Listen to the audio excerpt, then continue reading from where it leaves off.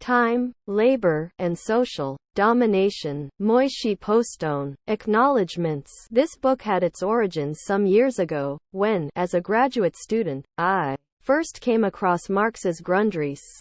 At the time, I was struck by its far-reaching implications, which suggested to me a fundamental reinterpretation of Marx's mature critical social theory, one that broke with some central assumptions of traditional Marxism.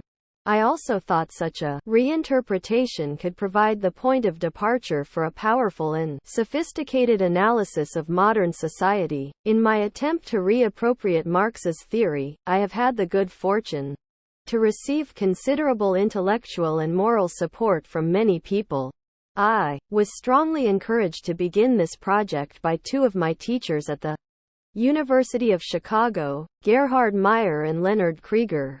I further developed my ideas during an extended stay in Frankfurt am Main, where I benefited greatly from the general theoretical atmosphere as well as from many intensive discussions with friends there. I owe special thanks to Barbara Brick, Dan Diner, and Wolfram Melchior, who provided me with important personal and intellectual support and helped me refine my approach to many of the issues raised in this book. I would also like to thank Klaus Bergmann, Helmut Reinecke, and Peter Schmidt-Egner for many illuminating conversations. I completed an earlier version of this work as a dissertation for Fachbereich Gesellschaftswissenschaften at the J.W.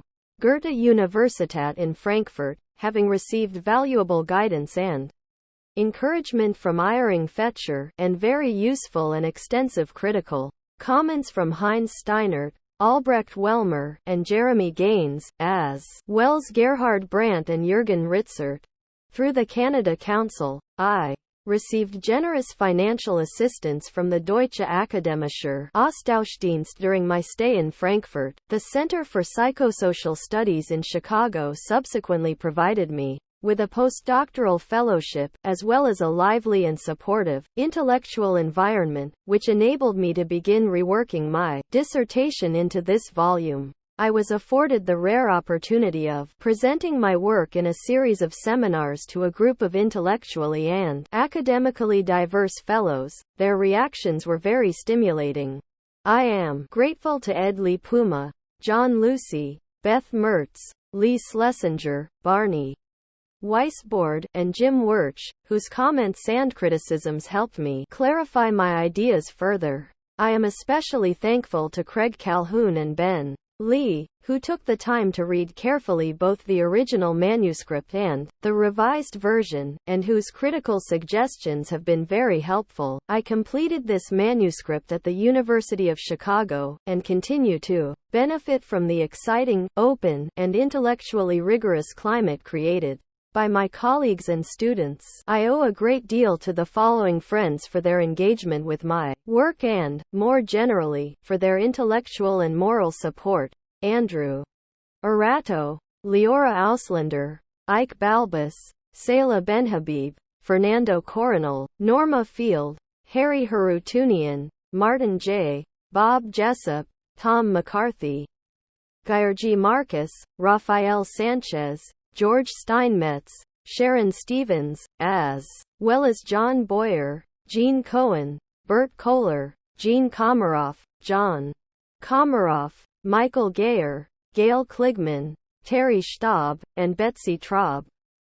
I also thank Fred Block, Cornelius Castoriadis, Jeff Ely, Don Levine, Bertel Allman, and Terry Turner for their helpful comments. Special thanks are due to my brother, Norman Postone, who accompanied and supported this project since its inception. I am particularly grateful to Patrick Murray, who read more versions of the manuscript than I care to remember, and whose comments have been both very helpful and generous. I have learned a great deal from our ongoing conversations. Emily Luce, formerly of Cambridge University Press, responded very positively to this work and has been extremely helpful in preparing it for publication. Her many astute comments and recommendations contributed greatly to the finished manuscript. I thank Elvia Alvarez, Diane New, and Kitty Pucci for typing the various stages of the manuscript, as well as for their general helpfulness, and Ted Byfield for editing this volume. And I would also like to thank Anjali Fedson, Bronwyn McFarland, and Mike Ray for their help in proofreading and in preparing the index. Finally, I wish to express my very deep gratitude to my wife, Margaret Nichols. She has, for many years and in many ways, been intellectually and emotionally central to this project. Part 1. A Critique of Traditional Marxism. 1. Rethinking Marx's Critique of Capitalism. Introduction. In this work I shall undertake a fundamental reinterpretation of Marx's mature critical theory in order to reconceptualize the nature of capitalist society. Marx's analysis of the social relations and forms of domination that characterize capitalist society can be most fruitfully reinterpreted by rethinking the central categories of his critique of political economy. Toward that end, I shall seek to develop concepts that fulfill two criteria.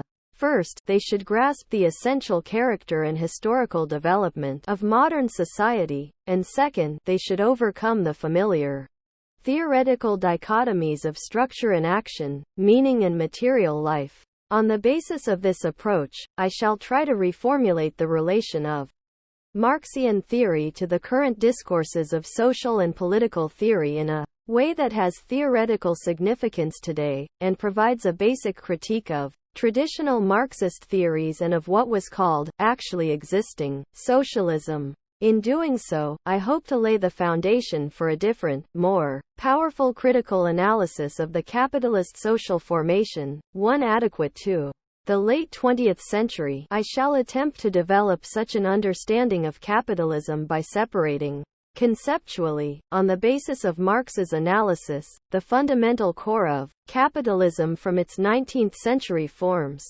Doing so, however, calls into question many basic presuppositions of traditional Marxist interpretations. For example, I do not analyze capitalism primarily in terms of private ownership of the means of production, or in terms of the market.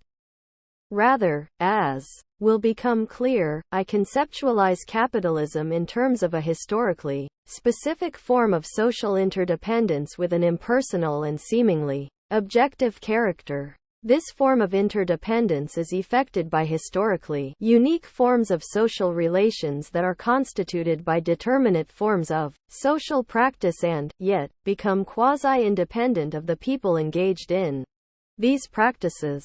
The result is a new, increasingly abstract form of social domination, one that subjects people to impersonal structural imperatives and constraints that cannot be adequately grasped in terms of concrete domination, e.g., personal or group domination, and that generates an ongoing historical dynamic. In reconceptualizing the social relations and forms of domination that characterize capitalism, I shall attempt to provide the basis for a theory of practice capable of analyzing the systemic characteristics of modern society, such as its historically dynamic character, its processes of rationalization, its particular form of economic growth, and its determinate mode of producing. This reinterpretation treats Marx's theory of capitalism less as a theory of forms of exploitation and domination within modern society, and more as a critical social theory of the nature of modernity itself.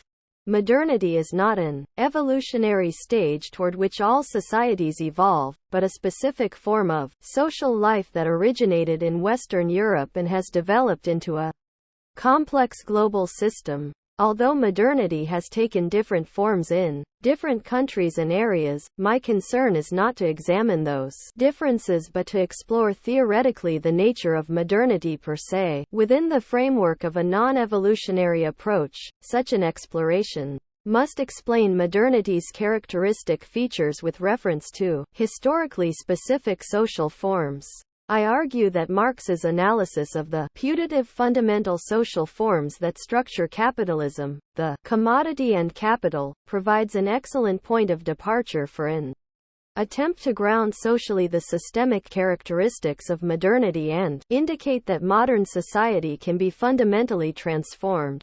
Moreover, such an approach incapable of systematically elucidating those features of modern society that, within the framework of theories of linear progress or evolutionary historical development, can seem anomalous.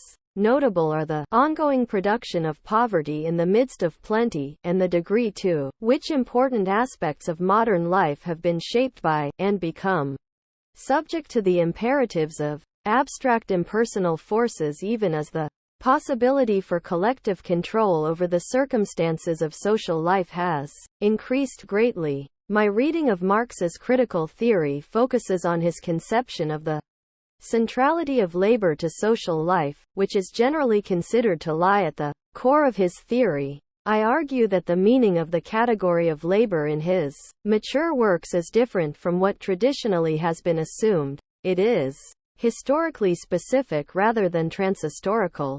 In Marx's mature critique, the notion that labor constitutes the social world and is the source of all wealth does not refer to society in general, but to capitalist, or modern, society alone. Moreover, and this is crucial, Marx's analysis does not refer to labor as it is generally and historically conceived, a goal-directed social activity that mediates between humans and nature, creating specific products in order to satisfy determinate human needs, but to a peculiar role that labor plays in capitalist society alone. As I shall elaborate, the historically specific character of this labor is intrinsically related to the form of social interdependence characteristic of capitalist society. It constitutes a historically specific, quasi-objective form of social mediation that, within the framework of Marx's analysis, serves as the ultimate social ground of modernity's basic features. It is this reconsideration of the significance of Marx's concept of labor that provides the basis of my reinterpretation of his analysis of capitalism. It places considerations of temporality and a critique of production at the center of Marx's analysis, and lays the foundation for an analysis of modern capitalist society as a directionally dynamic society structured by a historically unique form of social mediation that, though socially constituted, has an abstract, impersonal, quasi-objective character.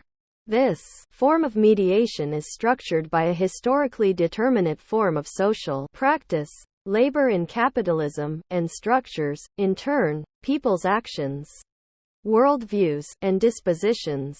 Such an approach recasts the question of the relation between culture and material life into one of the relation between a historically specific form of social mediation and forms of social objectivity and subjectivity. As a theory of social mediation, it is an effort to overcome the classical theoretical dichotomy of subject and object, while explaining that dichotomy historically. In general, then, I am suggesting that the Marxian theory should be understood not as a universally applicable theory but as a critical theory, specific to capitalist society. It analyzes the historical specificity of capitalism and the possibility of its overcoming by means of categories that grasp its specific forms of labor, wealth, and time. Moreover, the Marxian theory, according to this approach, is self-reflexive and, hence, is itself historically specific. Its analysis of the relation of theory and society is such that it can, in an epistemologically consistent manner, locate itself historically by means of the same categories with which it analyzes its social context. This approach to Marx's mature critical theory has important implications, which I shall attempt to unfold in the course of this work. I shall begin to do so by distinguishing between two fundamentally different modes of critical analysis: a critique of capitalism from the standpoint of labor, on the one hand, and a critique of labor in capitalism, on the other. The first, which is based upon a transhistorical understanding of labor, presupposes that a structural tension exists between the aspects of social life that characterize capitalism, for example, the market and private property, and the social sphere constituted by labor. Labor, therefore, forms the basis of the critique of capitalism, the standpoint from which that critique is undertaken. According to the second mode of analysis, labor in capitalism is historically specific and constitutes the essential structures of that society. Thus labor is the object of the critique of capitalist society. From the standpoint of the second mode of analysis, it is clear that diverse interpretations of Marx hold several basic presuppositions of the first mode of analysis in common. Consequently, I characterize these interpretations as traditional. I shall investigate their presuppositions from the standpoint of my interpretation of Marx's theory as a critique of labor in capitalism in order to elucidate the limitations of the traditional analysis, and to do so in a way that will imply another, more adequate critical theory of capitalist society. Interpreting Marx's analysis as a historically specific critique of labor in capitalism leads to an understanding of capitalist society which is very different from that of traditional Marxist interpretations. It suggests, for example, that the social relations and forms of domination that characterize capitalism, in Marx's analysis, cannot be understood sufficiently in terms of class relations, rooted in property relations and mediated by the market. Rather, his analysis of the commodity and capital, that is, the quasi-objective forms of social mediation constituted by labor in capitalism, should be understood as an analysis of this society's fundamental social relations. These impersonal and abstract social forms do not simply veil what traditionally has been deemed the real social relations of capitalism, that is, class relations. They are the real relations of capitalist society, structuring its dynamic trajectory and its form of production. Far from considering labor to be the principle of social constitution and the source of wealth in all societies, Marx's theory proposes that what uniquely characterizes capitalism is precisely that its basic social relations are constituted by labor and, hence, ultimately are of a fundamentally different sort than those that characterize non-capitalist societies. Though his critical analysis of capitalism does include a critique of exploitation, social inequality, and class domination, it goes beyond this. It seeks to elucidate the very fabric of social relations in modern society, and the abstract form of social domination intrinsic to them, by means of a theory that grounds their social constitution in determinate, structured forms of practice. This reinterpretation of Marx's mature critical theory shifts the primary focus of his critique away from considerations of property and the market. Unlike traditional Marxist approaches, it provides the basis for a critique of the nature of production, work, and growth in capitalist society by arguing that they are socially, rather than technically, constituted. Having thus shifted the focus of the critique of capitalism to the sphere of labor, the interpretation presented here leads to a critique of the industrial process of production, hence, to a conceptualization of the basic determinations of socialism and a re-evaluation of the political and social role traditionally accorded the proletariat in the possible historical overcoming of capitalism. Inasmuch as this reinterpretation implies a critique of capitalism that is not bound to the conditions of 19th-century liberal capitalism, and entails a critique of industrial production as capitalist, it can provide the basis for a critical theory capable of illuminating the nature and dynamic of contemporary capitalist society. Such a critical theory could also serve as the point of departure for an analysis of actually existing socialism as an alternative, and failed, form of capital accumulation, rather than as a form of society that represented, however imperfectly, the historical negation of capitalism, the crisis of traditional Marxism. This reconsideration has been developed against the background of the crisis of traditional Marxism and the emergence of what appears to be a new phase in the development of advanced industrial capitalism. In this work, the term traditional Marxism refers not to a specific historical tendency in Marxism but generally to all theoretical approaches that analyze capitalism from the standpoint of labor and characterize that society, essentially in terms of class relations, structured by private ownership of the means of production and a market-regulated economy.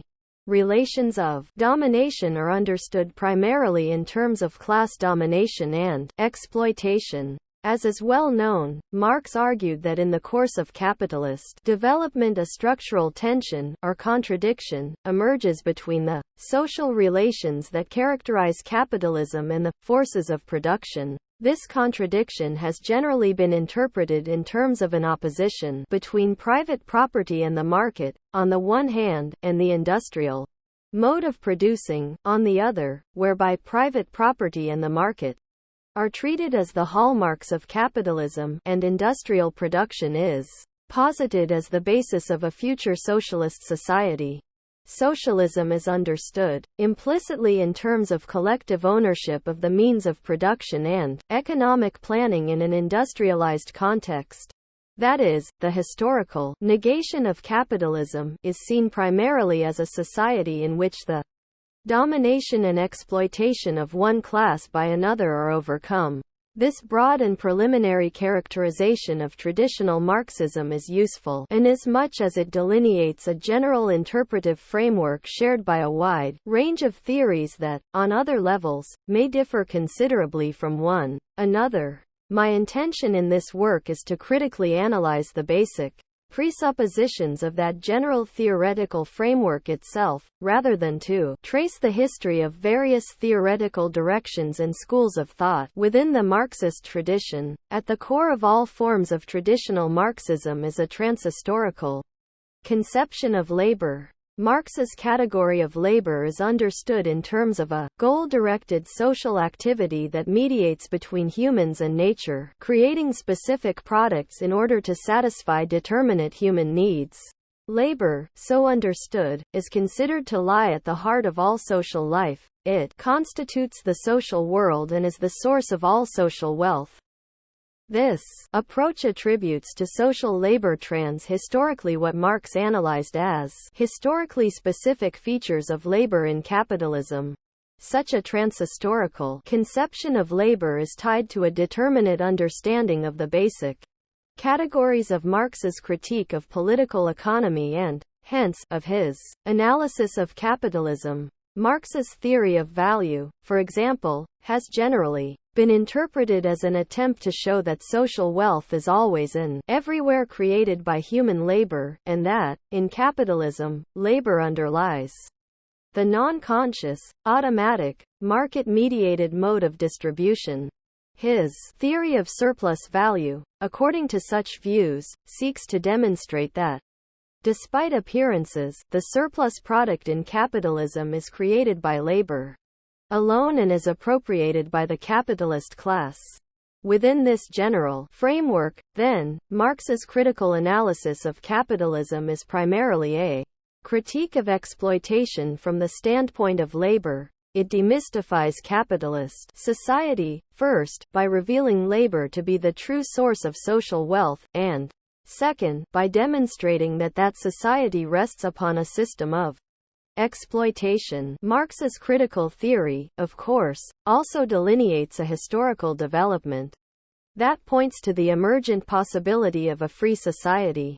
His analysis of the course of capitalist development, according to traditional interpretations, can be outlined as follows. The structure of free market capitalism gave rise to industrial production, which vastly increased the amount of social wealth created. In capitalism, however, that wealth continues to be extracted by a process of exploitation and is distributed in a highly inequitable fashion. Nevertheless, a growing contradiction develops between industrial production and the existing relations of production.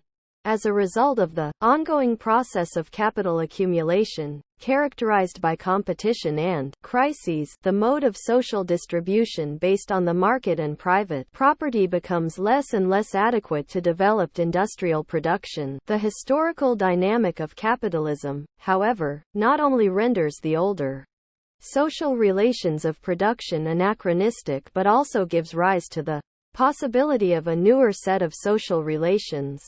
It generates the technical, social, and organizational preconditions for the abolition of private property and for centralized planning. For example, the centralization and concentration of the means of production, the separation of ownership and management, and the constitution and concentration of an industrial proletariat. These developments give rise to the historical possibility that exploitation and class domination could be abolished and that a new, just, and rationally regulated mode of distribution could be created. The focus of Marx's historical critique, according to this interpretation, is the mode of distribution.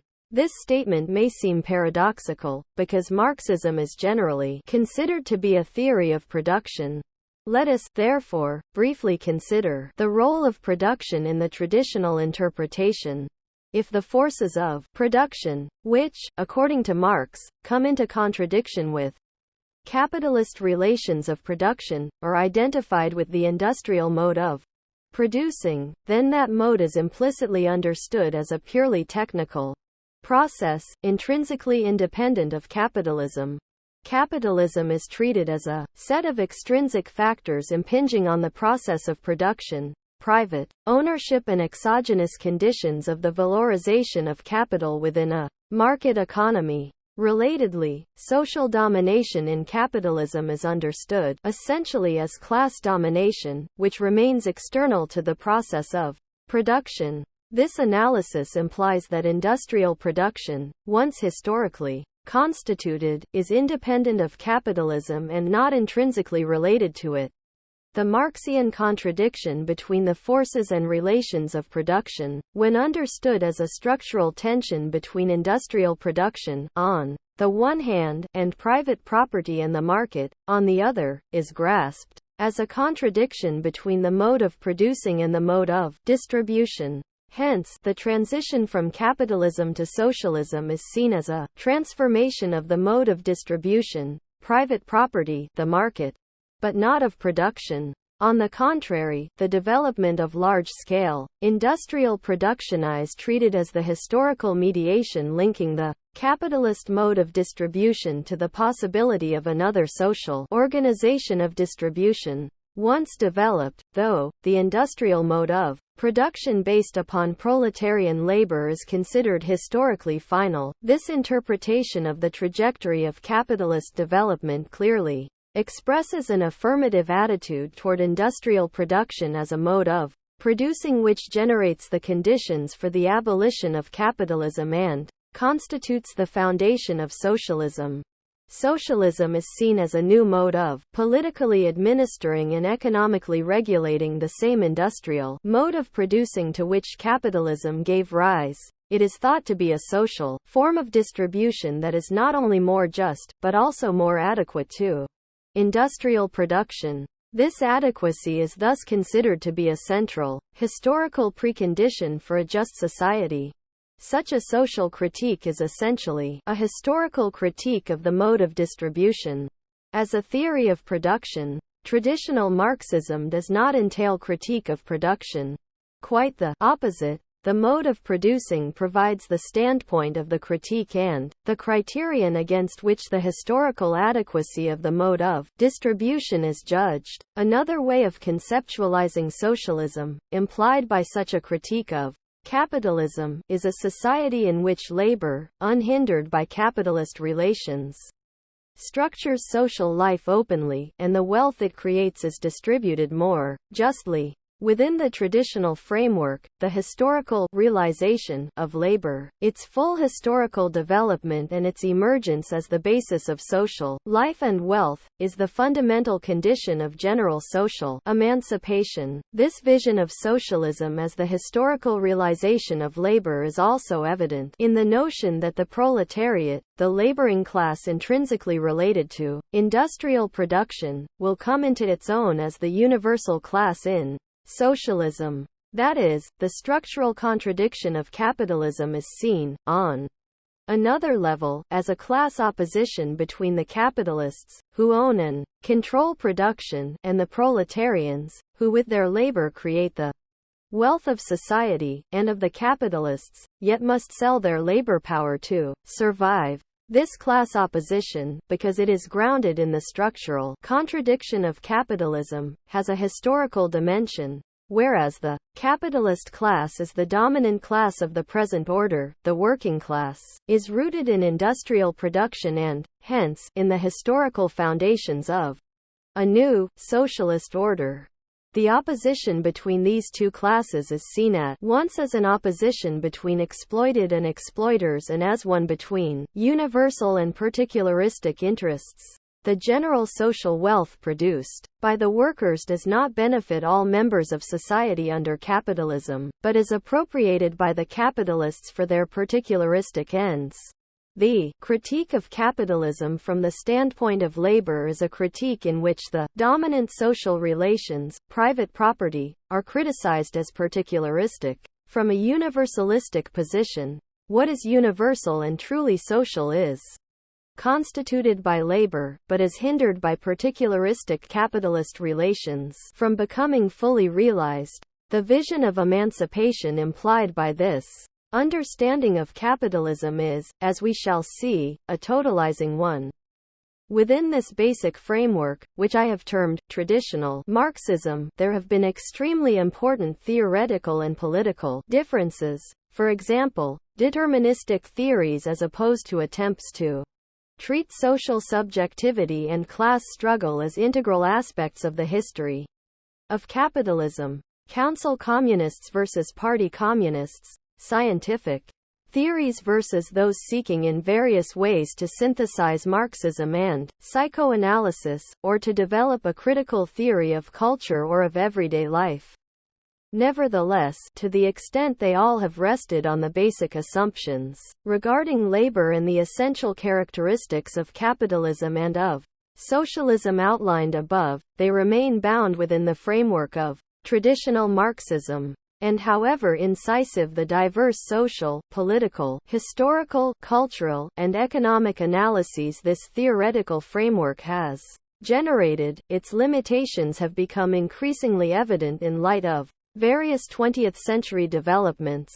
For example, the theory has been able to analyze the historical trajectory of liberal capitalism leading to a stage characterized by the partial or total supersession of the market by the interventionist state as the primary agent of distribution.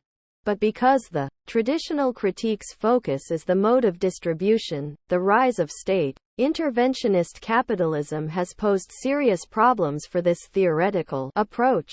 If the categories of the critique of political economy apply only to a self-regulating market-mediated economy and the private appropriation of the surplus, the growth of the interventionist state implies that these categories have become less suited to a contemporary social critique.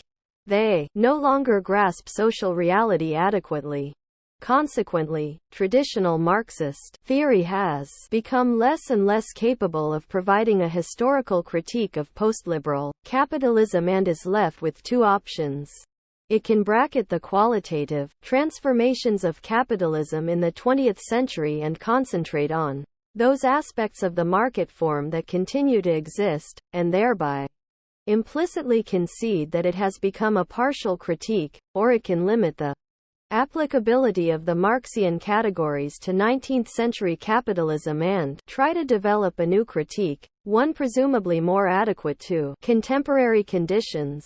In the course of this work, I shall discuss the theoretical difficulties involved in some attempts of the latter sort. Traditional Marxism's weaknesses in dealing with postliberal society are particularly apparent in attempts to analyze systematically, actually existing, socialism. Not all forms of traditional Marxism affirmed, actually existing, socialist societies, such as the Soviet Union. Nevertheless, this theoretical approach does not allow for an adequate critical analysis of that form of society. The Marxian categories, as traditionally interpreted, are of little use in formulating a social critique of a society that is regulated and dominated by the state. Thus the Soviet Union was often considered socialist because private property and the market had been abolished. Continued unfreedom was attributed to repressive bureaucratic institutions. This position suggests, however, that there is no relation between the nature of the socio-economic sphere and the character of the political sphere. It indicates that the categories of Marx's social critique, such as value, when understood in terms of the market and private property, cannot grasp the grounds for increased unfreedom in actually existing socialism, and cannot, therefore, provide the basis for a historical critique of such societies. Within such a framework, the relationship of socialism to freedom has become contingent. This, however, implies that a historical critique of capitalism undertaken from the standpoint of socialism can no longer be considered a critique of the grounds of unfreedom and alienation from the standpoint of general human emancipation. These fundamental problems indicate the limits of the traditional interpretation. They show that an analysis of capitalism that focuses exclusively on the market and private property can no longer serve as an adequate basis for an emancipatory critical theory. As this fundamental weakness has become more evident, traditional Marxism increasingly has been called into question. Moreover, the theoretical basis of its social critique of capitalism, the claim that human labor is the social source of wealth, has been criticized in light of the growing importance of scientific knowledge and advanced technology in the process of production. Not only does traditional Marxism fail to provide the basis for an adequate historical analysis of actually existing socialism or of its collapse, but its critical analysis of capitalism and its emancipatory ideals have become increasingly remote from the themes and sources of current social dissatisfaction in advanced industrialized countries. This is particularly true of its exclusive and positive focus on class and its affirmation of industrial proletarian labor and the specific forms of production and technological progress that mark capitalism. At a time of growing criticism of such progress and growth, heightened awareness of ecological problems, widespread discontent with existing forms of labor, increased concern with political freedom, and the growing importance of non-class-based social identities, gender or ethnicity, for example, traditional Marxism seems increasingly anachronistic. In both the East and the West, it has been revealed as historically inadequate by the developments of the 20th century. The crisis of traditional Marxism, however, in no way obviates the need for a social critique that is adequate to contemporary capitalism. On the contrary, it draws attention to the need for such a critique.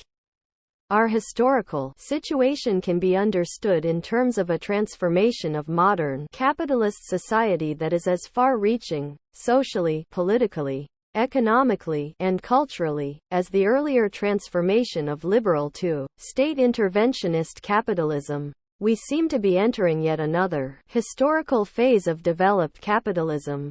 The contours of this new phase are not yet clear, but the past 2 decades have witnessed the relative decline in importance of the institutions and centers of power that had been at the heart of state interventionist capitalism, a form characterized by centralized production, large industrial labor unions, ongoing government intervention in the economy, and a vastly expanded welfare state. 2 apparently opposed historical tendencies have contributed to this weakening. of the central institutions of the state interventionist phase of capitalism. On the one hand, a partial decentralization of production and politics, and with it the emergence of a plurality of social groupings, organizations, movements, parties, subcultures, and on the other, a process of the globalization and concentration of capital that has taken place on a new, very abstract level, far removed from immediate experience and apparently, for now, beyond the effective control of the state. These tendencies should not, however, be understood in terms of a linear historical process. They include developments that highlight the anachronistic and inadequate character of the traditional theory, for example, the rise of new social movements such as mass ecology movements, women's movements, minority emancipation movements, as well as growing disaffection with, and polarization regarding, existing forms of labor and traditional value systems and institutions. Yet our historical situation since the early 1970s has also been characterized by the re-emergence of classical manifestations of industrial capitalism, such as worldwide economic dislocations and intensifying intercapitalist rivalry on a global scale. Taken together, these developments suggest that a critical analysis adequate to contemporary capitalist society must be able to grasp its significant new dimensions and its underlying continuity as capitalism. Such an analysis, in other words, must avoid the theoretical one-sidedness of more orthodox versions of traditional Marxism. These are frequently able to indicate that crises and intercapitalist rivalry are continuing characteristics of capitalism, despite the emergence of the interventionist state, but they do not address qualitative historical changes in the identity and nature of the social groupings expressing discontent and opposition, or in the character of their needs, dissatisfactions, aspirations, and forms of consciousness. Yet an adequate analysis must also avoid the equally one-sided tendency to address only the latter changes, either by ignoring the economic sphere, or by simply assuming that, with the rise of the interventionist state, economic considerations have become less important. Finally, no adequate critique can be formulated by simply bringing together analyses that have continued to focus on economic issues with those that have addressed qualitative social and cultural changes, so long as the basic theoretical presuppositions of such a critique remain those of the traditional Marxist theory. The increasingly anachronistic character of traditional Marxism and its grave weaknesses as an emancipatory critical theory are intrinsic to it. Ultimately, they are rooted in its failure to grasp capitalism adequately. That failure has become clearer in light of the current transformation of modern capitalist society. Just as the Great Depression revealed the limits of market-mediated economic self-regulation, and demonstrated the deficiencies of conceptions that equated capitalism with liberal capitalism, the crisis-ridden period which ended the post-war era of prosperity and economic expansion highlighted the limits of the interventionist state's ability to regulate the economy. This has cast into doubt linear conceptions of the development of capitalism from a liberal phase to a state-centered one. The expansion of the welfare state after World War II was made possible by a long-term upswing of the capitalist world economy, which has since proved to have been a phase of capitalist development. It was not an effect of the political spheres having successfully and permanently gained control of the economic sphere. Indeed, the development of capitalism in the past 2 decades has reversed the previous period's overt trends by weakening and imposing limits on state interventionism. This became manifest in the crisis of the welfare state in the West, which heralded the demise of Keynesianism and manifestly reaffirmed the contradictory dynamic of capitalism, as well as in the crisis and collapse of most communist states and parties in the East. It is noteworthy that, compared to the situation after the collapse of liberal capitalism in the late 1920s, the worldwide crises and dislocations associated with this newest transformation of capitalism have precipitated little critical analysis undertaken from a position that points to the possible overcoming of capitalism. This can be interpreted as an expression of theoretical uncertainty. The crisis of state interventionist capitalism indicates that capitalism continues to develop with a quasi-autonomous dynamic. This development therefore demands a critical reconsideration of those theories which had interpreted the displacement of the market by the state as signifying the effective end of economic crises. However, the underlying nature of capitalism, of the dynamic process that, once again, manifestly has asserted itself, is not clear. It no longer is convincing to claim that socialism represents the answer to the problems of capitalism, when what is meant is simply the introduction of central planning and state, or even public ownership.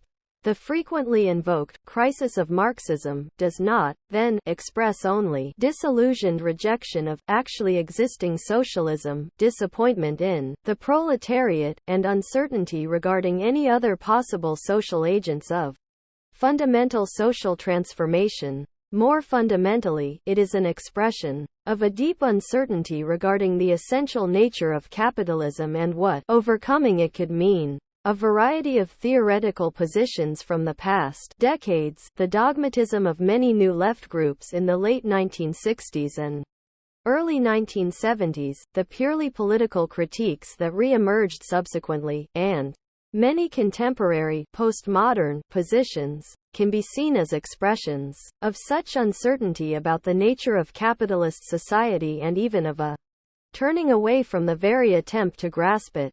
This uncertainty can be understood, in part, as an expression of a basic failure of the traditional Marxist approach. Its weaknesses not only have been revealed by its difficulties with actually existing socialism, and with the needs and dissatisfactions expressed by new social movements. More fundamentally, it has become clear that that theoretical paradigm does not provide a satisfactory conception of the nature of capitalism itself, one that grounds an adequate analysis of the changing conditions of capitalism, and grasps its fundamental structures in a way that points to the possibility of their historical transformation. The transformation implied by traditional Marxism is no longer plausible as a solution to the ills of modern society. The historical relation between the two implicitly indicates that, actually, existing socialism as well as the welfare systems in the West should be conceived not as fundamentally different social formations but as importantly different variations of the general state interventionist form of 20th-century world capitalism. Far from demonstrating the victory of capitalism over socialism, the recent collapse of actually existing socialism could be understood as signifying the collapse of the most rigid, vulnerable, and oppressive form of state interventionist capitalism. If modern society is to be analyzed as capitalist and, hence, as transformable on a fundamental level, then, the fundamental core of capitalism must be reconceptualized. On that basis, a different critical theory of the nature and trajectory of modern society could be formulated, one that attempts to grasp socially and historically the grounds of unfreedom and alienation in modern society. Such an analysis would also contribute to democratic political theory. The history of traditional Marxism has shown only too clearly that the question of political freedom must be central to any critical position. Nevertheless, it is still the case that an adequate democratic theory requires a historical analysis of the social conditions of freedom, and cannot be undertaken from an abstractly normative position, or from one that hypostatizes the realm of politics.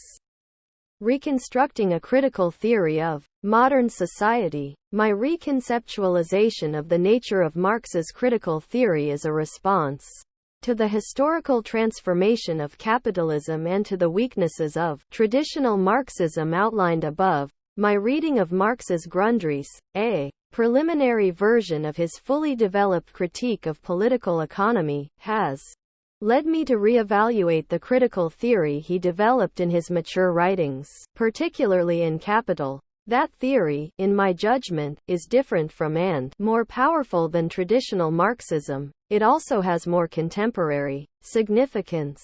The reinterpretation of Marx's conception of the basic, structuring relations of capitalist society presented in this work could, in my view, serve as the starting point for a critical theory of capitalism that could overcome many of the shortcomings of the traditional interpretation, and address in a more satisfactory way many recent problems and developments. This reinterpretation both has been influenced by, and is intended as a critique of, the approaches developed by Georg Lukács, especially in History and Class Consciousness, and members of the Frankfurt School of Critical Theory. Those approaches, based on sophisticated understandings of Marx's critique, responded theoretically to the historical transformation of capitalism from a liberal, market-centered form to an organized, bureaucratic, state-centered form, by reconceptualizing capitalism. Within this interpretive tradition, Marx's theory is not considered to be one of material production and class structure alone, much less one of economics.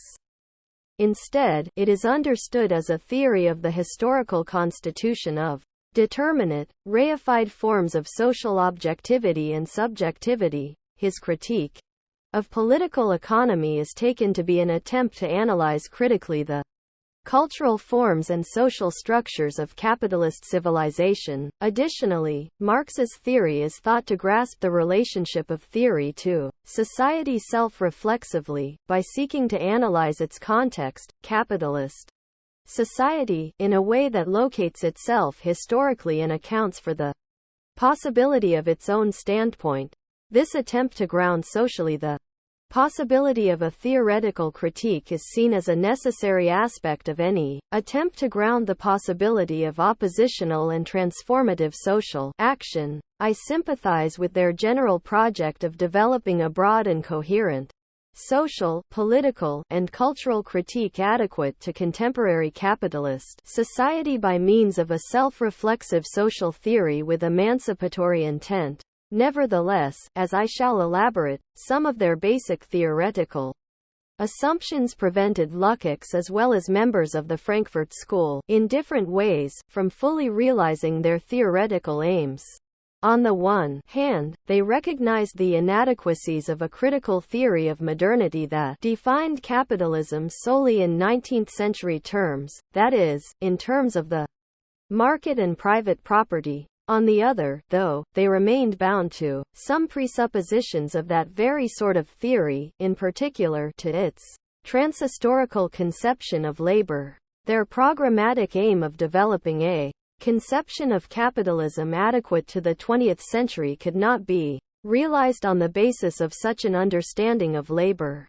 I intend to appropriate the critical thrust of this interpretive tradition by reinterpreting Marx's analysis of the nature and significance of labor in capitalism.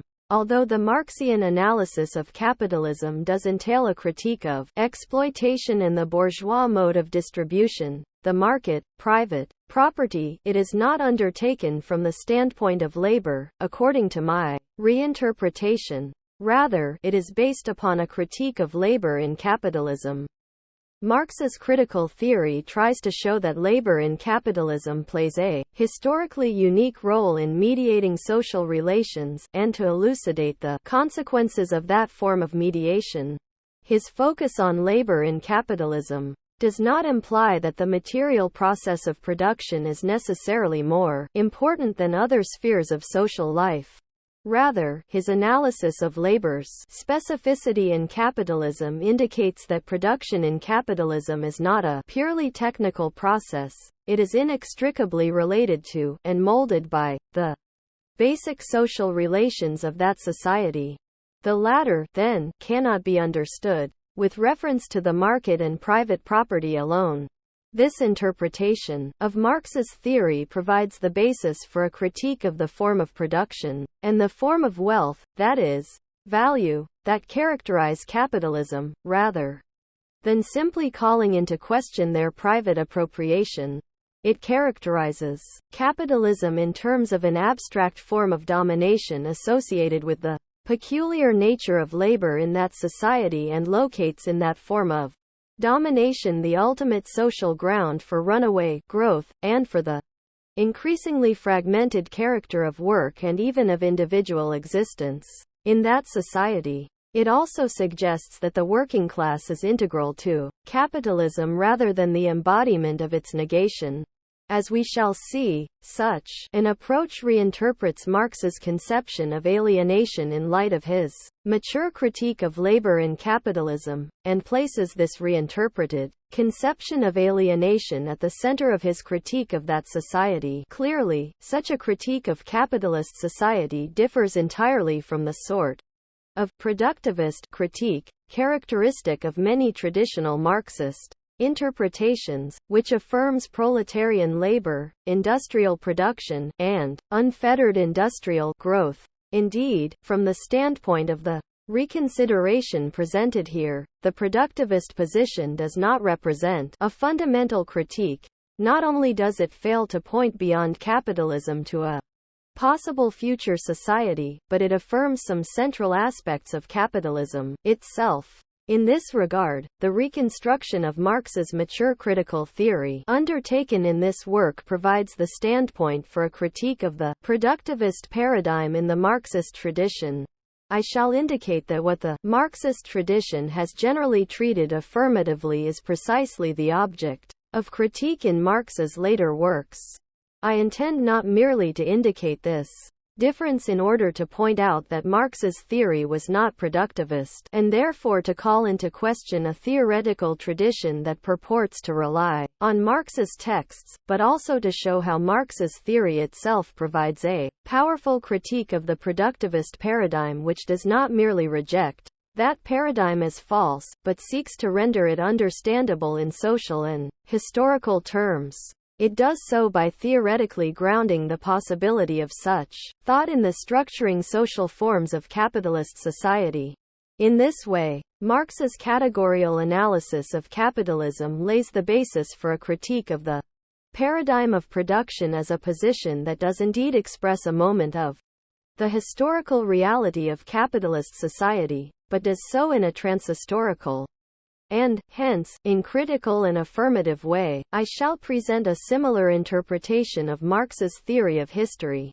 His notion of an immanent logic of historical development is also not transhistorical and affirmative in his mature works, but is critical and refers specifically to capitalist society. Marx locates the ground of a particular form of historical logic in the specific social forms of capitalist society. His position neither affirms the existence of a transhistorical logic of history nor denies the existence of any sort of historical logic. Instead, it treats such a logic as a characteristic of capitalist society which can be, and has been, projected onto all of human history. Marx's theory, in seeking to render forms of thought socially and historically plausible in this manner, reflexively attempts to render plausible its own categories. Theory, then, is treated as part of the social reality in which it exists. The approach I propose is an attempt to formulate a critique of the paradigm of production, on the basis of the social categories of the Marxian critique of production, and thereby to tie the critique of theory to a possible social critique. This approach provides the basis for a critical theory of modern society that entails neither an abstractly universalistic, rationalist affirmation of modernity nor an anti-rationalist and anti-modern critique. Rather, it seeks to surpass both of these positions by treating their opposition as historically determinate and rooted in the nature of capitalist social relations. The reinterpretation of Marx's critical theory presented here is based upon a reconsideration of the fundamental categories of his critique of political economy, such as value, abstract labor, the commodity, and capital. These categories, according to Marx, express the forms of being. Daseinsformen, the determinations of Existensbestimmungen, of this specific society. They are, as it were, categories of a critical ethnography of capitalist society undertaken from within, categories that purportedly express the basic forms of social objectivity and subjectivity that structure the social, economic, historical, and cultural dimensions of life in that society, and are themselves constituted by determinate forms of social practice. Very frequently, however, the categories of Marx's critique have been taken to be purely economic categories. Marx's labor theory of value, for example, has been understood as an attempt to explain, first, relative prices and the rate of profit in equilibrium; secondly, the condition of possibility of exchange value and profit; and lastly, the rational allocation of goods in a planned economy. Such a narrow approach to the categories, if it deals with the social, historical, and cultural epistemological dimensions of Marx's critical theory at all, understands them only with reference to passages explicitly dealing with those dimensions, taken out of their context. In his categorical analysis, the breadth and systematic nature of Marx's critical theory, however, can only be fully grasped through an analysis of its categories, understood as determinations of social being in capitalism. Only, when Marx's explicit statements are understood with reference to the unfolding of his categories, can the inner logic of his critique be reconstructed adequately. I shall, therefore, devote considerable attention to reconsidering the determinations and implications of the basic categories of Marx's critical theory. In reinterpreting the Marxian critique, I shall try to reconstruct its systematic nature and recover its internal logic. I shall not examine the possibility of divergent or contradictory tendencies in Marx's mature works, nor trace the development of his thought. Methodologically, my intention is to interpret the fundamental categories of Marx's critique of political economy in as logically coherent and systematically powerful a way as possible, in order to work out the theory of the core of capitalism, that which defines capitalism as such throughout its various stages, implied by those categories. My critique of traditional Marxism is one part of this reconceptualization of the Marxian theory at its most coherent level. This approach could also serve as the point of departure for an effort to locate Marx's own works historically. Such a reflexive attempt could examine possible internal tensions and traditional elements in those works, from the standpoint of the theory, implied by his fundamental categories, of the underlying nature and trajectory of capitalism. Some of those internal tensions could then be understood in terms of a tension between, on the one hand, the logic of Marx's categorical analysis of capitalism as a whole, and, on the other, his more immediate critique of liberal capitalism, that is, in terms of a tension between two different levels of historical locatedness. In this work, however, I shall write as though Marx's self-understanding were that implied by the logic of his theory of the core of the capitalist social formation. Since I hope here to contribute to the reconstitution of a systematic critical social theory of capitalism, the question of whether Marx's actual self-understanding was indeed adequate to that logic is, for present purposes, of secondary importance. This work is conceived of as the initial stage of my reinterpretation of the Marxian critique. It is intended primarily as a work of fundamental, theoretical clarification, rather than as a fully elaborated exposition of that critique, much less as a developed theory of contemporary capitalism. I shall not, therefore, directly address the newest phase of developed capitalist society in this work. Instead, I shall try to interpret Marx's conception of the fundamental structuring relations of modern society, as expressed by his categories of the commodity and capital, so as not to limit them to any of the major phases of developed capitalism, and perhaps thereby permit them to illuminate the underlying nature of the social formation as a whole. This could provide the basis for an analysis of 20th-century modern society in terms of a growing separation of capitalism from its earlier bourgeois form. I shall begin with a general outline of my reinterpretation, based upon an analysis of several sections of Marx's Grundrisse. On that basis, in Chapter 2 I shall proceed to examine more closely the fundamental assumptions of traditional Marxism, in order further to clarify my approach and to indicate its relevance to a contemporary critical theory. I shall in Chapter 3 examine attempts by members of the Frankfurt School Circle, in particular, Friedrich Pollock and Max Horkheimer, to develop a critical social theory adequate to important changes in 20th-century capitalist society. I shall examine, with reference to my interpretations of traditional Marxism and of Marx, the theoretical dilemmas and weaknesses involved in their attempts. These, I argue, indicate the limits of a theory attempting to come to grips with postliberal capitalism while retaining certain fundamental presuppositions of Marxism. My analysis of those limits is intended as a critical response to the theoretical dilemmas of critical theory. Jürgen Habermas's work, of course, can be understood as another such response, but he too retains what I regard as a traditional understanding of labor. My critique of that understanding, then, seeks also to point to the possibility of a reconstituted critical social theory that differs from Habermas's. Such a theory would seek to dispense with evolutionary conceptions of history and with the notion that human social life is based upon an ontological principle that comes into its own in the course of historical development, for example, labor in traditional Marxism, or communicative action in Habermas's recent work. In the second half of this work, I shall begin with my reconstruction of the Marxian critique, which will clarify, if retrospectively, the basis for my critique of traditional Marxism. In Capital, Marx attempts to elucidate capitalist society by locating its fundamental social forms and, on that basis, carefully developing a set of interrelated categories with which to explain its underlying workings, beginning with categories that he presumes grasp the core structures of the social formation, such as commodity, value, and abstract labor.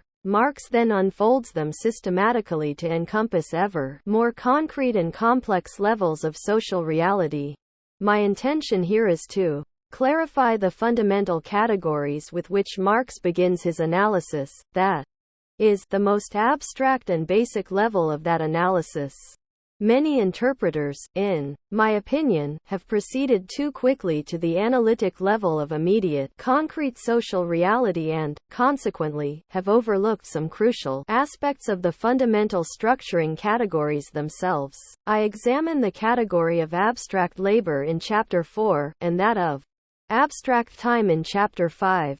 I critically examine Habermas's critique of Marx in Chapter 6, and then, in Chapters 7, 8, and 9, reconstruct the initial determinations of Marx's concept of capital and his notions of contradiction and historical dynamic.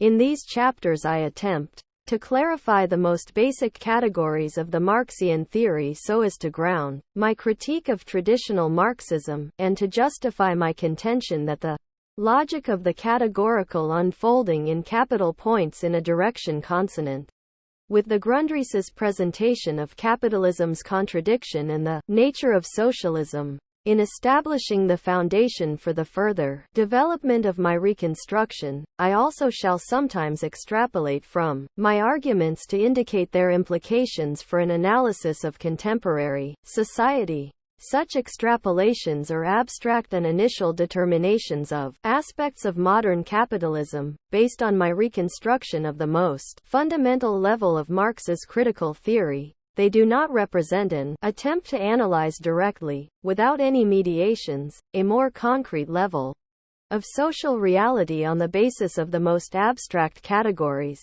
On the basis of what I have developed here, I intend to pursue my project of reconstruction in a future work. In my view, this work demonstrates the plausibility of my reinterpretation of Marx's critique of political economy, and of the critique of traditional Marxism associated with it. It indicates the theoretical power of the Marxian theory and its possible relevance to the reconstruction of a critical theory of modern society. Nevertheless, the approach must be more fully developed before the question of its viability as a critical theory of contemporary society can be addressed adequately. The Grundrisse, Rethinking Marx's conception of capitalism and its overcoming. My reinterpretation of Marx's mature critical theory proceeds from a consideration of the Grundrisse der Kritik der politischen Ökonomie, a manuscript written by Marx in 1857–58. The Grundrisse is well suited to serve as the point of departure for such a reinterpretation. It is easier to decipher than Capital, which is subject to misunderstanding inasmuch as it is structured in a tightly logical manner as an immanent critique, that is, one undertaken from a standpoint that is immanent to, rather than outside, its object of investigation. Because the Grundrisse is not structured as rigorously, the general strategic intent of Marx's categorical analysis is more accessible, particularly in those sections where he presents his conception of the primary contradiction of capitalist society. His analysis there of the essential core of capitalism and of the nature of its historical overcoming has contemporary significance. It casts doubt on interpretations of his theory that center on considerations of the market and class domination and exploitation. I shall try to show how these sections of the Grundrisse indicate that the categories of Marx's theory are historically specific, that his critique of capitalism is directed at both its mode of producing and its mode of distribution, and that his notion of the basic contradiction of capitalism cannot be conceived of simply as one between the market and private property, on the one hand, and industrial production, on the other. In other words, my discussion of Marx's treatment of the contradiction of capitalism in the Grundrisse points to the need for a far-reaching reconsideration of the nature of his mature critical theory. In particular, it will suggest that his analysis of labor in capitalism is historically specific, and his mature critical theory is a critique of labor in capitalism, not a critique of capitalism from the standpoint of labor. Having established this, I shall be able to address the problem of why, in Marx's critique, the fundamental categories of social life in capitalism are categories of labor. This is by no means self-evident, and it cannot be justified merely by pointing to the obvious importance of labor to human social life in general. In the Grundrisse, Marx's analysis of the contradiction between the relations of production and the forces of production in capitalism differs from that of traditional Marxist theories, which focus on the mode of distribution and understand the contradiction as one between the spheres of distribution and production. He explicitly criticizes those theoretical approaches that conceptualize historical transformation in terms of the mode of distribution without considering the possibility that the mode of producing could be transformed. Marx takes as an example of such approaches John Stuart Mill's statement that the laws and conditions of the production of wealth partake of the character of physical truths. It is not so with the distribution of wealth. That is a matter of human institutions solely. This separation, according to Marx, is illegitimate. The laws and conditions of the production of wealth and the laws of the distribution of wealth are the same laws under different forms, and both change, undergo the same historic process, are as such only moments of a historic process. Marx's notion of the mode of distribution, however, does not refer only to the way in which goods and labor are socially distributed, for example, by means of the market. He goes on to describe the workers' propertylessness and the appropriation of alien labor by capital, that is, capitalist property relations, as modes of distribution that are the relations of production themselves, but sub-specie distributionize. These passages indicate that Marx's notion of the mode of distribution encompasses capitalist property relations. They also imply that his notion of the relations of production cannot be understood in terms of the mode of distribution alone, but must also be considered sub-specie productionize. In other words, that the relations of production should not be understood as they traditionally have been. If Marx considers property relations to be relations of distribution, it follows that his concept of the relations of production cannot be fully grasped in terms of capitalist class relations, rooted in the private ownership of the means of production and expressed in the unequal social distribution of power and wealth.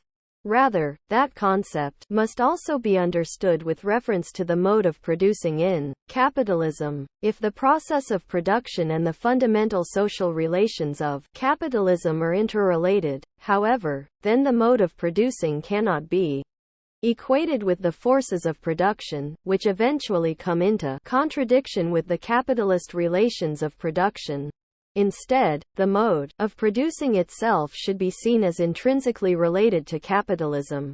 These passages suggest, in other words, that the Marxian contradiction should not be conceived as one between industrial production, on the one hand, and the market and capitalist private property, on the other. His understanding of the forces and relations of production must, therefore, be rethought fundamentally. Marx's notion of the overcoming of capitalism apparently involves a transformation not merely of the existing mode of distribution but also of the mode of production. It is precisely in this regard that he approvingly points to the significance of Charles Fourier's thought, labor cannot become play, as Fourier would like, although it remains his great contribution to have expressed the suspension not of distribution, but of the mode of production itself, in a higher form, as the ultimate object. Assuming that the ultimate object is the suspension, or overcoming of the mode of production itself, this mode must embody capitalist relations.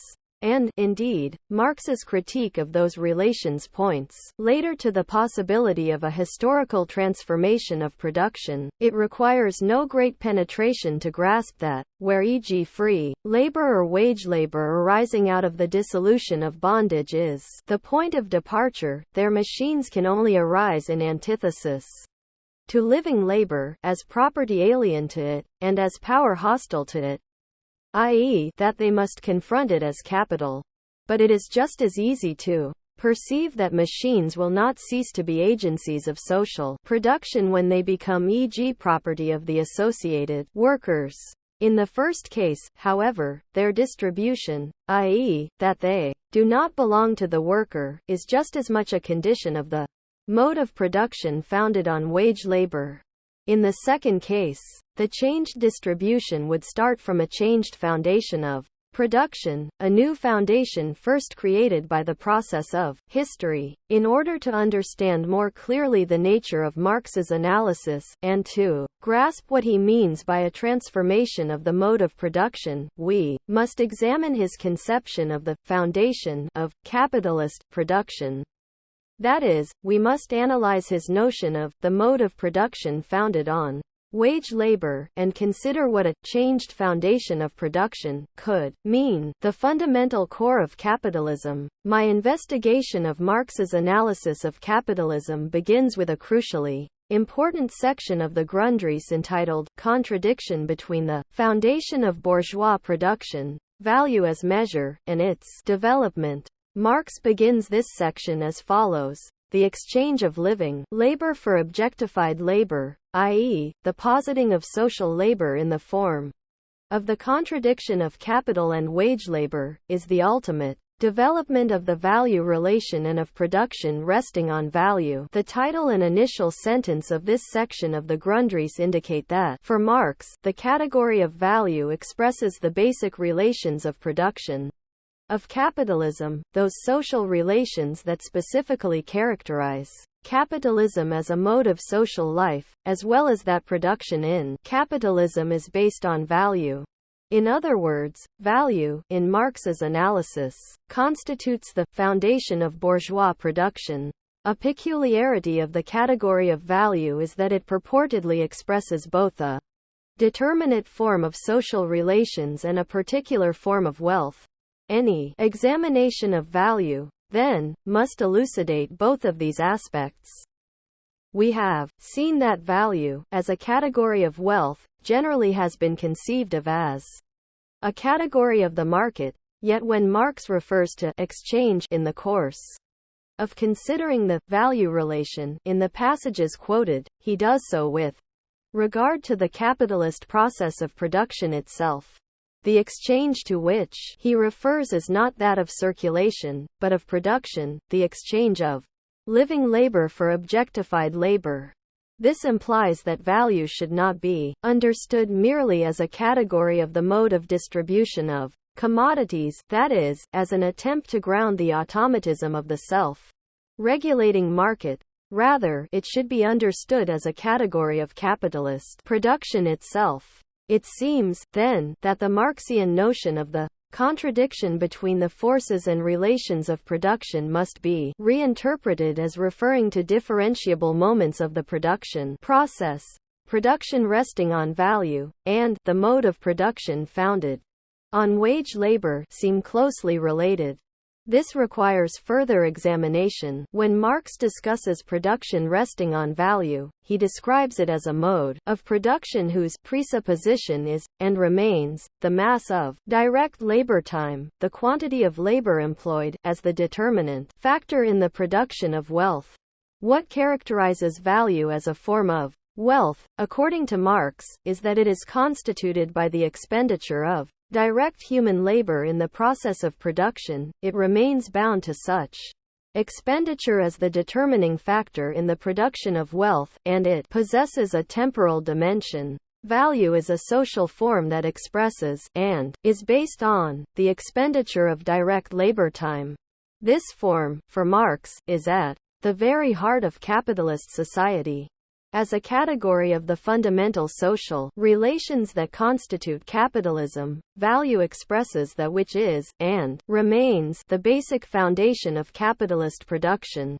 Yet a growing tension arises between this foundation of the capitalist mode of production, and the results of its own historical development. But to the degree that large industry develops, the creation of real wealth comes to depend less on labor time and on the amount of labor employed than on the power of the agencies set in motion during labor time, whose powerful effectiveness is itself out of all proportion to the direct labor time spent on their production, but depends rather on the general state of science and on the progress of technology.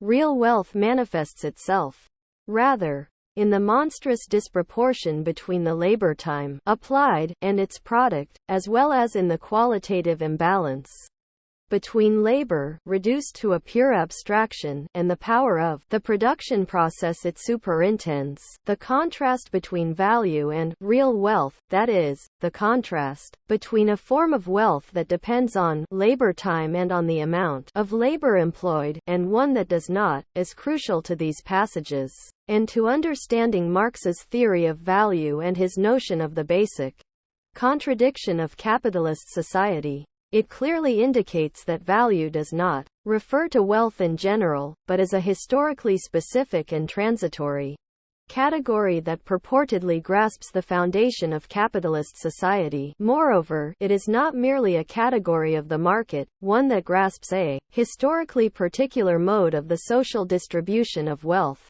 Such a market-centered interpretation, which relates to Mill's position that the mode of distribution is changeable historically but the mode of production is not, implies the existence of a transhistorical form of wealth that is distributed differently in different societies.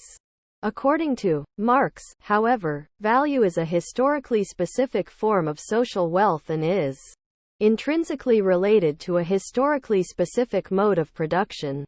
That forms of wealth can be historically specific implies, obviously, that social wealth is not the same in all societies. Marx's discussion of these aspects of Value suggests, as we shall see, that the form of labor and the very fabric of social relations differ in various social formations. In the course of this work, I shall investigate the historical character of value and try to clarify the relationship Marx posits between value and labor time.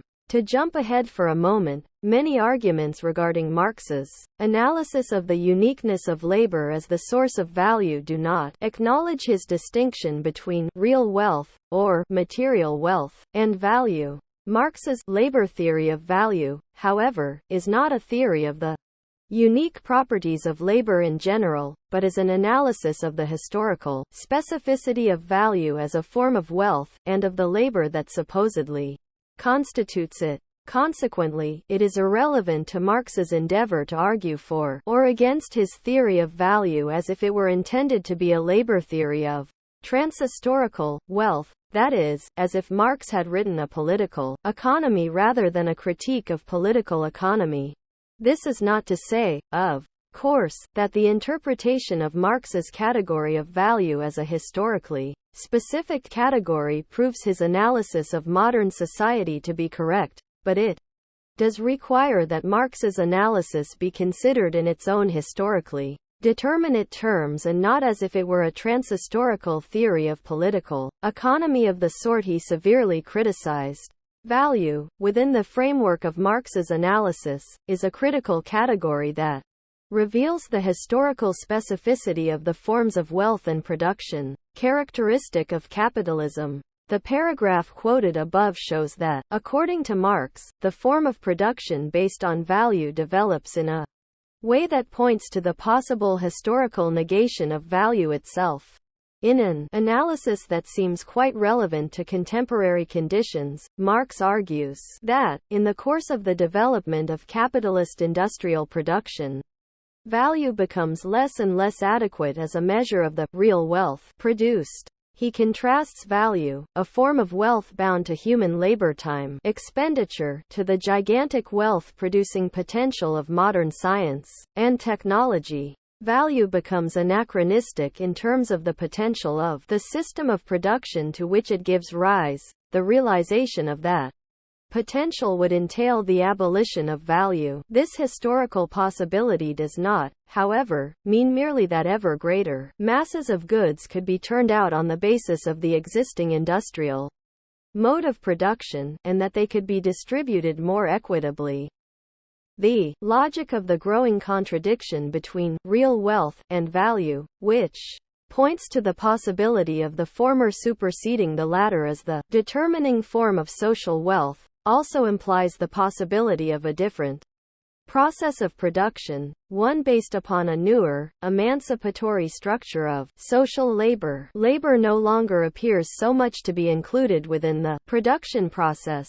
Rather, the human being comes to relate more as watchman and regulator to the production process itself. He steps to the side of the production process instead of being its chief actor. In this transformation, it is neither the direct human labor he himself performs, nor the time during which he works, but rather the appropriation of his own general productive power, his understanding of nature and his mastery over it by virtue of his presence as a social body. It is, in a word, the development of the social individual which appears as the great foundation stone of production and of wealth. The theft of alien labor time, on which the present wealth is based, appears a miserable foundation, in face of this new one, created by large-scale industry itself. The section of the Grundrisse we have been considering makes abundantly clear that, for Marx, overcoming capitalism involves the abolition of value as the social form of wealth, which, in turn, entails overcoming the determinate mode of producing developed under capitalism. He explicitly asserts that the abolition of value would signify that labor time no longer would serve as the measure of wealth, and that the production of wealth no longer would be effected primarily by direct human labor in the process of production. As soon as labor in the direct form has ceased to be the great wellspring of wealth, labor time ceases and must cease to be its measure, and hence exchange value must cease to be the measure of use value. With his theory of value, in other words, Marx analyzes the basic social relations of capitalism, its form of wealth, and its material form of production, as interrelated. Because production resting on value, the mode of production founded on wage labor, and industrial production based on proletarian labor are intrinsically related, according to Marx's analysis, his conception of the increasingly anachronistic character of value is also one of the increasingly anachronistic character of the industrial process of production developed under capitalism. Overcoming capitalism, according to Marx, entails a fundamental transformation of the material form of production, of the way people work. Clearly, this position differs fundamentally from traditional Marxism. The latter, as noted, focuses its critique on the transformation of the mode of distribution alone and treats the industrial mode of production as a technical development that becomes incompatible with capitalism. Here, however, it is obvious that Marx did not see the contradiction of capitalism as one between industrial production and value, that is, between industrial production and capitalist social relations. Rather, he saw the former as molded by the latter. Industrial production is the mode of production based on value. It in this sense that, in his later writings, Marx refers explicitly to the industrial mode of production as a specifically capitalist form of production. At the technological level too, and in doing so implies that it is to be transformed with the overcoming of capitalism. Obviously, the meaning of Marx's basic categories cannot be summed up in a few sentences. The second half of this book will be concerned with elaborating his analysis of value and its role in shaping the process of production. At this point, I should simply note that Marx's critical theory, as expressed in these passages in the Grundrisse, is not a form of technological determinism, but treats technology and the process of production as socially constituted, in the sense that they are shaped by value. They should not, therefore, be simply identified with his notion of the forces of production that come into contradiction with capitalist social relations. They do nevertheless embody a contradiction. Marx's analysis distinguishes between the actuality of the form of production constituted by value and its potential, a potential that grounds the possibility of a new form of production. It is clear from the passages cited that when, in the Grundrisse, Marx describes the overcoming of capitalism's contradiction and states that the mass of workers must themselves appropriate their own surplus labor, he is referring not only to the expropriation of private property and the use of the surplus product in a more rational, humane, and efficient way. The appropriation of which he speaks goes far beyond this, for it also involves the reflexive application of the forces of production developed under capitalism to the process of production itself. That is, he envisages that the potential embedded in advanced capitalist production could become the means by which the industrial process of production itself could be transformed. The system of social production in which wealth is created, through the appropriation of direct labor time and workers' labor as cogs of a productive apparatus, could be abolished. These two aspects of the industrial capitalist mode of production are related, according to Marx. Hence, overcoming capitalism, as presented in the Grundrisse, implicitly involves overcoming both the formal and material aspects of the mode of production founded on wage labor. It entails the abolition of a system of distribution based upon the exchange of labor power as a commodity for a wage with which means of consumption are acquired. it also entails the abolition of a system of production based upon proletarian labor, that is, upon the one-sided and fragmented labor characteristic of capitalist, industrial production. Overcoming capitalism, in other words, also involves overcoming the concrete labor done by the proletariat. This interpretation, by providing the basis for a historical critique of the concrete form of production in capitalism, sheds light on Marx's well-known assertion that the capitalist social formation marks the conclusion of the prehistory of human society. The notion of overcoming proletarian labor implies that prehistory should be understood as referring to those social formations in which ongoing surplus production exists and is based primarily on direct human labor. This characteristic is shared by societies in which the surplus is created by slave, serf, or wage labor. Yet the formation, based upon wage labor, according to Marx, is uniquely characterized by a dynamic from which arises the historical possibility that surplus production, based on human labor as an internal element of the process of production, can be overcome. A new social formation can be created in which the surplus labor of the mass has ceased to be the condition for the development of general wealth, just as the non-labor of the few, for the development of the general powers of the human head. For Marx, then, the end of prehistory signifies the overcoming of the separation and opposition between manual and intellectual labor. Within the framework of his historical critique, however, that opposition cannot be overcome merely by fusing existing manual and intellectual labor together, as was promulgated, for example, in the People's Republic of China in the 1960s. His treatment of production in the Grundrisse implies that not only the separation of these modes of labor, but also the determining characteristics of each, are rooted in the existing form of production. Their separation could be overcome only by transforming existing modes of both manual and intellectual labor, that is, by the historical constitution of a new structure and social organization of labor.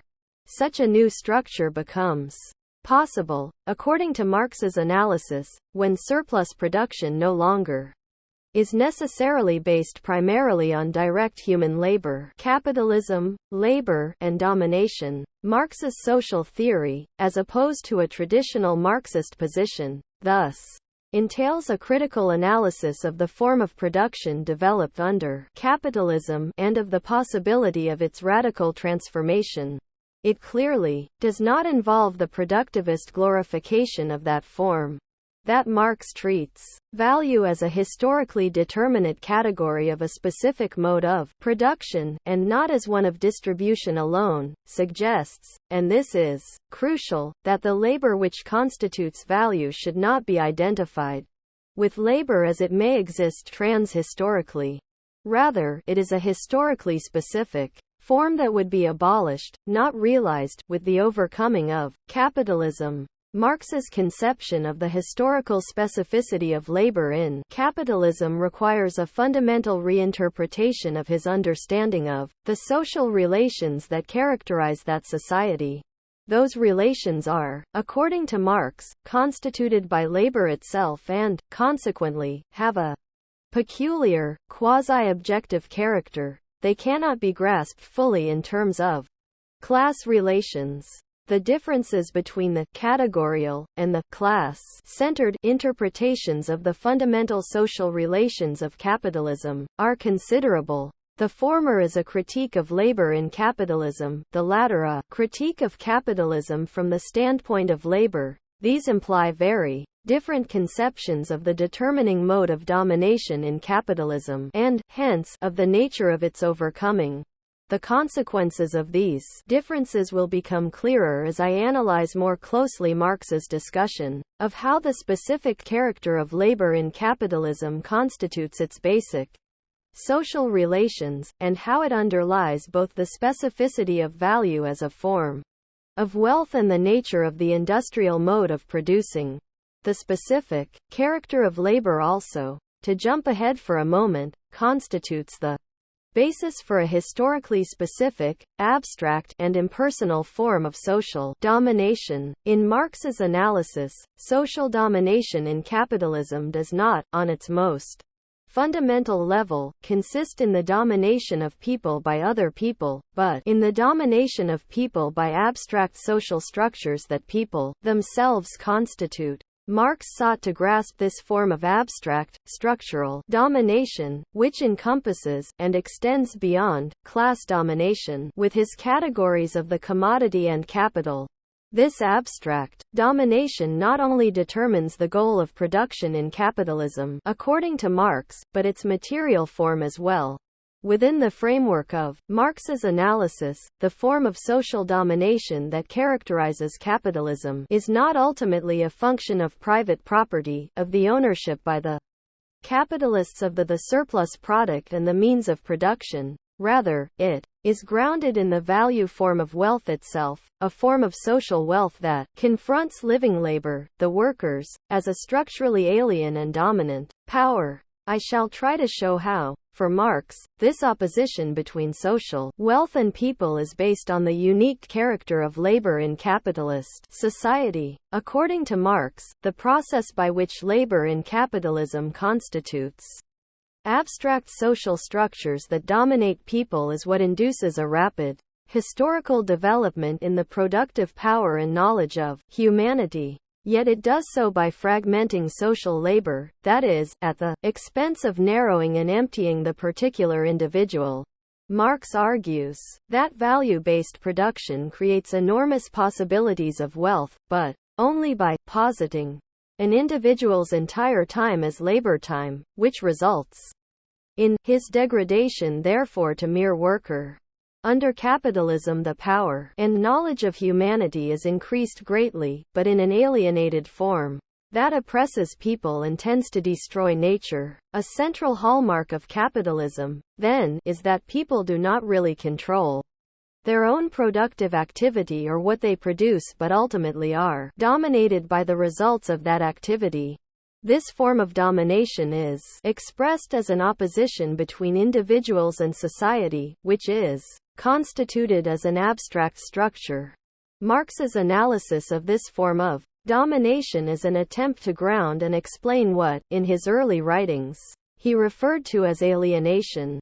Without entering into an extensive discussion of the relationship of Marx's early writings to his later critical theory, I shall attempt to show that he did not later abandon all central themes of those early works but that some, for example, alienation, remain central to his theory. Indeed, it is only in the later works that Marx rigorously grounds the position he presents in the economic and philosophic manuscripts of 1844, namely, that private property is not the social cause but the consequence of alienated labor and that, therefore, overcoming capitalism should not be conceived in terms of the abolition of private property alone, but must entail the overcoming of such labor. He grounds this position in his later works with his analysis of the specific character of labor in capitalism. Nevertheless, that analysis also entails a modification of his earlier notion of alienation. The theory of alienation implied by Marx's mature critical theory does not refer to the estrangement of what had previously existed as a property of the workers, and should, therefore, be reclaimed by them. Rather, it refers to a process of the historical constitution of social powers and knowledge that cannot be understood with reference to the immediate powers and skills of the proletariat. With his category of capital, Marx analyzed how these social powers and knowledge are constituted in objectified forms that become quasi-independent of, and exert a form of abstract social domination over, the individuals who constitute them. This process of self-generated structural domination cannot be fully grasped in terms of class exploitation and domination, nor can it be understood in static, non-directional, synchronic terms. the fundamental form of social domination characterizing modern society, that which Marx analyzed in terms of value and capital, is one that generates a historical dynamic beyond the control of the individuals constituting it. A central thrust of Marx's analysis of the specificity of labor in capitalist society is to explain this historical dynamic, not simply a theory of exploitation, or of the workings of the economy. Narrowly understood, Marx's critical theory of capital is a theory of the nature of the history of modern society. It treats that history as being socially constituted and, yet, as possessing a quasi-autonomous developmental logic. This preliminary discussion implies an understanding of the overcoming of alienation very different from that posited by traditional Marxism. It suggests that Marx regarded the industrial mode of production developed under capitalism and the intrinsic historical dynamic of that society as characteristic of the capitalist social formation. The historical negation of that social formation would, then, entail the abolition of both the historically dynamic system of abstract domination and the industrial capitalist mode of production. In the same vein, the developed theory of alienation implies that Marx saw the negation of the structural core of capitalism as allowing for the appropriation by people of the powers and knowledge that had been historically constituted in alienated form.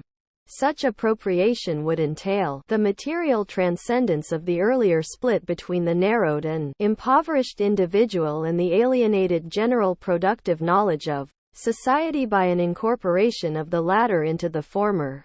This would allow the mere worker to become the social individual, one who incorporates the human knowledge and potential first developed historically in alienated form. The notion of the social individual expresses Marx's idea that overcoming capitalism entails overcoming the opposition between individual and society. According to his analysis, both the bourgeois individual and society, as an abstract whole confronting the individuals, were constituted as capitalism superseded earlier forms of social life. For Marx, though, overcoming this opposition entails neither the subsumption of the individual under society nor their unmediated unity. The Marxian critique of the relation of individual and society in capitalism is not, as has been commonly assumed, limited to a critique of the isolated and fragmented bourgeois individual. Just as Marx did not criticize capitalism from the standpoint of industrial production, he did not positively evaluate the collectivity, in which all persons are parts, as the standpoint from which to criticize the atomized individual. In addition to relating the historical constitution of the monadic individual to the sphere of commodity circulation, Marx also analyzes the meta-apparatus in which persons are mere cogs as characteristic of the sphere of capital-determined production. Such a collectivity does not at all represent the overcoming of capitalism. The opposition of the atomized individual to the collectivity, as a sort of supersubject, then, does not represent the opposition between the mode of social life and capitalism and that in a post-capitalist society. Rather, it is the opposition of two one-sided determinations of the relationship of individual to society which, together, constitute yet another antinomy of the capitalist social formation. For Marx, the social individual represents the overcoming of this opposition. This notion does not simply refer to a person who labors communally and altruistically with other people. Rather, it expresses the possibility of every person existing as a full and richly developed being. A necessary condition for the realization of this possibility is that the labor of each person is full and positively self-constituting in ways that correspond to the general richness, variegatedness, power, and knowledge of society as a whole. Individual labor would no longer be the fragmented basis for the richness of society. overcoming alienation, then, entails not the re-appropriation of an essence that had previously existed but the appropriation of what had been constituted in alienated form. Thus far, this discussion implies that Marx saw proletarian labor itself as a materialized expression of alienated labor. Such a position suggests that it would be ideological at best to claim that the emancipation of labor is realized when private property is abolished and people have a collective, socially responsible attitude toward their labor, if the concrete labor of each remains the same as under capitalism. On the contrary, the emancipation of labor presupposes a new structure of social labor. Within the framework of Marx's analysis, labor can be constitutive of the social individual only when the productive force's potential is used in a way that completely revolutionizes the organization of the labor process itself. People must be able to step outside of the direct labor process in which they had previously labored as parts, and control it from above. The control of the process of nature, transformed into an industrial process, must be available not only to society as a whole, but to all of its members. A necessary material condition for the full development of all individuals is that labor in which a human being does what a thing could do has ceased. Marx's notion of the appropriation by the mass of workers of their own surplus labor, then, entails a process of self-abolition as a process of material self-transformation. Far from entailing the realization of the proletariat, overcoming capitalism involves the material abolition of proletarian labor. The emancipation of labor requires the emancipation from alienated labor. In the course of our investigations, we shall see that capitalism, in Marx's analysis, is a social formation in which social production is for the sake of production, whereas the individual labors in order to consume. My discussion thus far implies that Marx envisaged its negation as a social formation in which social production is for consumption, whereas the labor of the individual is sufficiently satisfying to be pursued for its own sake. The contradiction of capitalism, socialist society, according to Marx, does not emerge as the result of a linear, evolutionary historical development. The radical transformation of the process of production outlined above is not an automatic consequence of the rapid increase in scientific and technical knowledge or its application. It is, rather, a possibility that arises from a growing intrinsic social contradiction. What is the nature of that contradiction? It is clear that for Marx, in the course of capitalist development, the possibility emerges for a new, emancipatory structure of social labor, but that its general realization is impossible under capitalism. Capital itself is the moving contradiction, in that it presses to reduce labor time to a minimum, while it posits labor time, on the other side, as sole measure and source of wealth. Hence it diminishes labor time in the necessary form so as to increase it in the superfluous form, hence posits the superfluous in growing measure as a condition, question of life or death, for the necessary. I shall consider the question of necessary and superfluous labor time in more detail below. Here it suffices to note that, according to Marx, although capitalism tends to develop powerful forces of production whose potential increasingly renders obsolete an organization of production based upon direct labor time expenditure, it cannot allow the full realization of these forces. The only form of wealth that constitutes capital is one based upon direct labor time expenditure. Hence, value, despite its growing inadequacy as a measure of the material wealth produced, is not simply superseded by a new form of wealth. Instead, according to Marx, it remains the necessary structural precondition of capitalist society, although, as he argues in Volume 3 of Capital, this is not manifestly the case. So, although capitalism is characterized by an intrinsic developmental dynamic, that dynamic remains bound to capitalism, it is not self-overcoming. What becomes superfluous on one level remains necessary on another. In other words, capitalism does give rise to the possibility of its own negation, but it does not automatically evolve into something else. That the expenditure of direct human labor time remains central and indispensable for capitalism, despite being rendered anachronistic by the development of capitalism, gives rise to an internal tension. As I shall elaborate, Marx analyzes the nature of industrial production and its developmental trajectory. With reference to this tension, this important dimension of the fundamental contradiction of capitalism, as understood by Marx, indicates that it should not be identified immediately with concrete social relations of antagonism or conflict, such as those of class struggle. A fundamental contradiction is intrinsic to the structuring elements of capitalist society. It imparts a contradictory dynamic to the whole and gives rise to the imminent possibility of a new social order.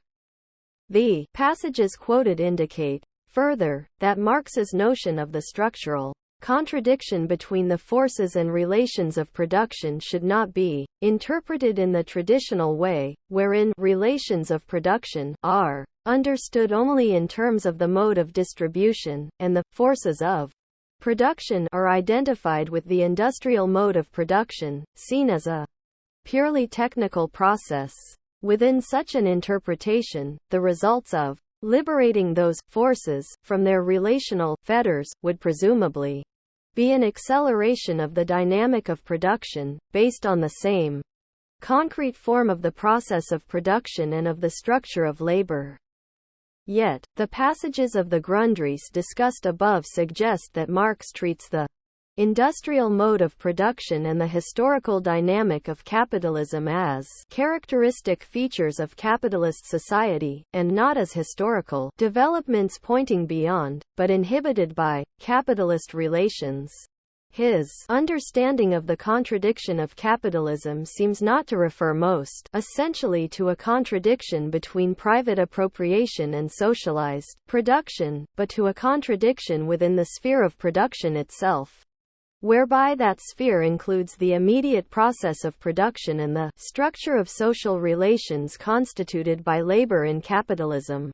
With regard to the structure of social labor, then, the Marxian contradiction should be understood as a growing contradiction between the sort of labor people perform under capitalism and the sort of labor they could perform if value were abolished. The productive potential developed under capitalism were reflexively used to liberate people from the sway of the alienated structures constituted by their own labor.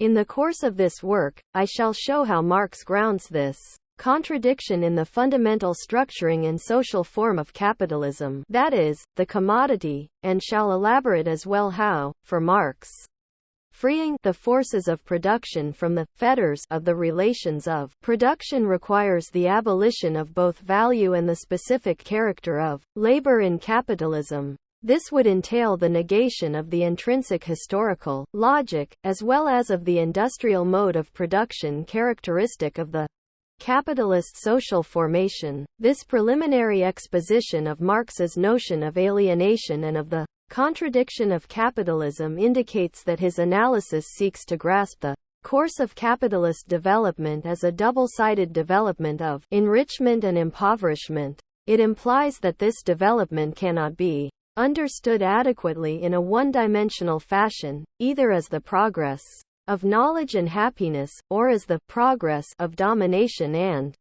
destruction. According to his analysis, although the historical possibility that the mode of social labor could be enriching for everyone emerges, social labor has actually become impoverishing for the many.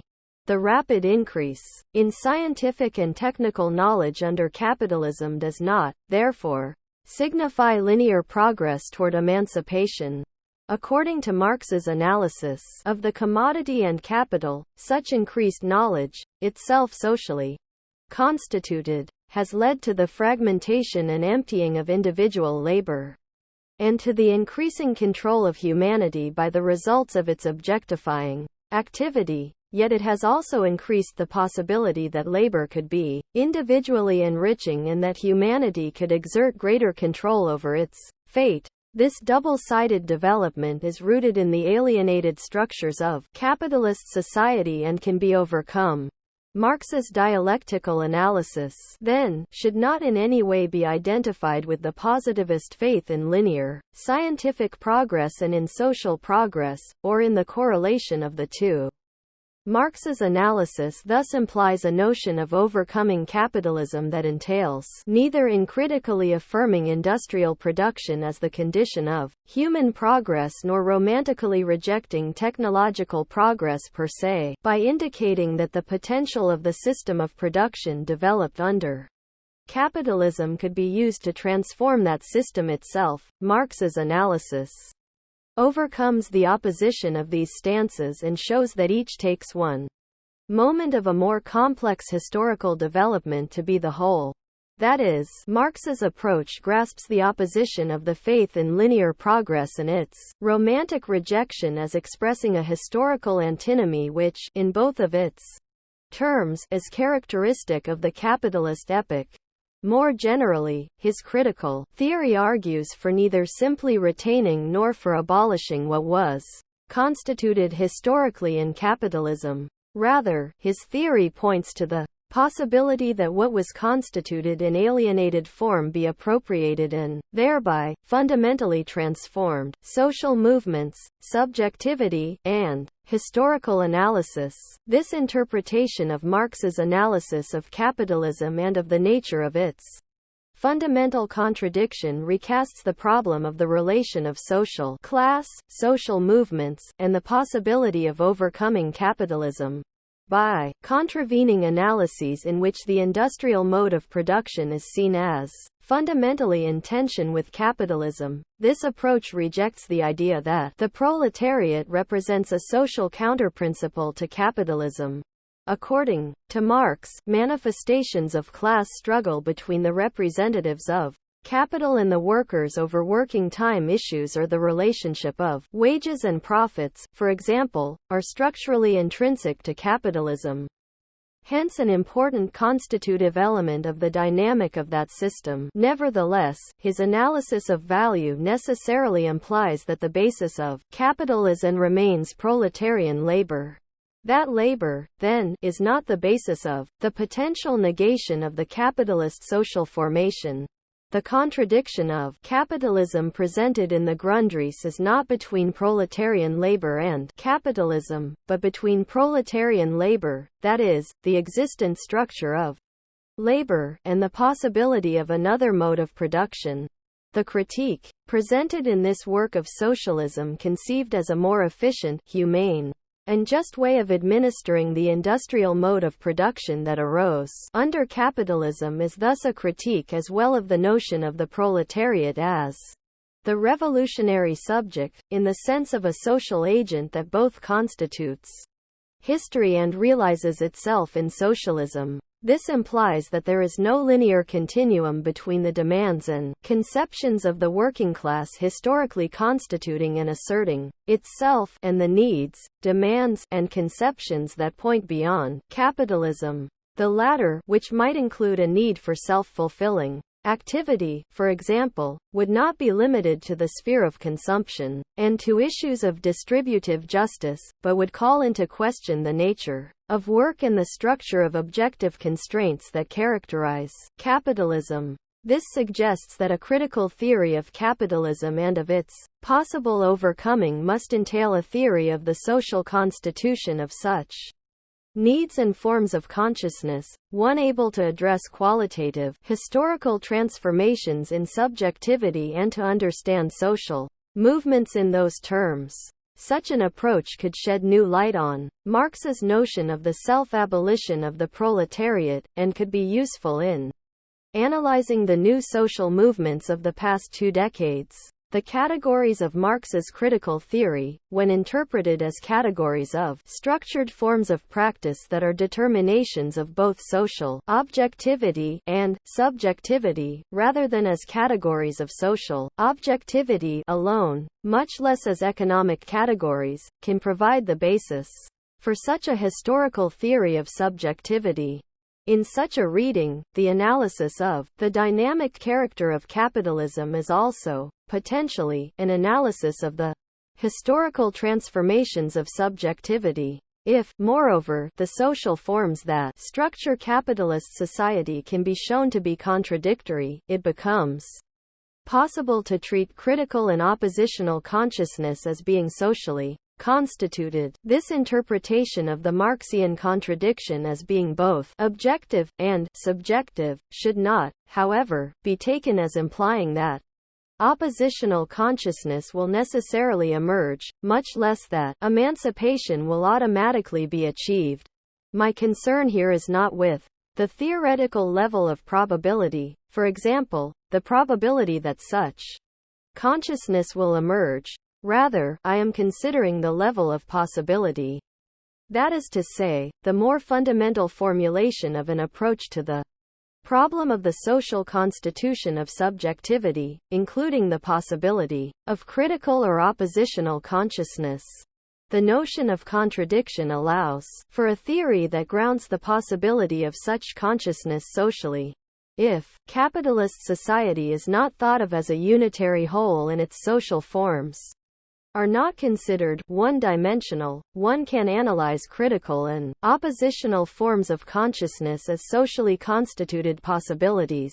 Such a theory of the social constitution of subjectivity, including subjectivity critical of its own context, stands opposed to the implicitly functionalist notion that only consciousness which affirms or perpetuates the existent order is socially formed.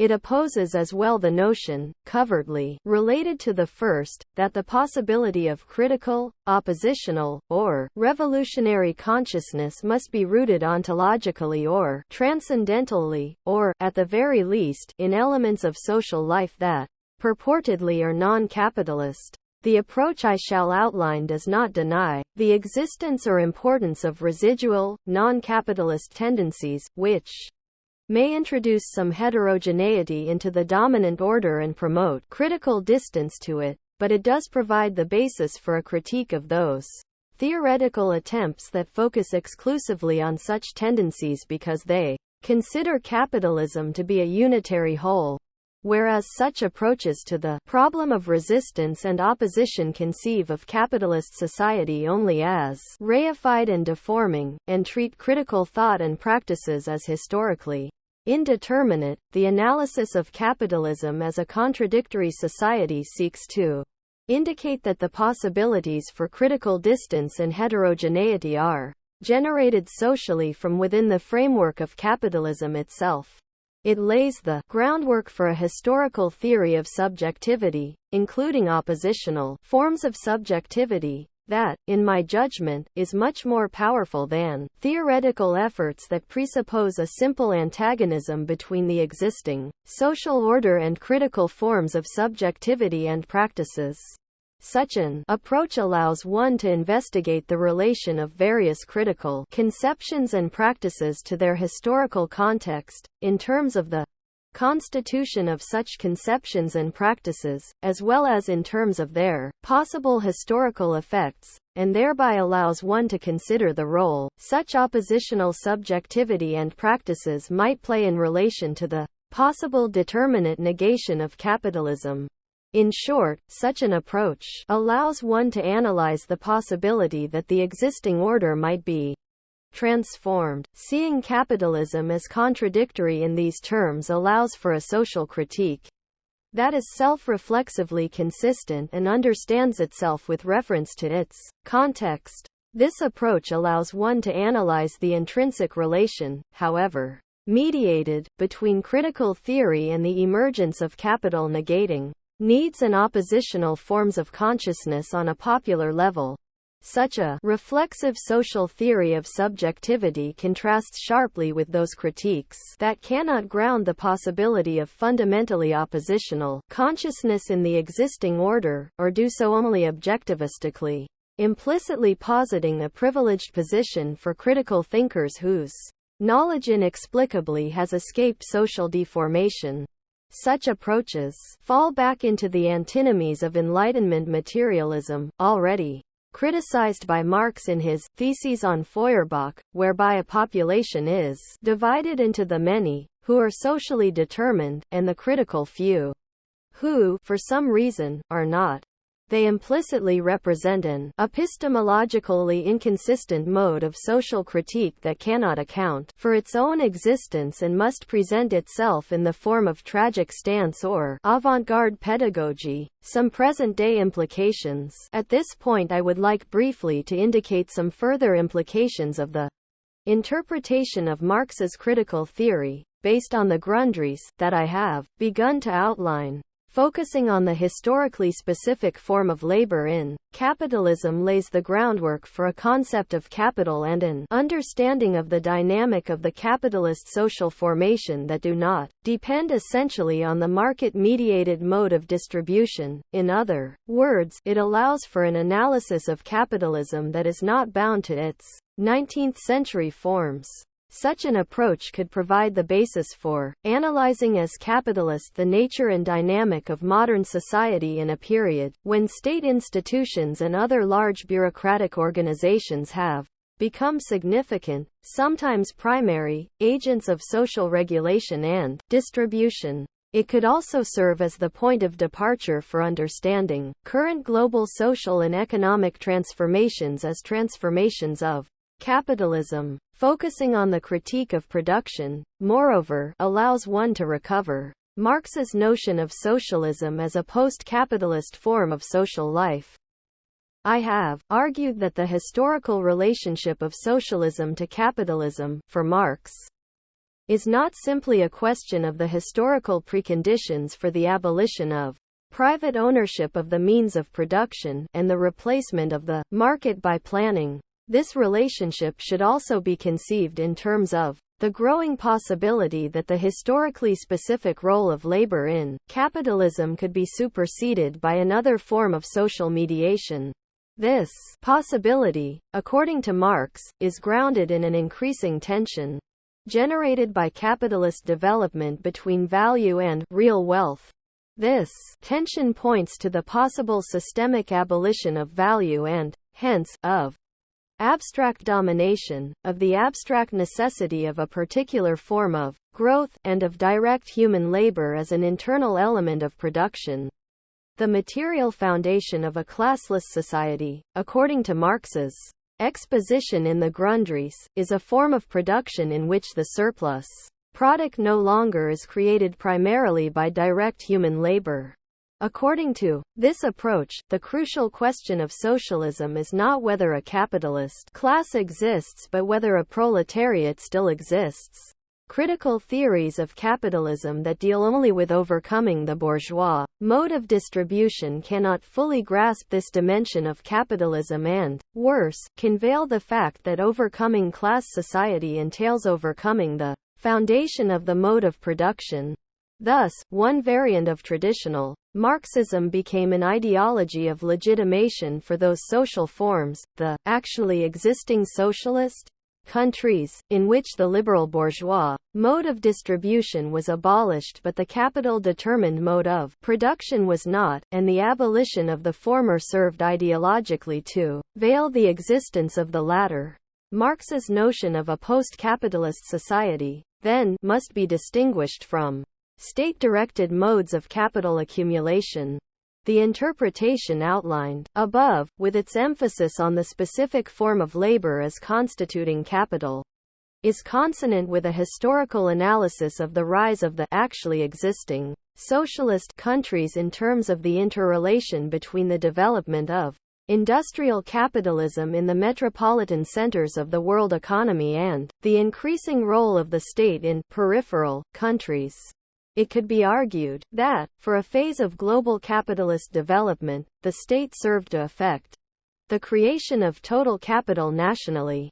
In such a situation, the suspension of the free circulation of commodities, money, and capital did not imply socialism. Rather, it was one of the few, if not the only, means by which a capital revolution was able to succeed in the periphery of a world market context, where the original historical connection of bourgeois revolution and the consolidation of total national capital no longer existed.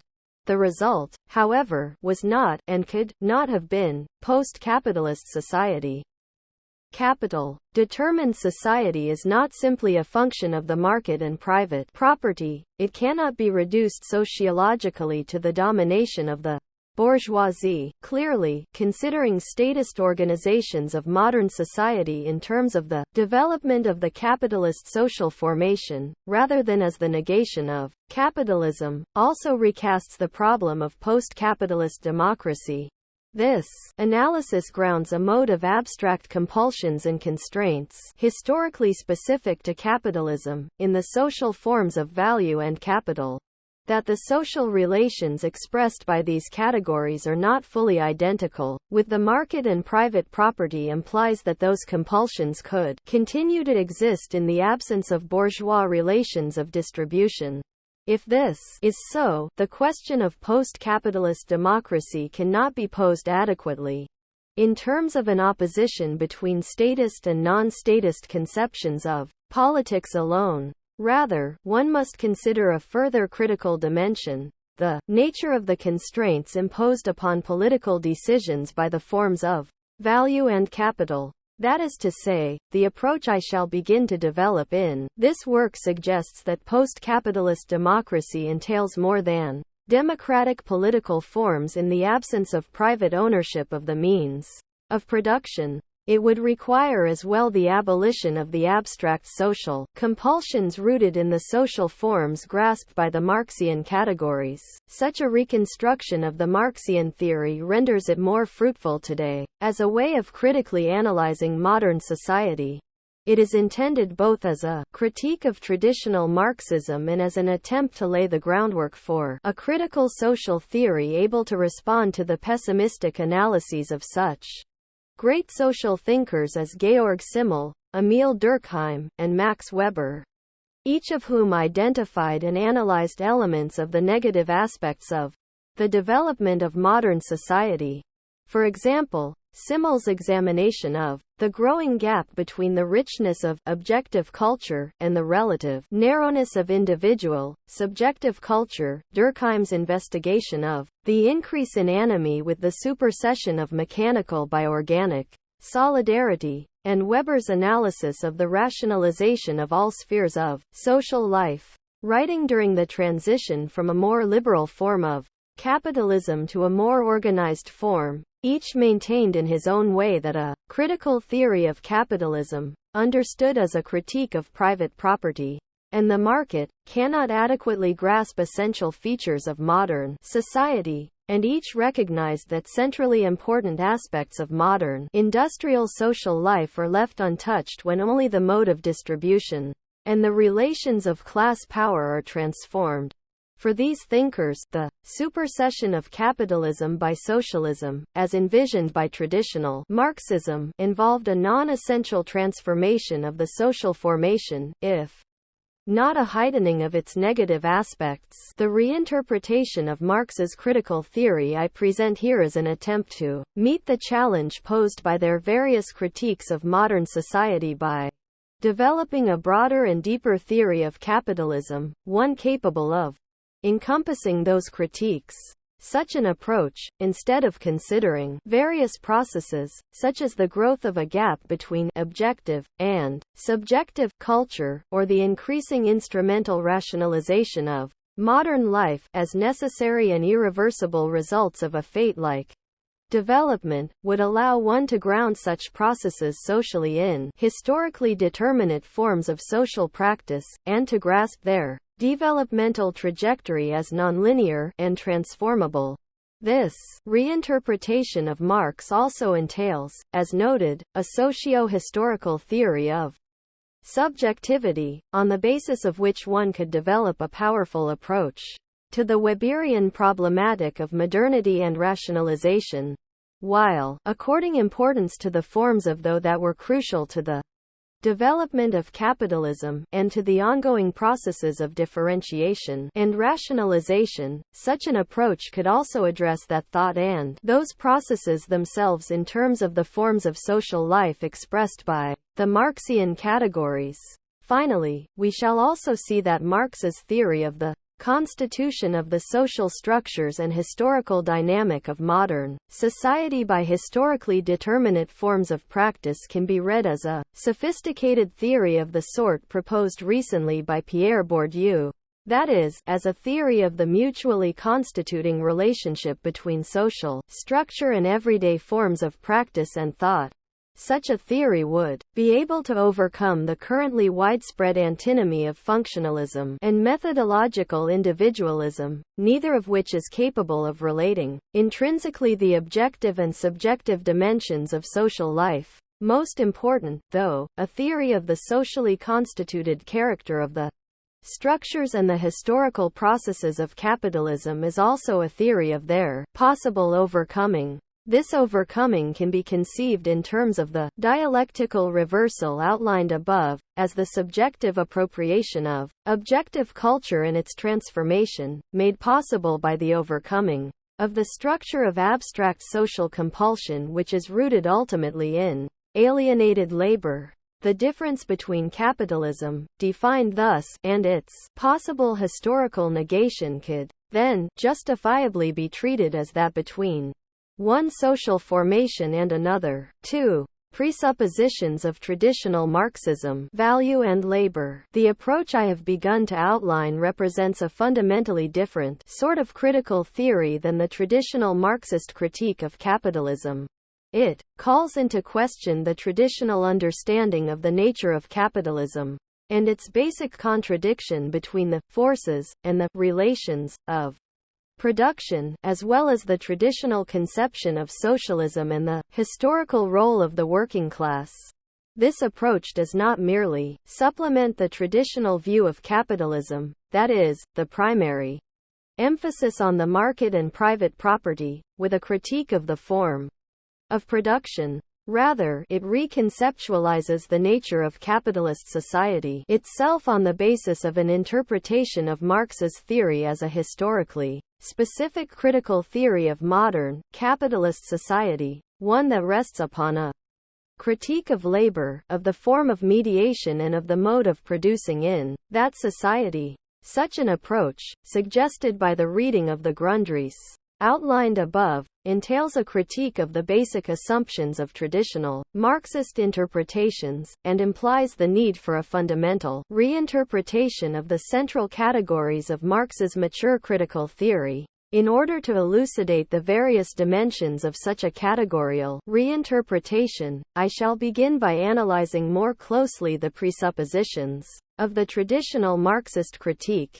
As noted above, this work is not a survey of Marxist thought but, in part, an explication of the assumptions underlying all forms of traditional Marxism, however those forms may differ in other respects.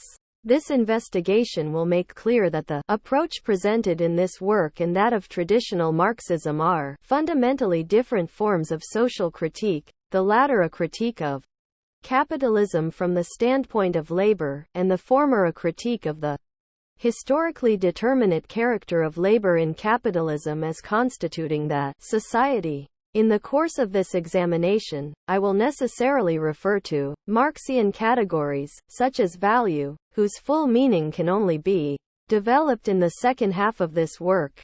The social relations that characterize capitalism, which Marx terms the capitalist relations of production, purportedly are grasped by the basic categories of his mature critique of political economy. Marx begins his critical analysis of modern, capitalist society with the category of the commodity. Within the framework of his analysis, this category refers not only to a product but also to the most fundamental structuring social form of capitalist society, a form constituted by a historically determinate mode of social practice. Marx then goes on to unfold a series of categories, such as money and capital, with which he attempts to explain the nature and developmental dynamic of capitalism. he analyzes the category of the commodity itself in terms of an opposition between what he terms value and use value. I shall examine these categories more extensively below, but here it suffices to recall that, in the Grundrisse, Marx treats value as a category expressing both the determinate form of social relations and the particular form of wealth that characterize capitalism. It is the initial and logically most abstract determination of capitalist social relations in Marx's analysis. We have also seen that Marx's category of value and, hence, his conception of capitalist relations of production, cannot be understood adequately in terms of the mode of distribution alone, but must be grasped in relation to the mode of production as well. This being said, we can proceed to examine the categorical presuppositions of traditional Marxism by analyzing several well-known interpretations of Marx's category of value, the law of value, and the character of value, constituting labor. In the theory of capitalist development, Paul Sweezy emphasizes that value should not be understood as an economic category in the narrower sense, but as an outward form of the social relation between the commodity owners. The basic nature of this social relation, according to Sweezy, is that individual producers, each working in isolation, are in fact working for each other. In other words, although social interdependence does exist, it is not expressed overtly in the organization of society but functions indirectly. Value is the outward form of that non-overt interdependence. It expresses an indirect mode of the social distribution of labor and its products. Sweezy, then, interprets the category of value solely in terms of the market.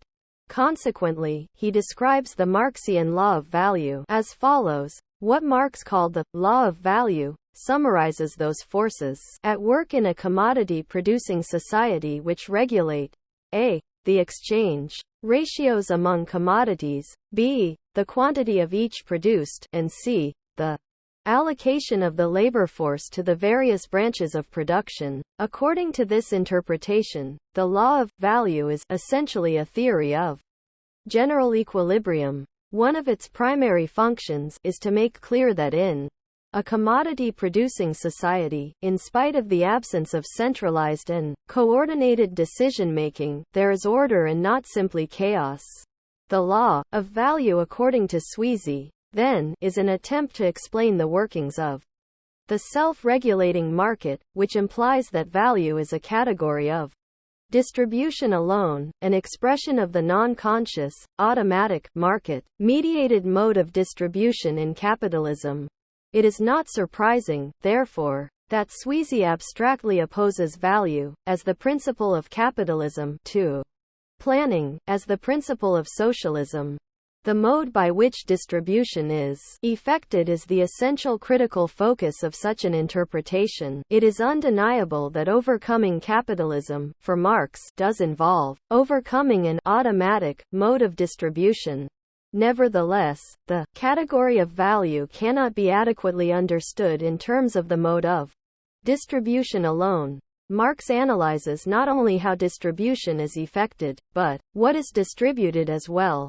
As we have seen, he treats value as a historically specific form of wealth, opposing it to real wealth in the Grundrisse. However, when value is regarded essentially as a category of market-mediated distribution, it is treated as a historically specific mode of the distribution of wealth, but not as a specific form of wealth itself. We shall see that the emergence of value as a form of wealth may have been related, historically, to the rise of a particular mode of distribution, according to Marx, but it does not remain bound to that mode. Once fully established socially, it can be distributed in various ways. Indeed, I shall argue that, contrary to the assumptions of Sweezy, Ernest Mandel, and others, there is not even a necessary logical opposition between value and planning. The existence of the latter need not signify the absence of the former. Value can be distributed by means of planning as well, because the traditional interpretation of value as a category of the distribution of wealth overlooks Marx's opposition of value to what he variously calls material wealth, or real wealth. It cannot analyze the historical specificity of the form of labor that constitutes value. If value is a historically specific form of wealth, the labor that creates it also must be historically determinate. An analysis of that specificity would allow for an analysis of how the value form structures the sphere of production as well as that of distribution. If, however, value were simply a category of the distribution of wealth, the labor that creates that wealth would not differ intrinsically from labor in non-capitalist formations.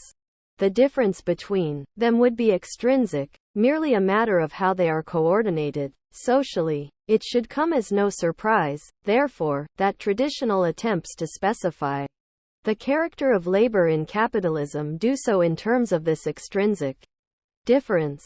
Vitaly Vygotsky, for example, who, like Sweezy, interprets value as a category of market distribution, describes the specificity of labor in capitalism as follows. Although social like all labor, under the conditions of private ownership of the means of production, it does not have a directly social character. Before analyzing what Vygotsky means by social, it should be noted that his characterization implies that labor in capitalism is intrinsically similar to labor in all societies. It differs only inasmuch as its social character is not expressed directly. Ernest Mandel presents a similar interpretation. Although he differs from Vygotsky over the centrality of private property to capitalism, he too characterized the specificity of labor in capitalism in terms of its indirectly social character. When individual labor is directly recognized as social labor, and this is one of the fundamental features of socialist society, it is obviously absurd to take the roundabout route through the market in order to rediscover the social quality of this labor. The purpose of Marx's theory of value, according to Mandel, is to express the indirect manner by which the social quality of labor is established in capitalism. Such interpretations, which characterize labor in capitalism as being indirectly social, are very common. Note, however, that what they present as the specific social character, or quality, of labor in capitalism is actually the mode of its distribution. Such a determination remains extrinsic to labor itself. Marx's characterization of labor in capitalism as simultaneously private and social can help to clarify the distinction between an extrinsic and an intrinsic determination of the specificity of that labor. The various passages cited above suggest that when value is interpreted as a market category, the description of labor in capitalism as both private and social is taken to mean that labor is social because people actually are working for each other as members of a larger social organism, but that, in a society structured by the market and private property, it appears to be private, because people work directly for themselves and only indirectly for others. Inasmuch as labor is mediated by capitalist relations of production, its social character cannot appear as such.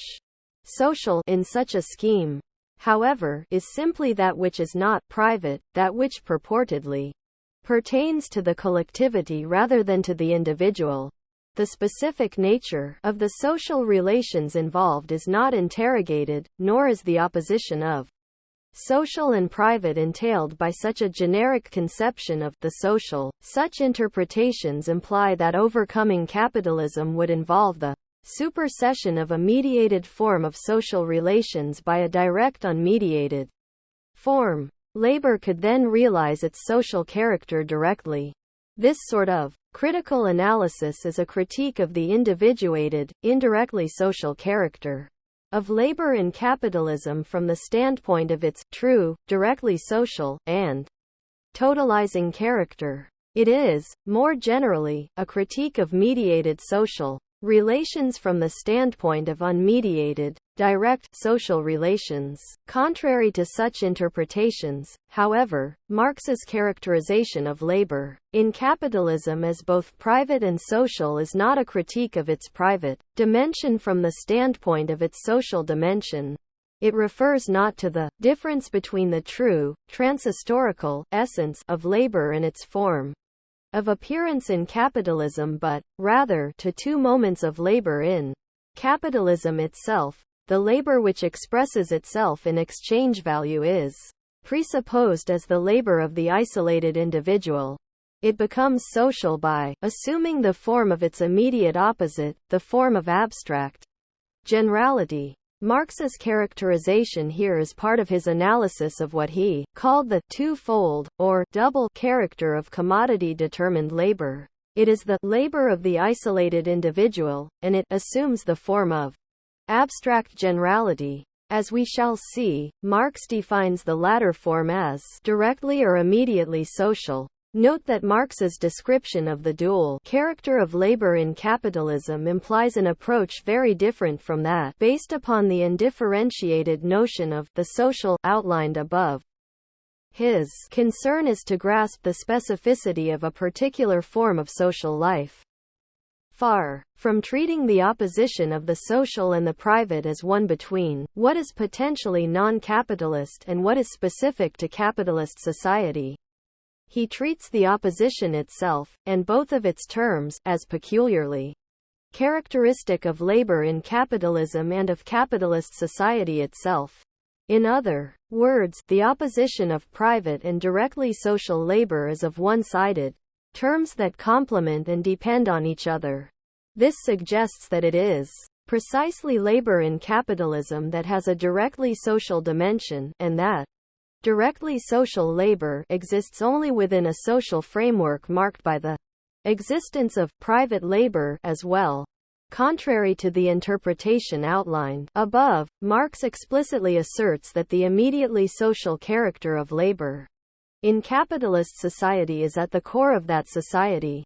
He considers this directly social character of labor to be central to the historical processes that characterize capitalism, processes in which socially general powers and wealth are developed, but at the cost of the individuals.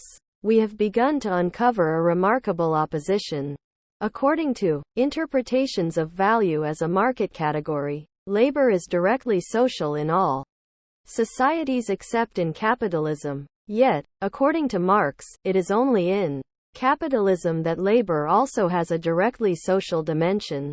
That which would be realized in overcoming capitalism, according to the traditional approach, is precisely that which should be abolished, according to Marx. A central concern of this work will be to elaborate this basic difference by analyzing Marx's conception of the directly social dimension of labor in capitalism. I shall anticipate that analysis by summarizing it here. Within the framework of Marx's mature critical theory, labor in capitalism is directly social because it acts as a socially mediating activity. This social quality, which is historically unique, distinguishes labor in capitalism from labor in other societies and determines the character of social relations in the capitalist formation. Far from signifying the absence of social mediation, that is, the existence of unmediated social relations, the directly social character of labor constitutes a determinate form of social mediation, specific to capitalism. Marx's critique of capitalist society, as noted, should not be understood as a critique of the atomized mode of individual social existence in that society, from the standpoint of the collectivity in which people are component parts. Instead, it analyzes capitalist society in terms of an opposition between the isolated individuals and the social collectivity. The critique is of both terms.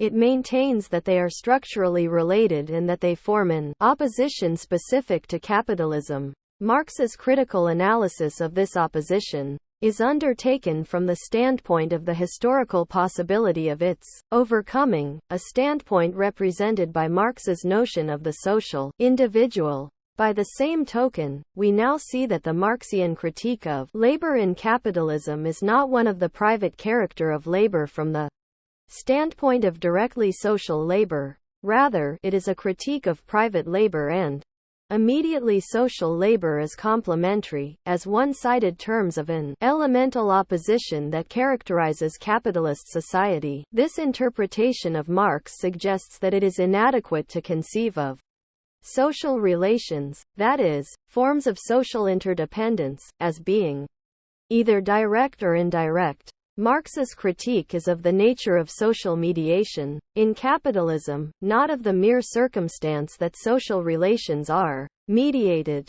Social interdependence is always mediated, non-mediated. Interdependence is a contradiction in terms.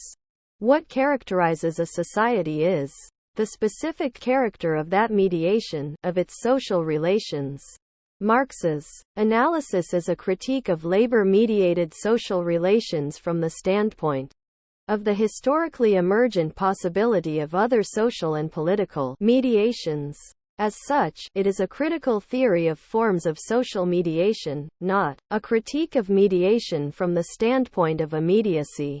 Construing it, thus avoids the possible pitfalls of the latter position. A vision of a possible post-capitalist society in terms of overcoming mediation per se can lead to a vision of socialism that is essentially apolitical, whether of a statist or of a utopian communitarian variety. Moreover, the Marxian critique, seen as one of a specific form of mediation rather than of mediation per se, is consonant with a concern with the possible forms of social and political mediation in a post-capitalist society. Indeed, by grounding such a concern socially and historically, this theory renders it able to assess the historical viability and social consequences of possible post-capitalist forms. I have outlined, then, a theory whose essential object of critical investigation is the historically specific form of labor, and one for which the form of labor remains an unexamined point of departure for a critical examination of forms of distribution. These differences are related to the divergence between the vision of socialism presented in the Grundrisse, wherein the forms of wealth and labor specific to capitalism would be abolished with the overcoming of that formation, and that implied by an interpretation of value as a category of the market, according to which the same forms of wealth and of labor that are distributed mediately in capitalism would be coordinated directly in socialism. The extent of this divergence requires that I further investigate the assumptions of critical theories of the mode of distribution. I shall do so by comparing Marx's critique with that of classical political economy, Ricardo and Marx. In Political Economy and Capitalism, Maurice Dobb provides a definition of the law of value similar to that given by Sweezy. The law of value was a principle of exchange relations between commodities, including labor, power. It was simultaneously a determinant of the mode in which labor was allocated between different industries in the general social division of labor and of the distribution of the products among classes. By interpreting value as a market category, Dobb characterizes capitalism, essentially as a system of non-conscious social regulation. The law of value, according to Dobb, indicates that a system of commodity production and exchange can operate of itself without collective regulation or single design. He describes the workings of this automatic mode of distribution with reference to the theories of classical political economy. The law of value shows that this disposition of the social labor force was not arbitrary but followed a determinate law of cost by virtue of Adam Smith's unseen hand of competitive forces. Dobb's formulation makes explicit what is implicit in such interpretations of Marx's law of value, that this law is basically similar to the invisible hand of Adam Smith. The question, however, is whether the two indeed can be equated. Put more generally, what is the difference between classical political economy and Marx's critique of political economy? The classical economists, according to Dobb, had, in demonstrating the laws of laissez-faire, provided a critique of previous orders of society, but they had not provided a historical critique of capitalism itself. The latter task was Marx's contribution. As it stands, there is little to object to in Dobbs' statement. Nevertheless, it is necessary to specify what Dobbs means by social critique in general and the critique of capitalism in particular.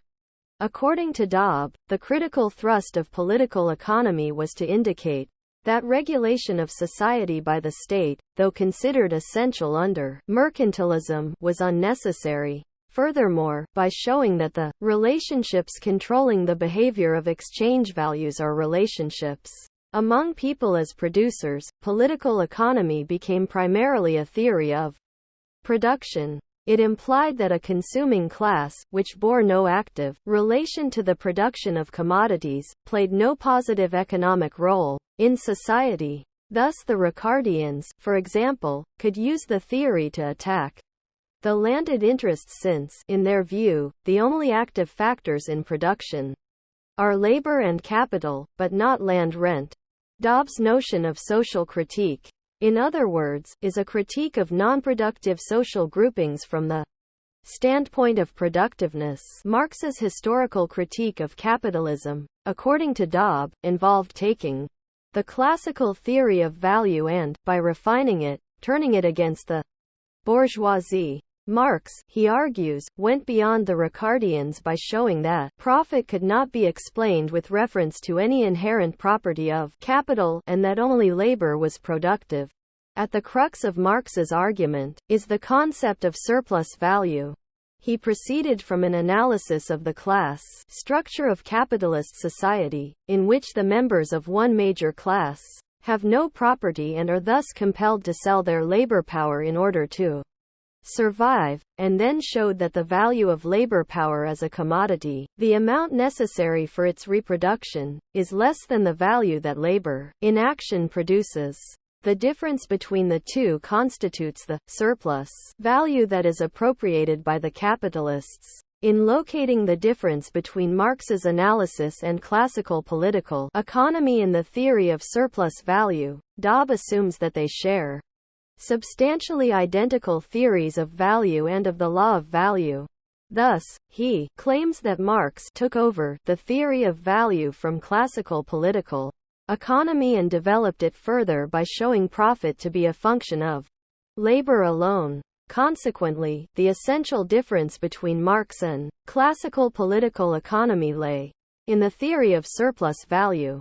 According to this very common interpretation, Marx's theory of value is essentially a refined and more consistent version of Ricardo's labor theory of value.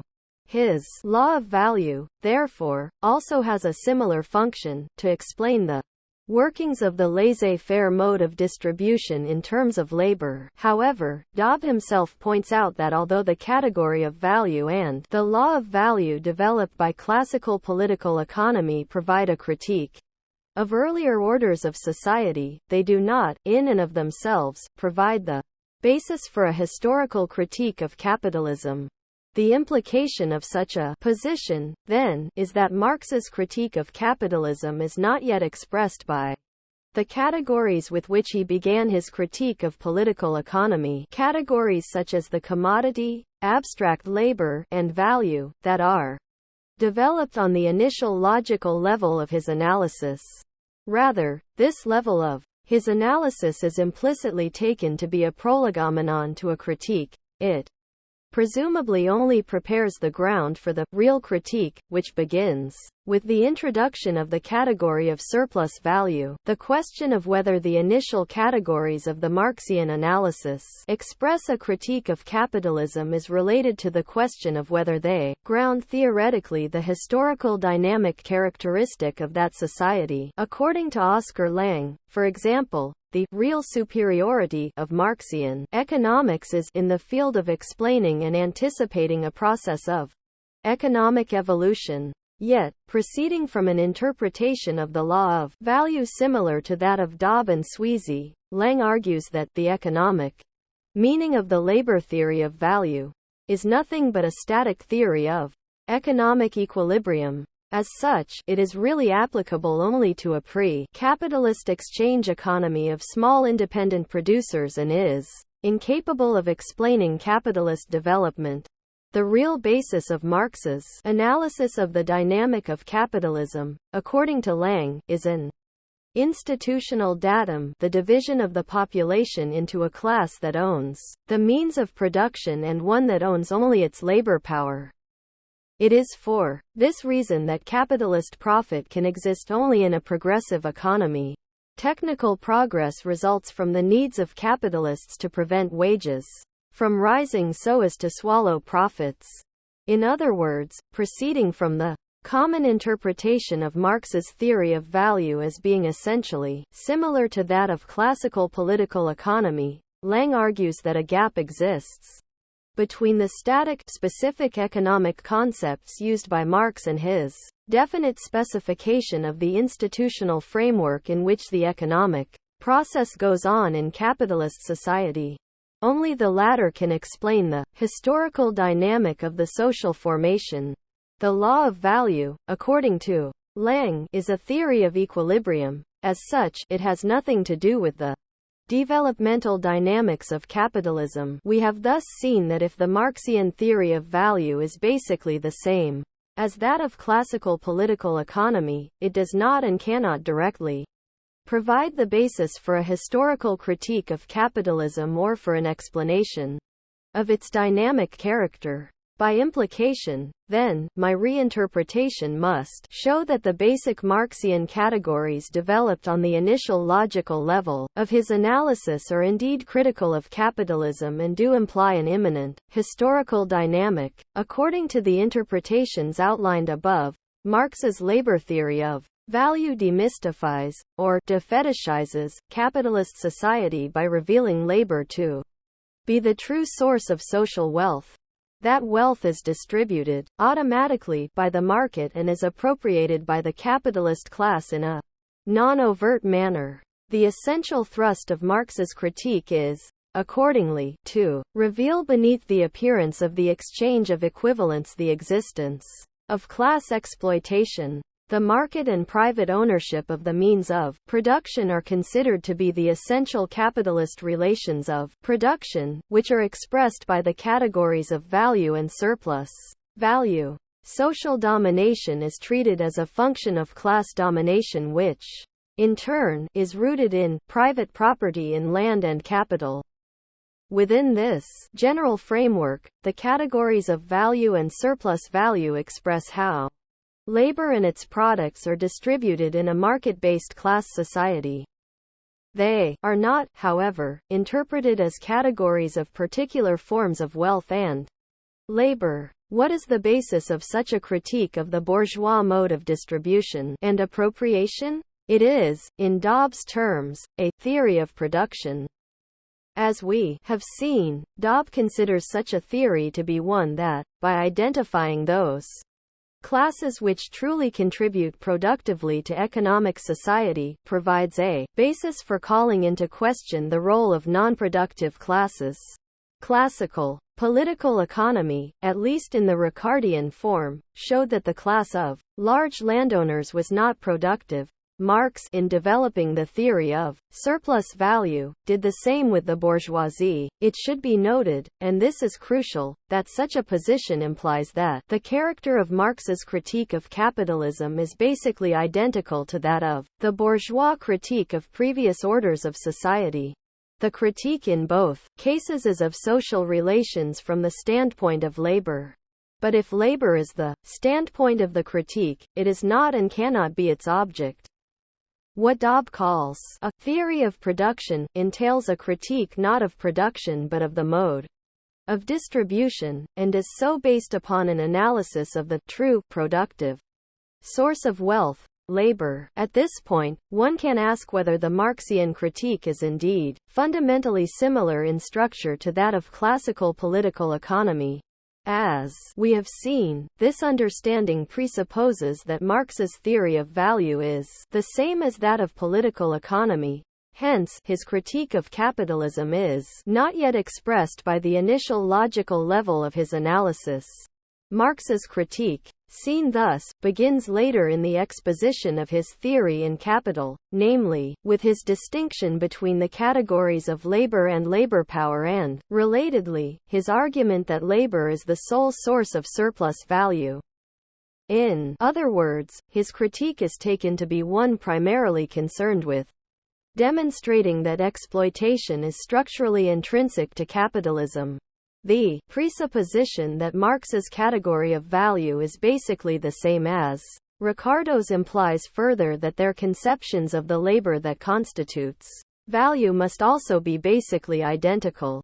The idea that labor is both the source of all wealth and the standpoint of a social critique is, as noted, typical of bourgeois social critique. It dates at least as far back as John Locke's writings and found its most consistent expression in Ricardo's Political Economy. The traditional reading of Marx, which interprets his categories as those of distribution, the market and private property, and identifies the forces of production in capitalism with the industrial process of production, depends ultimately on the identification of Ricardo's notion of labor as the source of value with that of Marx. This identification, however, is specious. The essential difference between Marx's critique of political economy and classical political economy is precisely the treatment of labor. It is true that, in examining Ricardo's analysis, Marx praises him as follows. The basis, the starting point for the physiology of the bourgeois system, is the determination of value by labor time. Ricardo starts with this and forces science to examine how matters stand with the contradiction between the apparent and actual movements of the system. This then is Ricardo's great historical significance for science. This homage, however, in no way implies that Marx adopts Ricardo's labor theory of value. Neither should the differences between the two be understood in terms of their different methods of analytic presentation alone. It is true that, as far as Marx is concerned, Ricardo's exposition moved too quickly and directly from the determination of the magnitude of value by labor time to a consideration of whether other economic relations and categories contradict or modify that determination. Marx himself proceeds differently. At the end of the first chapter of A Contribution to the Critique of Political Economy, he lists the most common objections to the labor theory of value and states that those objections will be met by his theories of wage labor, capital, competition, and rent. These theories are then unfolded categorially in the course of the 3 volumes of Capital.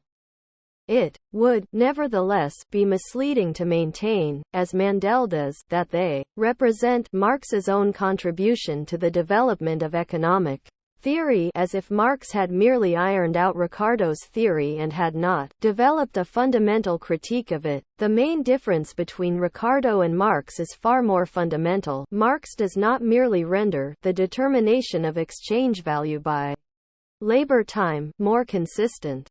For from having adopted and refined Ricardo's labor theory of value, Marx criticizes Ricardo for having posited an indifferentiated notion of labor as the source of value without having further examined the specificity of commodity-producing labor. Ricardo starts out from the determination of the relative values, or exchangeable values, of commodities by the quantity of labor, but Ricardo does not examine the form, the peculiar characteristic of labor that creates exchange value or manifests itself in exchange values, the nature of this labor. Ricardo did not recognize the historical determinateness of the form of labor associated with the commodity form of social relations but, rather, transhistoricized it. The bourgeois form of labor is regarded by Ricardo as the eternal natural form of social labor.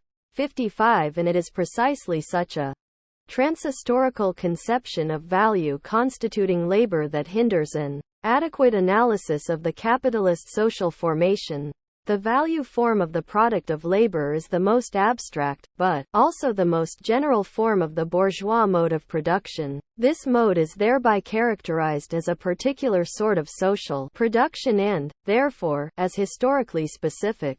If one then makes the mistake of treating it as the eternal natural form of social production, one necessarily overlooks the specificity of the value form, and consequently of the commodity form together with its further developments, the money form, the capital form, etc. An adequate analysis of capitalism is possible, according to Marx, only if it proceeds from an analysis of the historically specific character of labor in capitalism. The initial and basic determination of that specificity is what Marx calls the double character of commodity-determined labor. What is best about my book is one.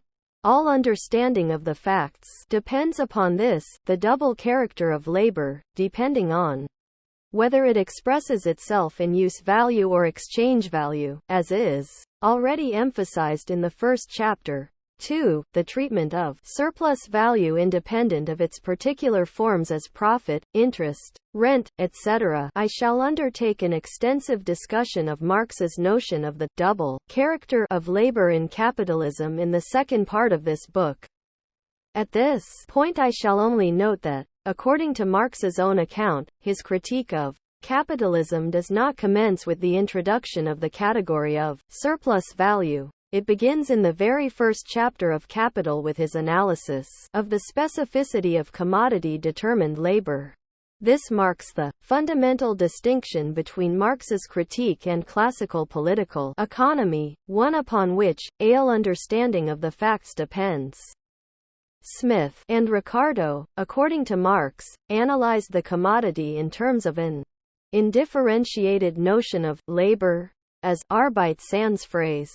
If its historical specificity is not recognized, labor in capitalism is considered in a transhistorical, ultimately non-critical fashion as the labor, that is, as the productive activity of human beings in general, by which they mediate their material metabolism with nature, divested of every social form and determinate character, according to Marx, though social labor per se, the productive activity of human beings in general, is a mere phantom, an abstraction that, taken by itself, does not exist at all, contrary to common interpretation. Then, Marx does not take over Ricardo's labor theory of value, render it more consistent, and use it to prove that profit is created by labor alone.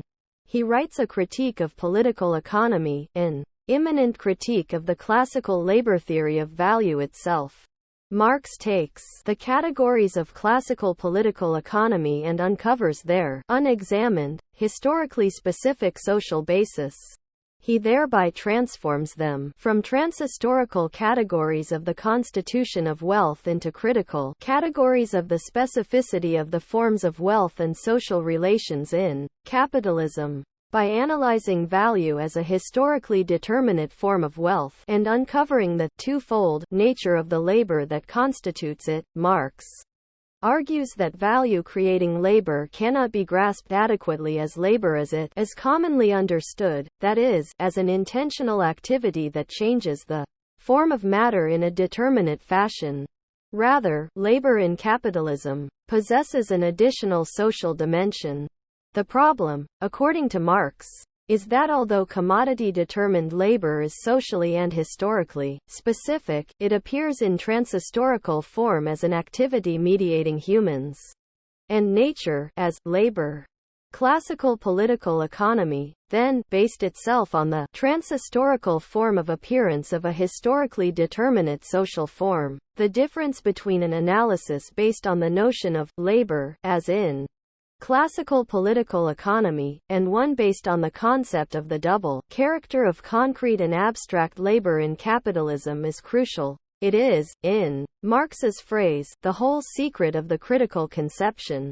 It delineates the difference between a social critique that proceeds from the standpoint of labor, a standpoint that itself remains unexamined, and one in which the form of labor itself is the object of critical investigation. The former remains confined within the bounds of the capitalist social formation, whereas the latter points beyond it. If classical political economy provides the basis for a critique of society, from the standpoint of labor, the critique of political economy entails a critique of that standpoint. Hence, Marx does not accept Ricardo's formulation of the aim of political economic investigation, namely, to determine the laws which regulate this distribution of social wealth among the various classes of society, for such an investigation takes the form of labor and of wealth for granted. Instead, in his critique, Marx redetermines the object of investigation.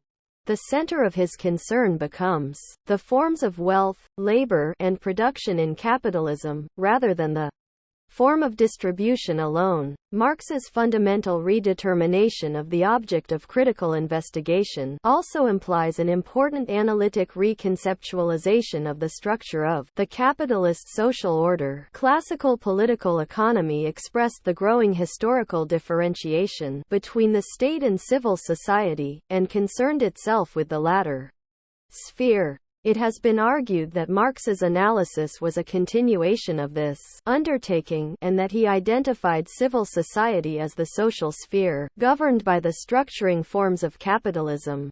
As I shall later elaborate, however, the differences between Marx's approach and that of classical political economy suggest that he tries to move beyond conceiving of capitalist society in terms of the opposition between the state and civil society. Marx's critique of political economy, written after the rise of large-scale industrial production, implicitly argues that what is central to capitalist society is its directionally dynamic character, a dimension of modern social life that cannot be grounded adequately in either of those differentiated spheres of modern society.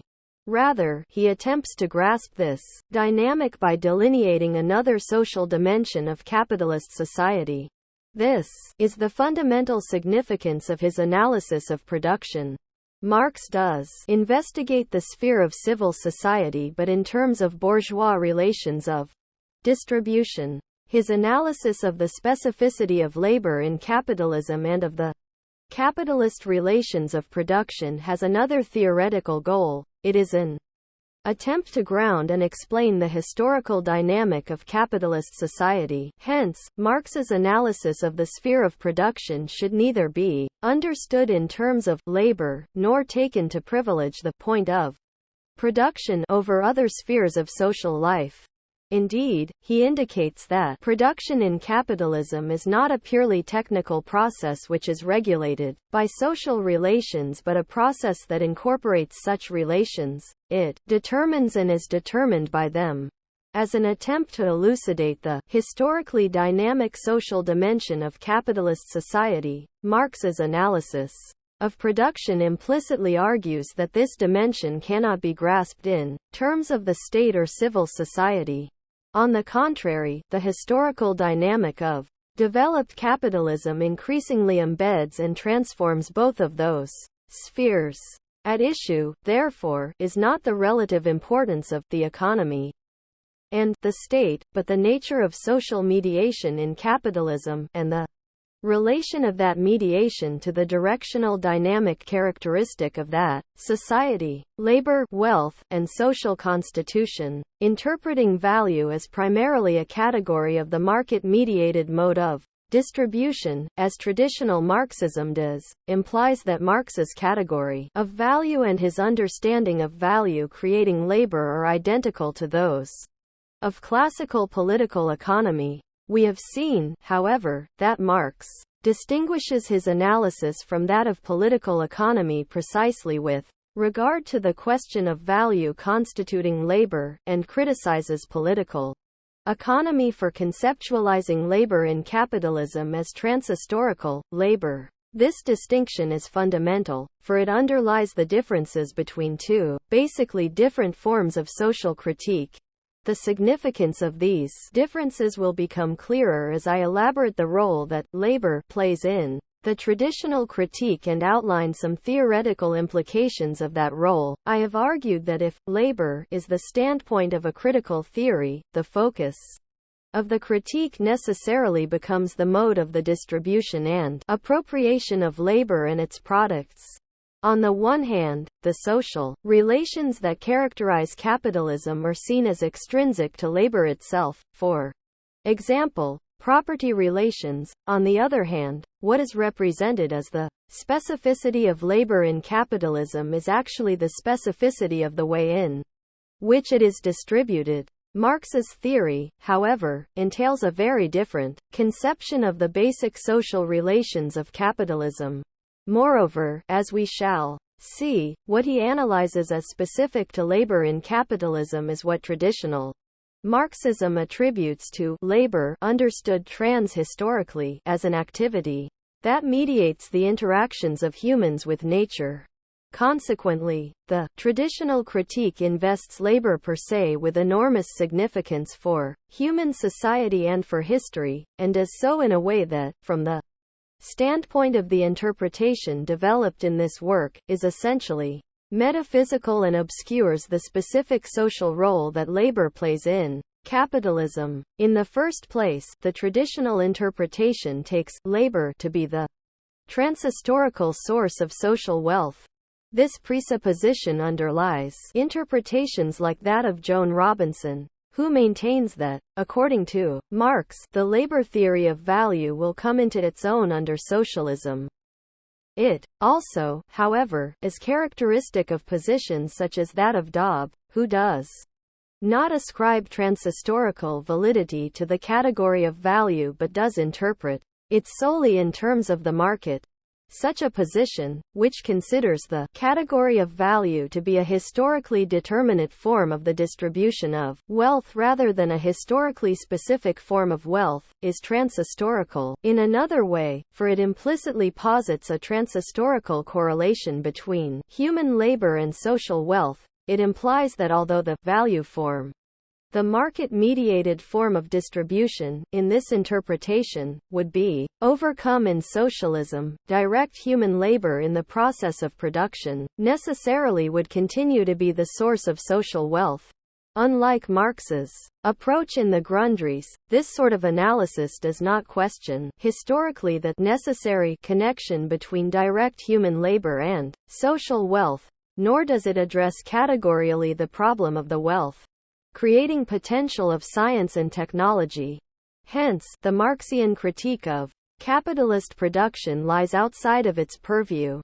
This position has led to considerable confusion over why labor alone should be seen as constituting value, and how science and technology should be taken into account. Theoretically, in this view, labor is considered to be not only the transhistorical source of wealth but also that which primarily structures social life. The relationship between the two is evident, for example, in Rudolf Hilferding's reply to Eugen Bauwerk's critique of Marx. Hilferding writes, Marx proceeds from a consideration of labor in its significance as that element which constitutes human society and determines, in the final analysis, the development of society. In so doing, he grasps, with his principle of value, that factor whose quality and quantity causally controls social life. Labor, here has become the ontological ground of society, that which constitutes, determines, and causally controls social life. If, as traditional interpretations maintain, labor is the only source of wealth and the essential constituting element of social life in all societies, the difference among various societies could only be a function of the different ways in which this regulating element prevails, whether in a veiled and indirect form, or, preferably, in an open and direct form. As Hilferding puts it, the purview of economic analysis is restricted to that particular epoch of social development, where the good becomes a commodity, that is, where labor and the power of disposition over it have not been consciously raised to the regulating principle of social metabolism and social predominance, but where this principle prevails unconsciously and automatically as a material attribute of things. This passage makes explicit a central implication of positions that characterize labor in capitalism in terms of its indirect social character and consider value to be a category of distribution. Labor is taken to be the transhistorical regulating principle of social metabolism, and the distribution of social power. The difference between socialism and capitalism, then, aside from whether private ownership of the means of production exists, is understood essentially as a matter of whether labor is recognized as that which constitutes and regulates society, and is consciously dealt with as such, or whether social regulation occurs non-consciously. In socialism, then, the ontological principle of society appears openly, whereas in capitalism it is hidden. Such a critique from the standpoint of labor has implications for the question of the relation of form and content. To say that the category of value expresses the non-conscious, automatic fashion in which labor prevails in capitalism, is to say that a transhistorical, ontological content takes on various historical forms in various societies.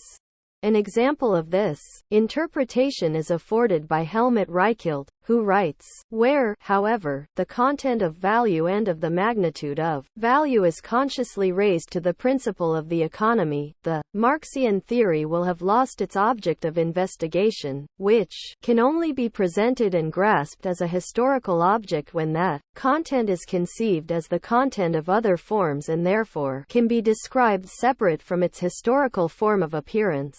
Like Hilferding, Reichelt argues that the content of value in capitalism will be consciously raised to the principle of the economy in socialism. The form, value, is thus completely separable from the content, labor. It follows that the form is a determination not of labor but of the mode of its social distribution. There is no intrinsic relation, according to this interpretation, between form and content, nor could there be, given the presumably transhistorical character of the latter. This interpretation of the relation between form and content is, at the same time, one of the relation of appearance and essence. Value, in Marx's analysis, both expresses and veils a social essence, in other words, as a form of appearance, it is mystifying. Within the framework of interpretations based upon the notion of labor, the function of critique is to demystify, or defetishize, theoretically, that is, to reveal that, despite appearances, labor is actually the transhistorical source of social wealth and the regulatory principle of society.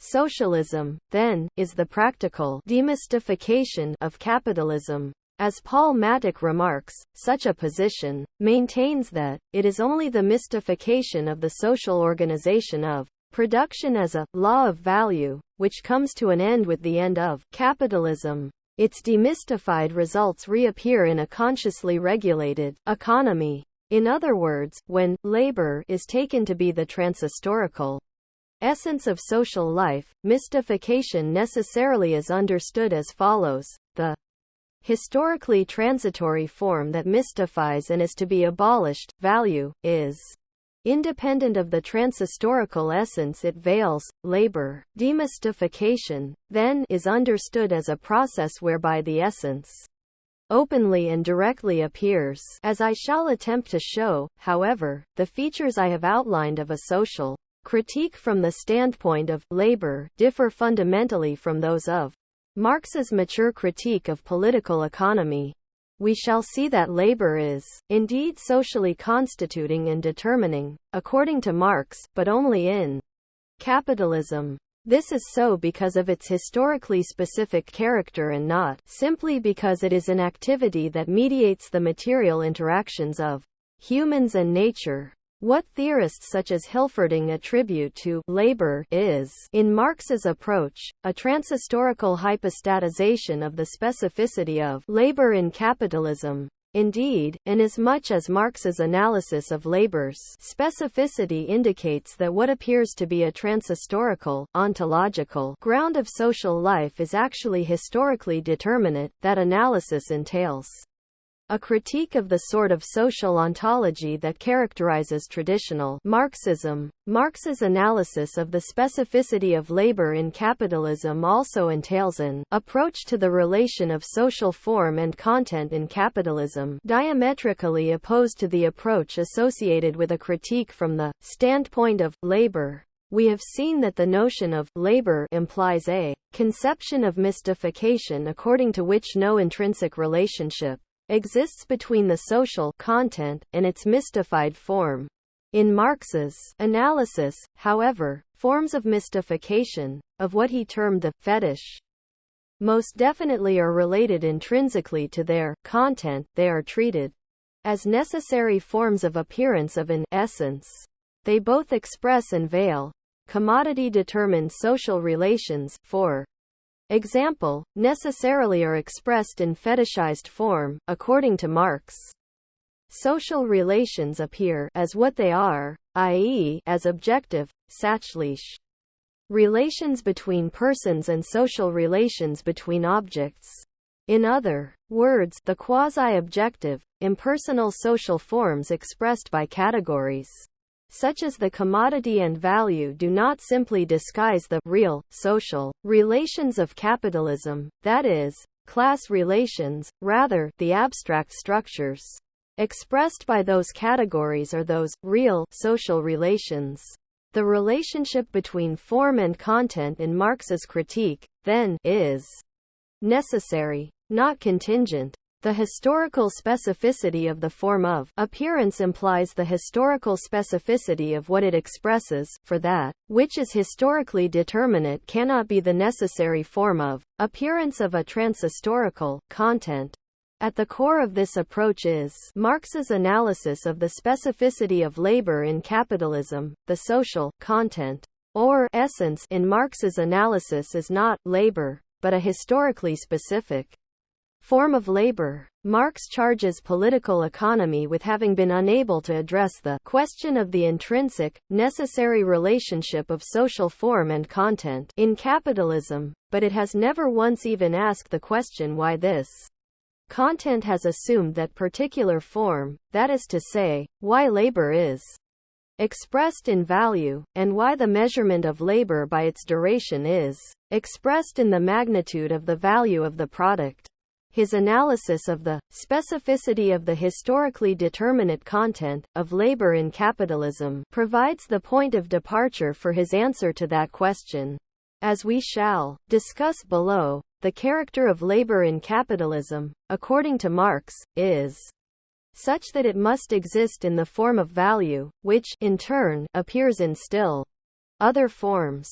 Labor in capitalism necessarily appears in a form that both expresses and veils it. Interpretations based upon an indifferentiated, trans-historicized notion of labor, however, imply a contingent relationship between that content and the value form. Consequently, they are no more able to deal with the question of the relationship of social content and form of labor and value than was classical political economy. The necessary relationship between social form and content in Marx's critique indicates that it is contrary to his analysis to conceive of overcoming capitalism, its real demystification, in a manner that does not involve a transformation of the content that necessarily appears in mystified form. It implies that overcoming value and the abstract social relations associated with it are inseparable from overcoming value creating labor. The essence grasped by Marx's analysis is not that of human society, but that of capitalism. It is to be abolished, not realized, in overcoming that society. As we have seen, however, when labor in capitalism is hypostatized as labor, overcoming capitalism is considered in terms of the liberation of the content of value from its mystified form, which thereby allows that content to be consciously raised to the principle of economy. This is merely a somewhat sophisticated expression of the abstract opposition of planning, as the principle of socialism, to the market, as the principle of capitalism, which I criticized above. It addresses neither what is to be planned nor the degree to which planning is truly conscious and free of the imperatives of structural domination. The one-sided critique of the mode of distribution and the transhistorical social ontology of labor are related. By formulating a critique of labor in capitalism on the basis of his analysis of its historical specificity, Marx transformed the nature of the social critique based upon the labor theory of value from a positive to a negative critique. The critique of capitalism, which retains the starting point of classical political economy, a transhistorical, indifferentiated notion of labor, and uses it to prove the structural existence of exploitation is, in terms of its form, a positive critique. Such a critique of existing social conditions, exploitation, and structures, the market and private property, is undertaken on the basis of what also already exists. Labor in the form of industrial production. It purports to reveal that, despite appearances, labor actually is social and not private, and that profit actually is a function of labor alone. This is bound to an understanding of social mystification according to which there is no intrinsic relation between what really underlies capitalist society, labor, and the social forms of appearance that veil it. A positive critique, which criticizes what exists on the basis of what also exists, points ultimately to another variation of the existent capitalist social formation. We shall see how the Marxian critique of labor in capitalism provides the basis for a negative critique, one that criticizes what is on the basis of what could be, which points to the possibility of another social formation. In this sense, and only in this non-sociologically reductive sense, the difference between the two forms of social critique is that between a bourgeois critique of society and a critique of bourgeois society. From the viewpoint of the critique of the specificity of labor in capitalism, the critique from the standpoint of labor implies a vision of socialism which entails the realization of the essence of capitalist society. The critique of society from the standpoint of labor. These two forms of social critique also differ in their normative and historical dimensions. As we have seen, the argument that Marx adopted the classical labor theory of value, refined it, and thereby proved surplus value, and, hence, profit, to be a function of labor alone, is based upon a historically undifferentiated notion of labor. His critique is taken to be one of the mode and the relations of distribution, a non-conscious, anarchic mode of distribution, and the non-manifest, private appropriation of the surplus by the capitalist class. Social domination is conceived essentially in terms of class domination.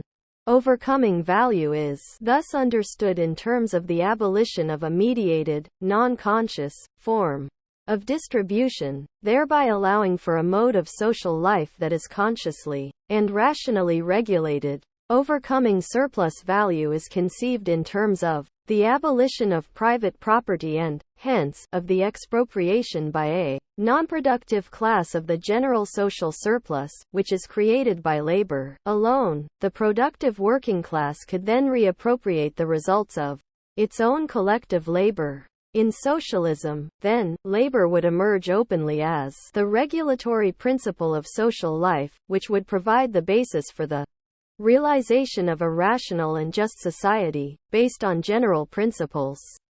We have seen that the character of such a critique is essentially identical to that of the early bourgeois critique of the landed aristocracy and of earlier forms of society. It is a normative critique of non-productive social groupings from the standpoint of those groupings that are truly productive. It makes productiveness the criterion of social worth.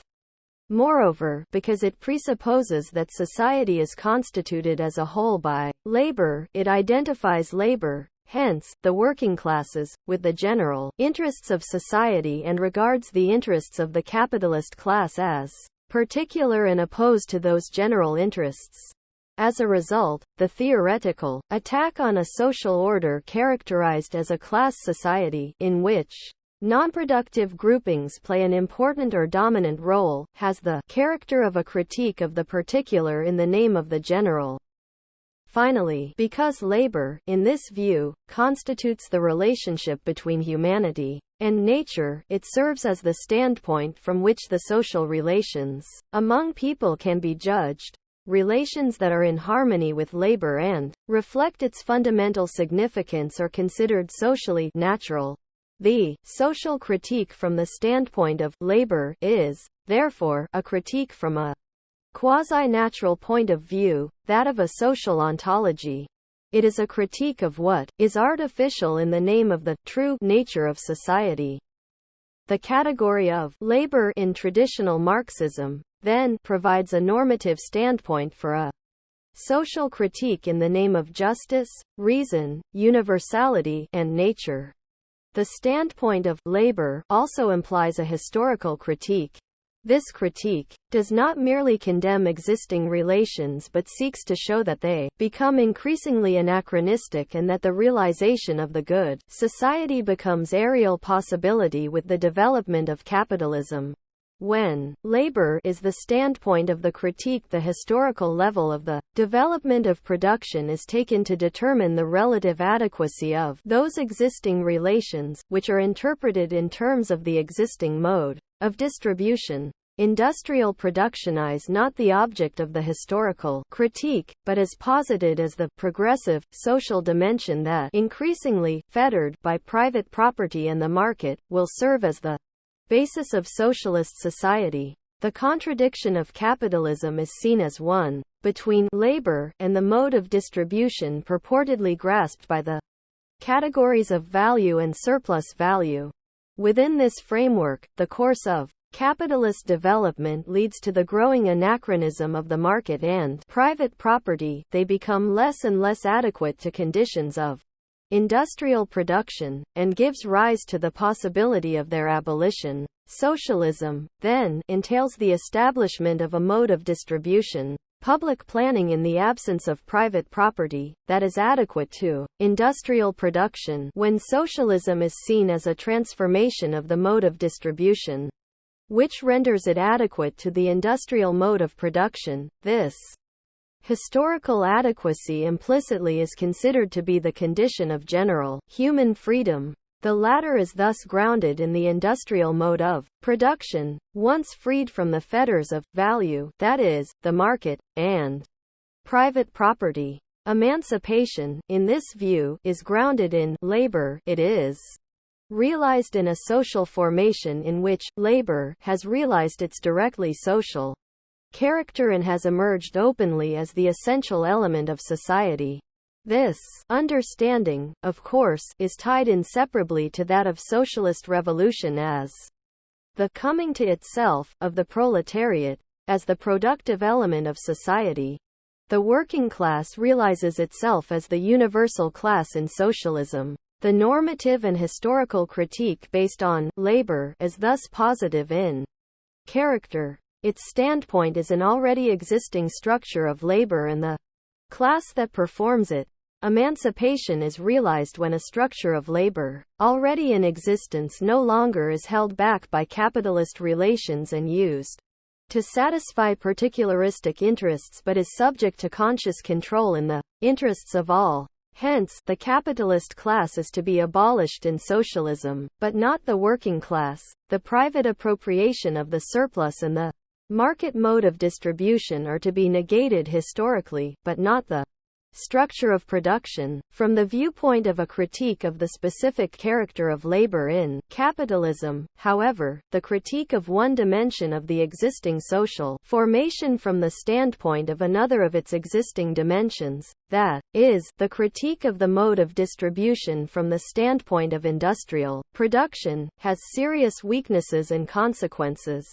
Rather than pointing beyond the capitalist social formation, the traditional positive critique, made from the standpoint of labor, hypostatizes and projects onto all histories and societies the forms of wealth and labor that are historically specific to capitalism. Such a projection hinders consideration of the specificity of a society in which labor plays a unique constituting role and renders unclear the nature of the possible overcoming of that society.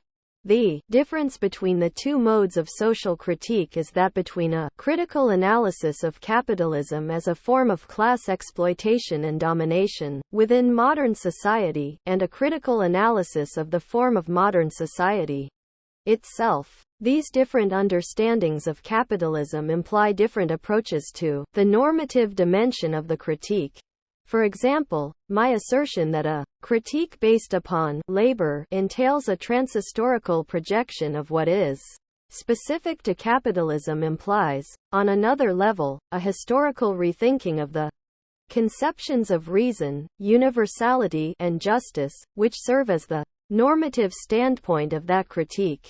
Within the framework of the positive critique of capitalism, those conceptions, which were expressed historically as the ideals of the bourgeois revolutions, represent a non-capitalist moment of modern society. They have not been realized in capitalist society because of the particularistic interests of the capitalist class, but presumably would be realized in socialism. Socialism, then, is thought to entail the general social realization of the ideals of modern society and, in that sense, represents the full realization of modern society itself. In the second part of this work I shall argue that the ideals of reason, universality, and justice, as understood by both the traditional Marxist social critique and earlier bourgeois social critiques, do not represent a non-capitalist moment of modern society. Rather, they should be understood in terms of the sort of social constitution effected by labor in capitalism. Indeed, the very opposition, which characterizes the traditional critique, between abstract universality and concrete particularity, is not one between ideals that point beyond capitalism and the reality of that society. Rather, as an opposition, it is a feature of that society and is rooted in its labor-mediated mode of social constitution itself. To argue that such normative conceptions can be related to the form of social constitution characteristic of capitalist society, and that they do not truly point beyond the bounds of the capitalist social formation, does not mean that they are shams that disguise ideologically the interests of the capitalist class, or that the gap between such ideals and the reality of capitalist existence has no emancipatory significance. It does mean, however, that that gap and the form of emancipation implicitly associated with it remain within the bounds of capitalism. At issue is the level at which the critique engages capitalism, whether capitalism is understood as a form of society or merely as a form of class domination, and whether social values and conceptions are treated in terms of a theory of social constitution, rather than in functionalist, or idealist, terms. Both the notion that these normative conceptions represent a non-capitalist moment of modern society, and the idea that they are mere shams share a common understanding of capitalism as a mode of class exploitation and domination within modern society. Unlike the traditional critique, the social critique of the specific character of labor in capitalism is a theory of the determinate structuring and structured forms of social practice that constitute modern society itself.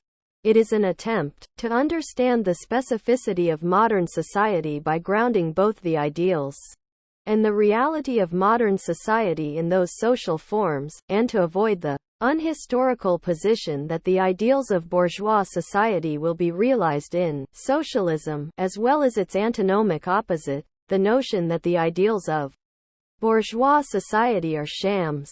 This theory of social constitution is the basis of the negative critique that I shall outline. I shall try to locate the possibility of theoretical and practical critique not in the gap between the ideals and the reality of modern capitalist society, but in the contradictory nature of the form of social mediation that constitutes that society. The normative aspect of the traditional critique is intrinsically related to its historical dimension. The notion that the ideals of modern society represent a non-capitalist moment of that society parallels the idea that there is a structural contradiction between the proletarian-based industrial mode of producing as a non-capitalist moment of modern society and the market and private property. This adopts labor as the standpoint of its critique and lacks a conception of the historical specificity of wealth and of labor in capitalism. It therefore implies that the same form of wealth, which under capitalism is expropriated by a class of private owners, would be appropriated collectively and regulated consciously in socialism. By the same token, it suggests that the mode of producing in socialism will be essentially the same as in capitalism. The proletariat and its labor will come into their own in socialism. The idea that the mode of producing is intrinsically independent of capitalism implies a one-dimensional, linear understanding of technical progress, labor's progress, which, in turn, frequently is equated with social progress. This understanding differs considerably from Marx's position that the capital-determined industrial mode of producing greatly increased humanity's productive power, but in an alienated form. Hence, this increased power also dominates the laboring individuals and is destructive of nature. The difference between the two forms of critique is also evident in the ways they conceive of the fundamental form of social domination characteristic of capitalism. The social critique from the standpoint of labor understands that form of domination essentially in terms of class domination, rooted in private ownership of the means of production. The social critique of labor in capitalism, however, characterizes the most fundamental form of domination in that society as an abstract, impersonal, structural form of domination, underlying the historical dynamic of capitalism. This approach grounds that abstract form of domination in the historically specific social forms of value and value-producing labor. The latter reading of Marx's critical theory of capitalism provides the basis for a far-reaching critique of abstract domination, of the domination of people by their labor, and, relatedly, for a theory of the social constitution of a form of social life characterized by an intrinsic directional dynamic. In the hands of traditional Marxism, however, the critique is flattened out and reduced to a critique of the market and private property that projects forward into socialism the form of labor and the mode of production characteristic of capitalism. Labor's development, according to traditional theory, has reached its historical endpoint with industrial production. Once the industrial mode of production is freed from the shackles of the market and private property, labor will come to itself as the quasi-natural, constitutive principle of society. As noted, traditional Marxism and early bourgeois critiques share a notion of historical progress that, paradoxically, is a movement toward the naturally human, toward the possibility that the ontologically human, for example, reason, labor, will come into its own and prevail over existing artificiality. In this regard, then, the social critique based on labor is open to the criticism Marx leveled at aspects of Enlightenment thought in general, and of classical political economy in particular. The economists have a singular way of proceeding. For them, there are only two kinds of institutions, artificial and natural. The institutions of feudalism are artificial institutions, those of the bourgeoisie are natural institutions. Thus there has been history, but there is no longer any. What is seen as a natural institution, of course, is not the same for the economists and traditional Marxist theory. The form of thought, however, is the same. Both naturalize what is socially constituted and historically specific, and see history as a movement toward the realization of what they regard as the naturally human. As we have seen, interpretations of the determining relations of capitalism in terms of the self-regulating market and private ownership of the means of production are based upon an understanding of the Marxian category of value that remains bound within the framework of classical political economy. Consequently, that form of critical social theory itself, the social critique from the standpoint of labor, remains bound within that framework. It does differ in some respects from political economy, of course. For example, it does not accept the bourgeois mode of distribution as final, and calls it into question historically. Nevertheless, the sphere of distribution remains the focus of its critical concern, whereas the form of labor, hence, of production, is the object of Marx's critique. An unexamined labor is, for traditional Marxism, the transhistorical source of wealth and the basis of social constitution. The result is not a critique of political economy but a critical political economy, that is, a critique solely of the mode of distribution. It is a critique which, in terms of its treatment of labor, merits the name Ricardian Marxism. Traditional Marxism replaces Marx's critique of the mode of production and distribution with a critique of the mode of distribution alone, and his theory of the self-abolition of the proletariat with a theory of the self-realization of the proletariat. The difference between the two forms of critique is profound. What in Marx's analysis is the central object of the critique of capitalism becomes the social basis of freedom for traditional Marxism. This reversal cannot be explained adequately with reference to exegetical method, for example, the claim that Marx's writings were not properly interpreted in the Marxist tradition. It requires a social and historical explanation, which should proceed on two levels. First, it should seek to theoretically ground the possibility of the traditional critique of capitalism. For example, it could, following Marx's procedure, attempt to ground the possibility of that theory in the ways in which the social relations of capitalism are manifest. I shall take a step in this direction below, by showing how the historically specific character of labor in capitalism is such, according to Marx, that it appears to be transhistorical labor. A further step, which I shall only touch upon in this work, would show how the relations of distribution could become the exclusive focus of a social critique. It would do so by unfolding the implications of the relation between volumes 1 and 3 of Capital.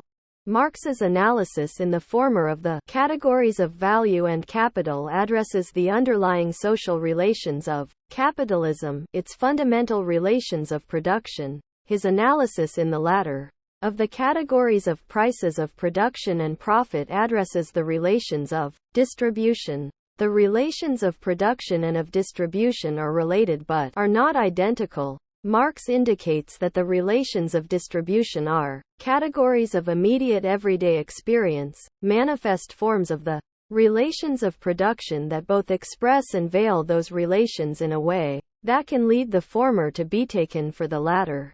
When the Marxian concept of the relations of production is interpreted only in terms of the mode of distribution, as in traditional Marxism, the manifest forms are taken to be the whole. This sort of systematic misrecognition, which is rooted in the determinate forms of appearance of capitalist social relations, is what Marx attempts to grasp with his notion of the fetish.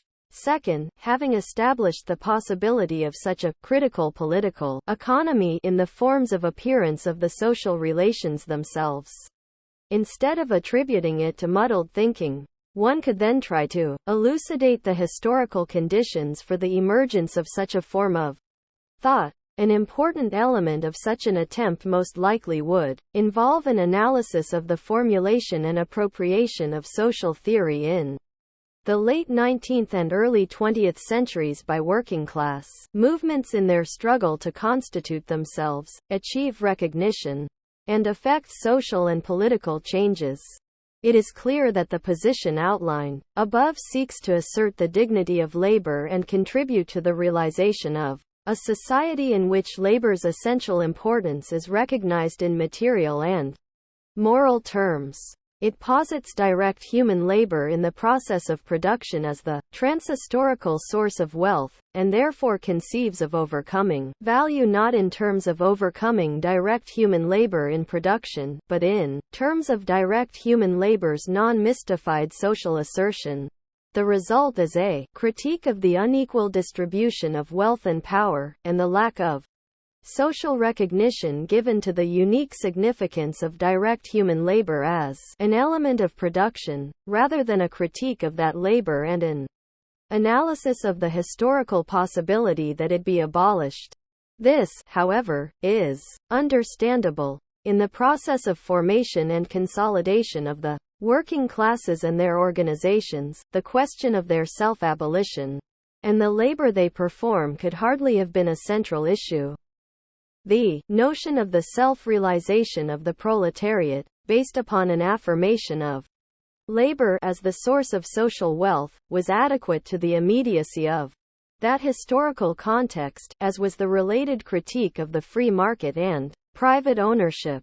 This notion, however, was projected into the future as a determination of socialism. It implies the developed existence of capital, however, rather than its abolition. For Marx, the abolition of capital is the necessary precondition for the dignity of labor, for only then could another structure of social labor, another relation of work and recreation, and other forms of individual labor, become socially general. The traditional position accords dignity to labor that is fragmented and alienated. It may very well be the case that such dignity, which is at the heart of classical working-class movements, has been important for workers' self-esteem and a powerful factor in the democratization and humanization of industrialized capitalist societies. The irony of such a position, though, is that it implicitly posits the perpetuation of such labor and the form of growth intrinsically related to it as necessary to human existence. Whereas Marx saw the historical overcoming of the mere worker as a precondition for the realization of the full human being, the implication of the traditional position is that the full human being is to be realized as the mere worker. The interpretation that I present in this work must also be understood historically. The critique of capitalism based upon an analysis of the specificity of the forms of labor and wealth in that society should be seen in the context of the historical developments outlined in Chapter 1 above, which have revealed the inadequacies of traditional interpretations. As I have tried to make clear, my critique of traditional Marxism is not merely retrospective. It seeks to validate itself by developing an approach that would avoid the shortcomings and pitfalls of traditional Marxism and ground the traditional interpretation of the categories in its own categorial interpretation. It would thereby begin to ground its own possibility socially, labor and totality, Hegel and Marx. I must now, once again, jump ahead in order to round out this brief examination of traditional Marxism's fundamental assumptions.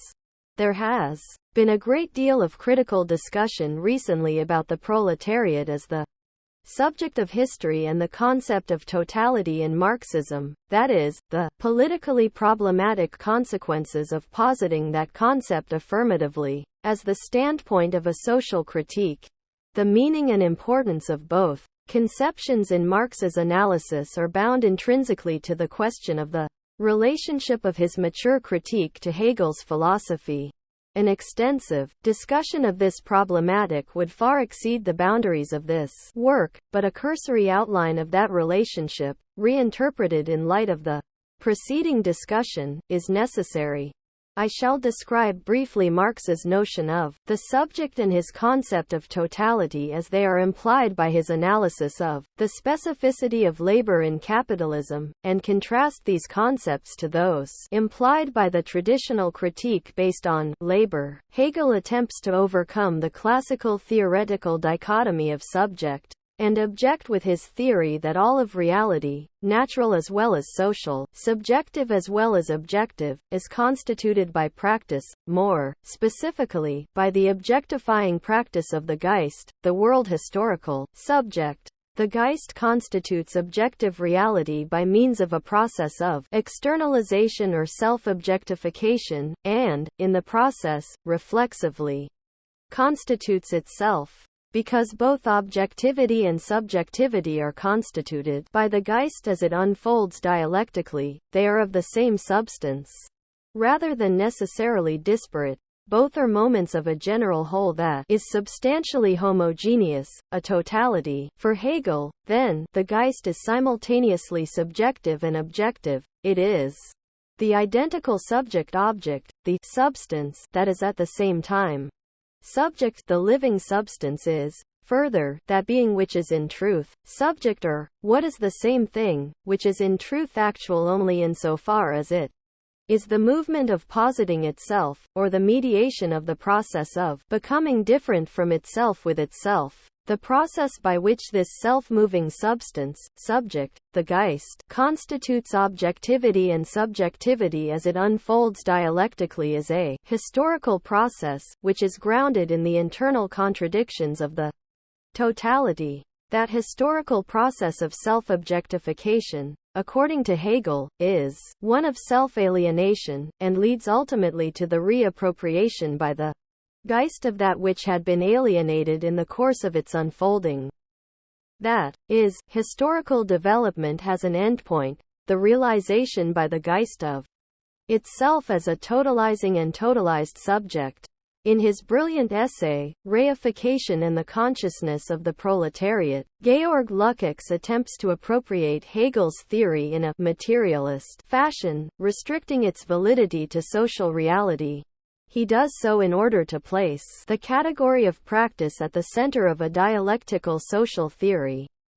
Lukács's appropriation of Hegel is central to his general theoretical attempt to formulate critique of capitalism that would be adequate to 20th-century capitalism. In this context, Lukács adopts Max Weber's characterization of modern society in terms of a historical process of rationalization, and attempts to embed that analysis within the framework of Marx's analysis of capitalism. He does so by grounding the process of rationalization in Marx's analysis of the commodity form as the basic structuring principle of capitalist society. In this way, Lukács seeks to show that the process of rationalization is socially constituted, that it develops in a nonlinear fashion, and that what Weber described as the iron cage of modern life is not a necessary concomitant of any form of post-traditional society but a function of capitalism, and, hence, could be transformed. Thus, Lukács responds to Weber's argument that property relations are not the most fundamental structuring feature of modern society by incorporating it into the framework of a broader conception of capitalism. Some aspects of Lukács's arguments are very rich and promising. By characterizing capitalist society in terms of the rationalization of all spheres of life, and grounding those processes in the commodity form of social relations, he implicitly points to a conception of capitalism that is deeper and broader than that of a system of exploitation based on private property. Moreover, by means of his materialist appropriation of Hegel, Lukács makes explicit the idea that Marx's categories represent a powerful attempt to overcome the classical subject-object dualism. They refer to structured forms of practice that are simultaneously forms of objectivity and subjectivity. This approach permits an analysis of the ways in which historically specific social structures both constitute and are constituted by practice. It also, as I shall elaborate later in this work, points toward a theory of forms of thought and their transformation in capitalism which avoids the materialist reductionism entailed by the base superstructure model as well as the idealism of many culturalist models. On the basis of this approach, Lukács critically analyzes the thought and institutions of bourgeois society. as well as the deterministic Marxism of the Second International. Yet, for all its brilliance, Lukács's attempt to reconceptualize capitalism is deeply inconsistent. Although his approach points beyond traditional Marxism, it remains bound to some of its basic theoretical presuppositions. His materialist appropriation of Hegel is such that he analyzes society as a totality, constituted by labor, traditionally understood. This totality, according to Lukács, is veiled by the fragmented and particularistic character of bourgeois social relations, and will be realized openly in socialism. The totality, then, provides the standpoint of his critical analysis of capitalist society. Relatedly, Lukács identifies the proletariat in materialized, Hegelian terms as the identical subject-object of the historical process, as the historical subject, constituting the social world, and itself through its labor. By overthrowing the capitalist order, this historical subject would realize itself. The idea that the proletariat embodies a possible post-capitalist form of social life only makes sense, however, if capitalism is defined essentially in terms of private ownership of the means of production, and if labor is considered robe the standpoint of the critique. In other words, although Lukács's analysis implies that capitalism cannot be defined in traditional terms if its critique is to be adequate as a critical theory of modernity, he undermines his implicit insight by continuing to regard the standpoint of the critique in precisely those traditional terms. A more complete discussion of Lukács's approach would show in greater detail how the nature of his materialist appropriation of Hegel undercuts his attempt to analyze historical processes of rationalization in terms of the commodity form, rather than undertake such a discussion directly. However, I wish only to indicate an important difference between Lukács's approach and that of Marx. Lukács's reading, in particular his identification of the proletariat with the identical subject-object, has very frequently been identified with Marx's position. 8 Nevertheless, his understanding of the identical subject-object is as distant from Marx's theoretical approach as is Ricardo's labor theory of value. Marx's critique of political economy is based upon a very different set of presuppositions than those underlying Lukács's reading. In Capital, Marx does indeed attempt to explain socially and historically that which Hegel seeks to grasp with his concept of Geist. His approach, however, differs fundamentally from Lukács's, that is, from one that views totality affirmatively, as the standpoint of critique, and identifies Hegel's identical subject-object with the proletariat. The differences between Marx's historical critique of Hegel and Lukács's materialist appropriation of him relate directly to the differences between the two forms of social critique we investigated. It has far-reaching ramifications regarding the concepts of totality and the proletariat, and more generally for an understanding of the basic character of capitalism and of its historical negation. The nature of Marx's critique of Hegel is very different in his mature theory than it had been in his early works. He no longer proceeds in the Feuerbachian manner of inverting subject and object as he had in the Critique of Hegel's Philosophy of Right, 1843, nor does he treat labor trans-historically as in the Economic and Philosophic manuscripts of 1844, where he argues that Hegel metaphysicized labor as the labor of the concept. In Capital, 1847, Marx does not simply invert Hegel's concepts in a materialist fashion. Rather, in an effort to grasp the peculiar nature of social relations in capitalism, Marx analyzes the social validity for capitalist society of precisely those idealist Hegelian concepts which he earlier had condemned as mystified inversions. So, whereas in The Holy Family, 1845, Marx criticizes the philosophical concept of substance, and, in particular, Hegel's understanding of the substance as subject. At the beginning of Capital he himself makes use of the category of substance. He refers to value as having a substance, which he identifies as abstract human labor. Marx, then, no longer considers substance to be simply a theoretical hypostatization, but now conceives of it as an attribute of labor-mediated social relations, as expressing a determinate sort of social reality. He investigates the nature of that social reality in Capital by unfolding logically the commodity and money forms from his categories of use value, and its substance. On that basis, Marx begins to analyze the complex structure of social relations expressed by his category of capital. He initially determines capital in terms of value. He describes it in categorical terms as self-valorizing value. At this point in his exposition, Marx describes his concept of capital in terms that clearly relate it to Hegel's concept of Geist. Value is constantly changing from one form into the other. Without becoming lost in this movement, it thus transforms itself into an automatic subject.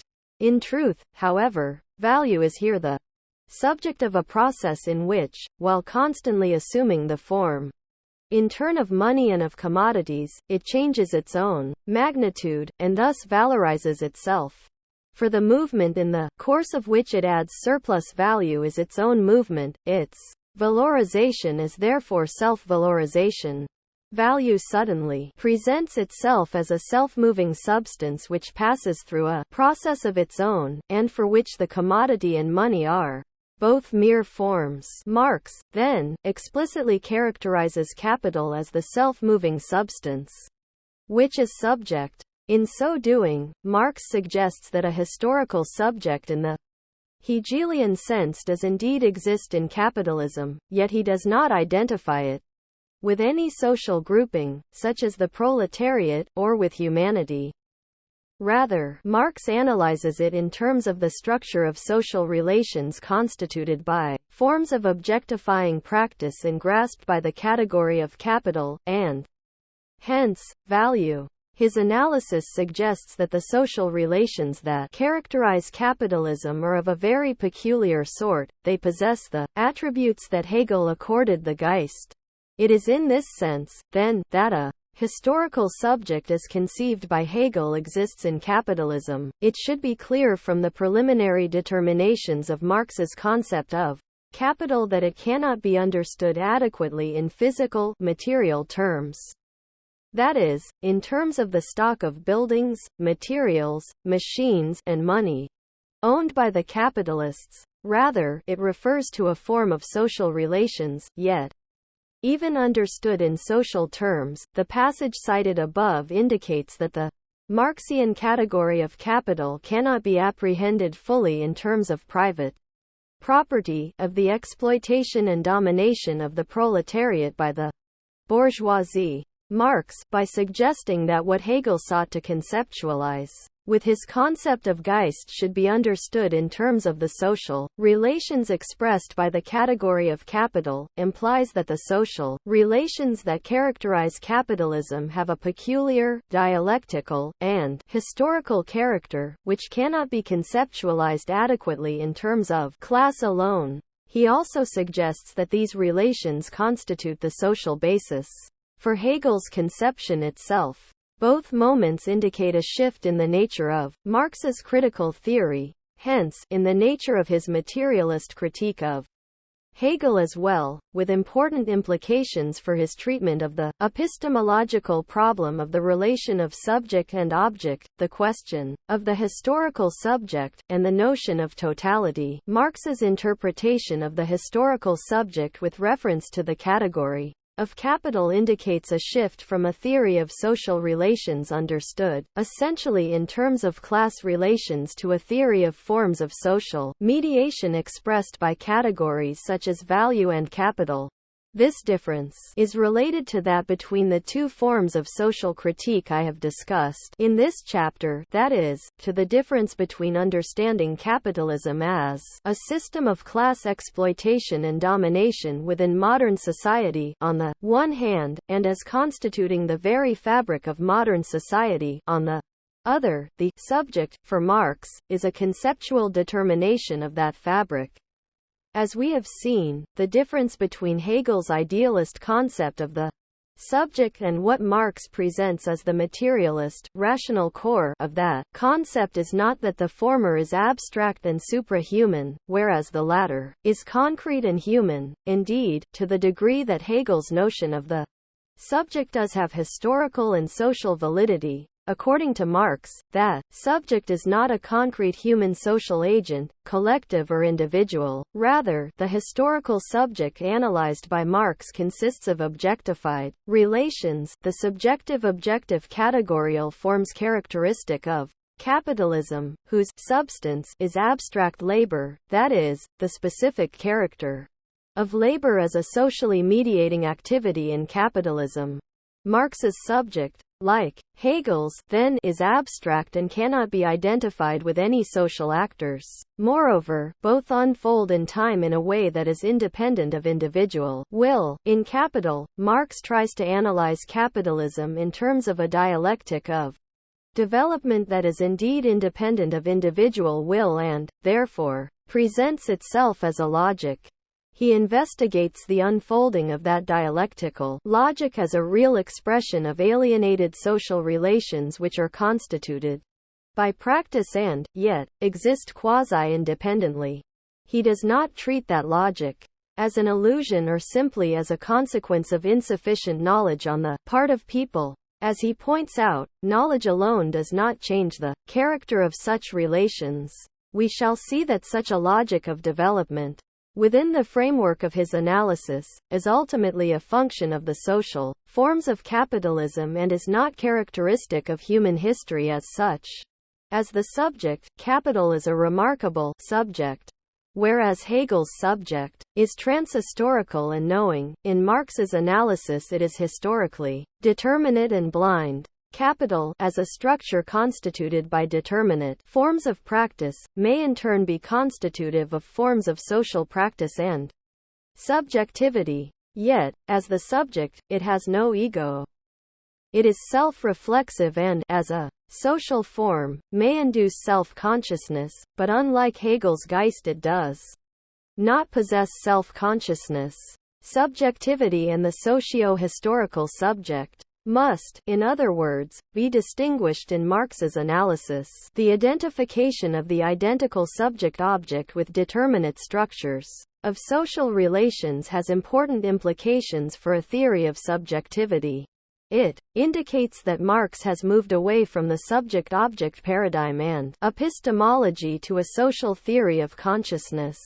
That is, inasmuch as he does not simply identify the concept of the identical subject-object, Hegel's attempt to overcome the subject-object dichotomy of classical epistemology, with a social agent, Marx changes the terms of the epistemological problem. He shifts the focus of the problem of knowledge from the knowing individual, or supra-individual, subject and its relation to an external, or externalized, world to the forms of social relations, seen as determinations of social subjectivity as well as objectivity.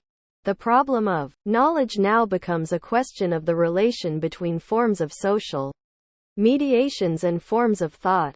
Indeed, as I shall touch upon below, the Marxian analysis of the capitalist social formation implies the possibility of analyzing socially and historically the classical epistemological question, itself, predicated as it is on the notion of an autonomous subject in sharp contradiction to an objective universe. This sort of critique of the classical subject-object dichotomy is characteristic of the approach Marx implicitly develops in his mature critical theory.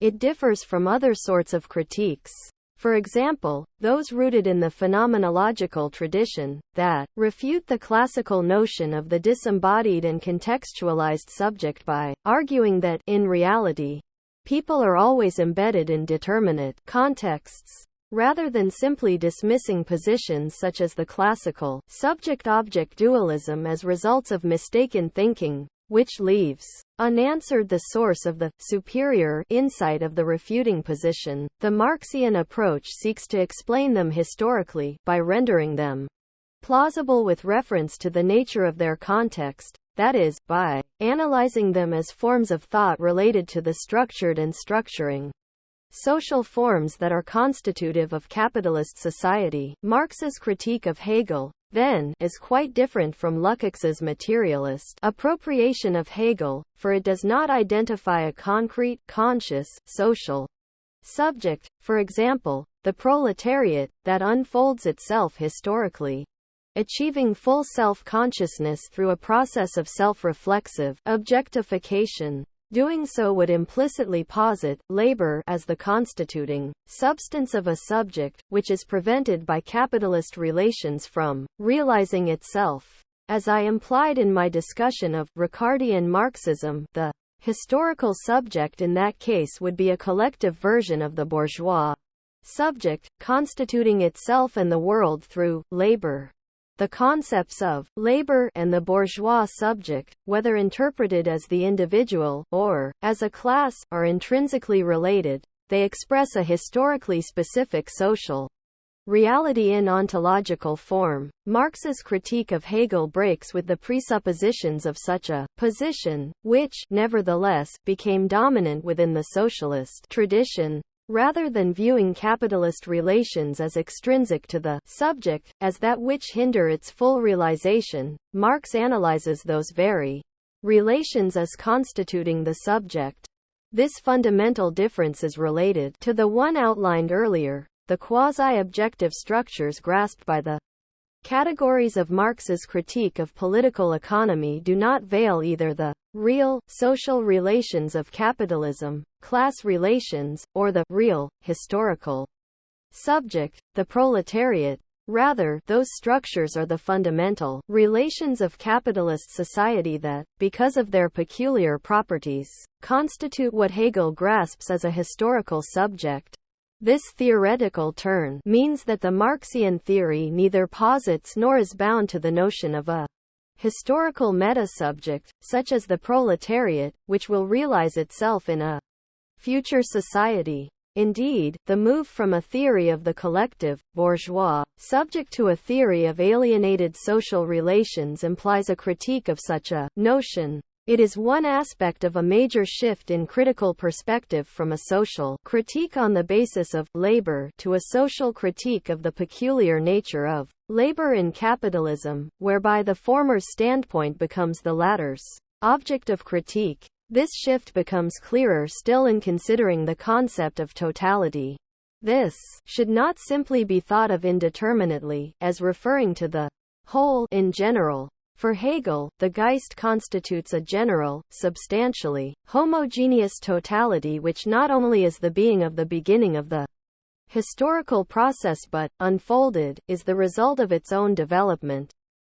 The full unfolding and coming to itself of the Geist is the endpoint of its development. We have seen that traditional assumptions regarding labor and social relations in capitalism lead the Hegelian concept of totality to be adopted and translated into materialist terms as follows. Social totality is constituted by labor, but is veiled, apparently fragmented, and prevented from realizing itself by capitalist relations. It represents the standpoint of the critique of the capitalist present, and will be realized in socialism. Marx's categorical determination of capital as the historical subject, however, indicates that the totality has become the object of his critique. As shall be discussed below, social totality, in Marx's analysis, is an essential feature of the capitalist formation and an expression of alienation. The capitalist social formation, according to Marx, is unique inasmuch as it is constituted by a qualitatively homogeneous social substance, hence, it exists as a social totality.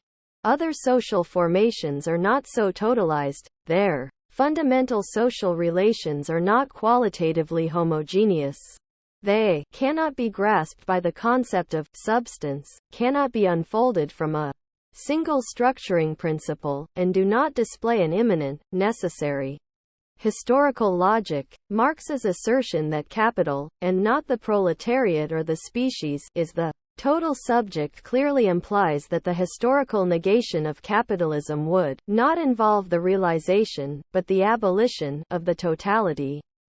It follows that the contradiction driving the unfolding of his totality also must be conceived very differently. It presumably drives the totality not toward its full realization but toward the possibility of its historical abolition. That is, the contradiction expresses the temporal finiteness of the totality by pointing beyond it. I shall discuss the differences between this understanding of contradiction and that of traditional Marxism below. Marx's conception of the historical negation of capitalism in terms of the abolition, rather than the realization, of the totality is related to his notion that socialism represents the beginning, rather than the end, of human history, and to the idea that the negation of capitalism entails overcoming a determinate form of social mediation rather than overcoming social mediation per se. Considered on another level, it indicates that Marx's mature understanding of history cannot be grasped adequately as an essentially eschatological conception in secular form. Finally, the notion that capital constitutes the historical subject who suggests that the realm of politics in a post-capitalist society should not be seen in terms of a totality that is hindered in capitalism from emerging fully.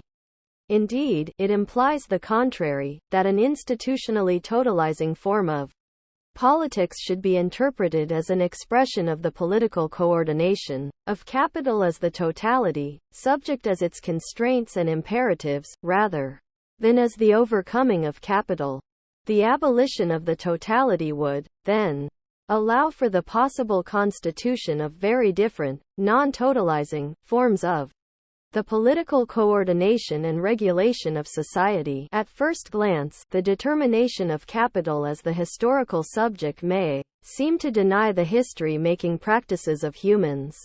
It is, however, consistent with an analysis that seeks to explain the directional dynamic of capitalist society with reference to alienated social relations, that is, social relations that are constituted by structured forms of practice yet acquire a quasi-independent existence and subject people to determinate quasi-objective constraints. This interpretation also possesses an emancipatory moment not available to interpretations that explicitly or implicitly identify the historical subject with the laboring class. Materialist interpretations of Hegel that posit the class or the species as the historical subject seem to enhance human dignity by emphasizing the role of practice in the creation of history, but they are only apparently emancipatory, because the call for the full realization of the subject can only mean the full realization of an alienated social form. On the other hand, many currently popular positions that criticize the affirmation of totality in the name of emancipation do so by denying the existence of the totality.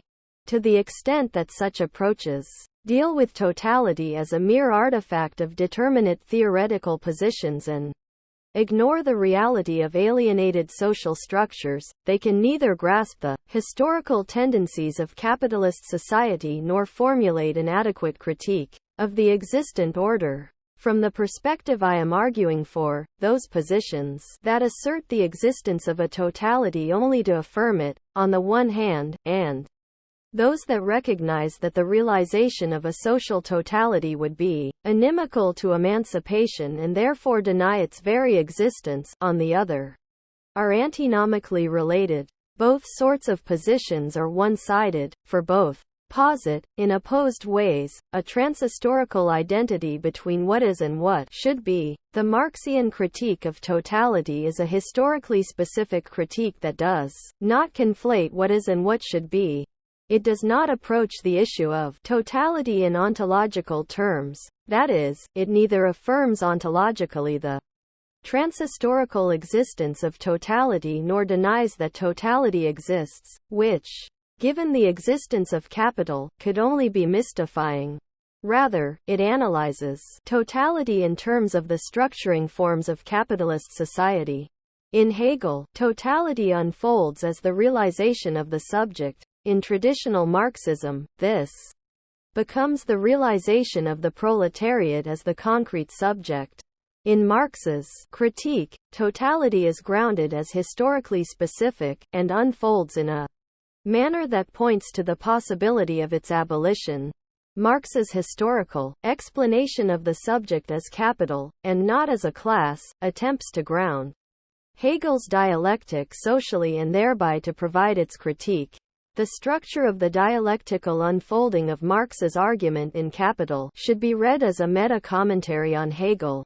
Marx did not apply Hegel to classical political economy but contextualized Hegel's concepts in terms of the social forms of capitalist society.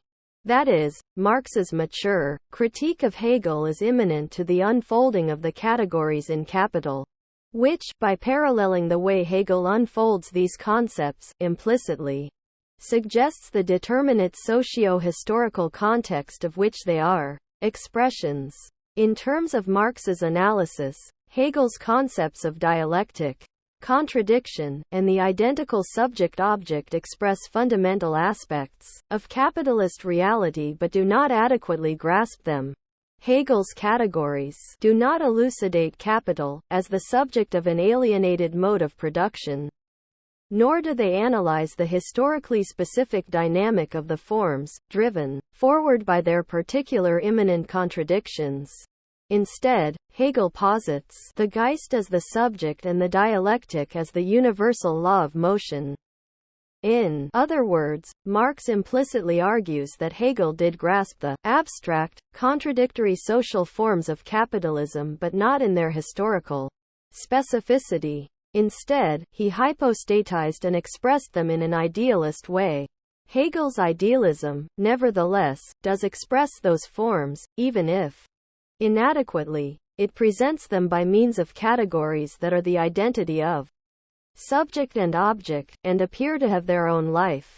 This critical analysis is very different from the sort of materialism that would simply invert these idealist categories anthropologically. The latter approach does not permit an adequate analysis of those alienated social structures characteristic of capitalism which do dominate people and are indeed independent of their wills. Marx's mature critique, therefore, no longer entails a materialist anthropological inversion of Hegel's idealistic dialectic but, in a sense, is its materialist justification. Marx implicitly attempts to show that the rational core of Hegel's dialectic is precisely its idealist character. It is an expression of a mode of social domination constituted by structures of social relations which, because they are alienated, acquire a quasi-independent existence vis-a-vis individuals, and which, because of their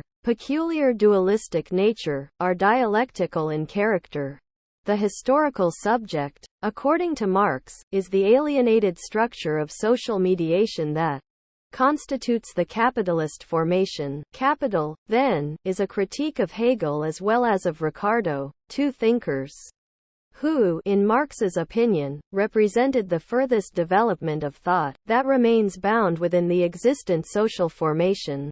Marx did not simply radicalize Ricardo and materialize Hegel.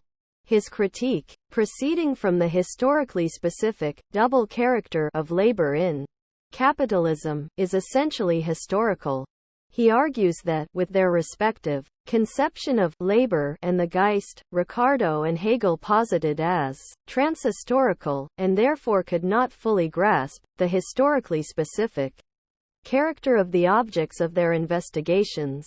The form of exposition of Marx's mature analysis, then, is no more an application of Hegel's dialectic to the problematic of capital than his critical investigation of the commodity indicates that he took over Ricardo's theory of value.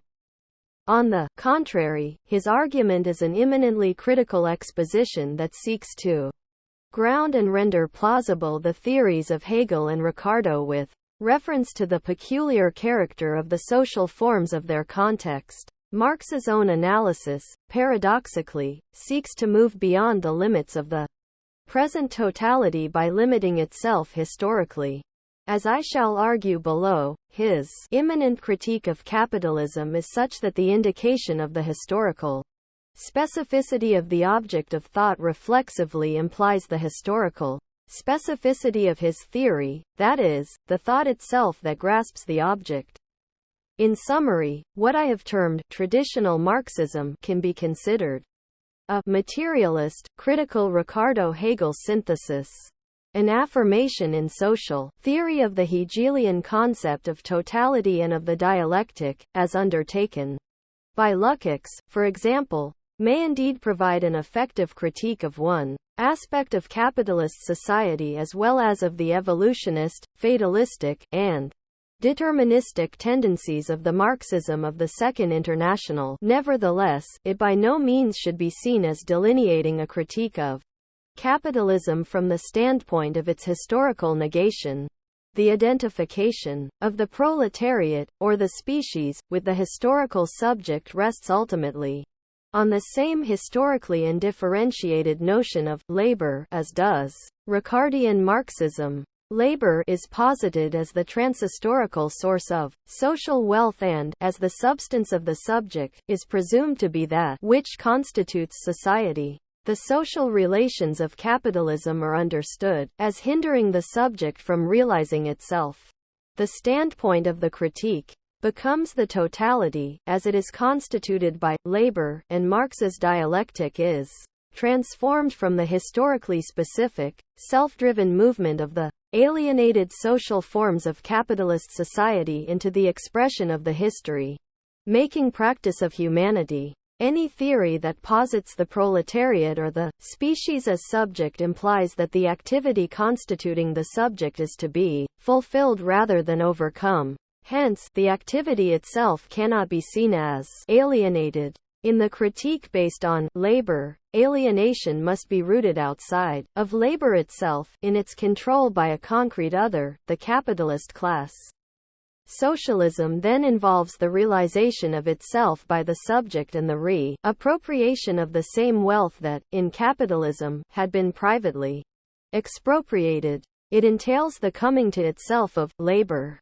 Within such a general interpretation, the character of the Marxian critique is essentially one of unmasking. It purportedly proves that, despite appearances, labor is the source of wealth and the proletariat represents the historical subject, that is, self-constituting humanity. Such a position is closely related to the notion that socialism entails the realization of the universalistic ideals of the bourgeois revolutions, ideals that were betrayed by the particularistic interests of the bourgeoisie. I shall endeavor below to show how the Marxian critique does include such unmasking, but as a moment of a more fundamental theory of the social and historical constitution of the ideals and reality of capitalist society. Marx analyzes the constitution by labor of social relations and of a historical dialectic as characteristic of the deep structure of capitalism, and not as the ontological grounds of human society that shall be realized fully in socialism. Any critique, then, that trans-historically argues that labor uniquely generates wealth and constitutes society, that opposes positively the ideals of bourgeois society to its reality, and that formulates a critique of the mode of distribution from the standpoint of labor, necessarily remains within the bounds of the totality. The contradiction such a critique posits between the market and private property, on the one hand, and industrial, proletarian-based production, on the other, points to the abolition of the bourgeois class, but it does not point beyond the social totality. Rather, it points to the historical overcoming of earlier bourgeois relations of distribution by a form that may be more adequate on a national level to developed capitalist relations of production.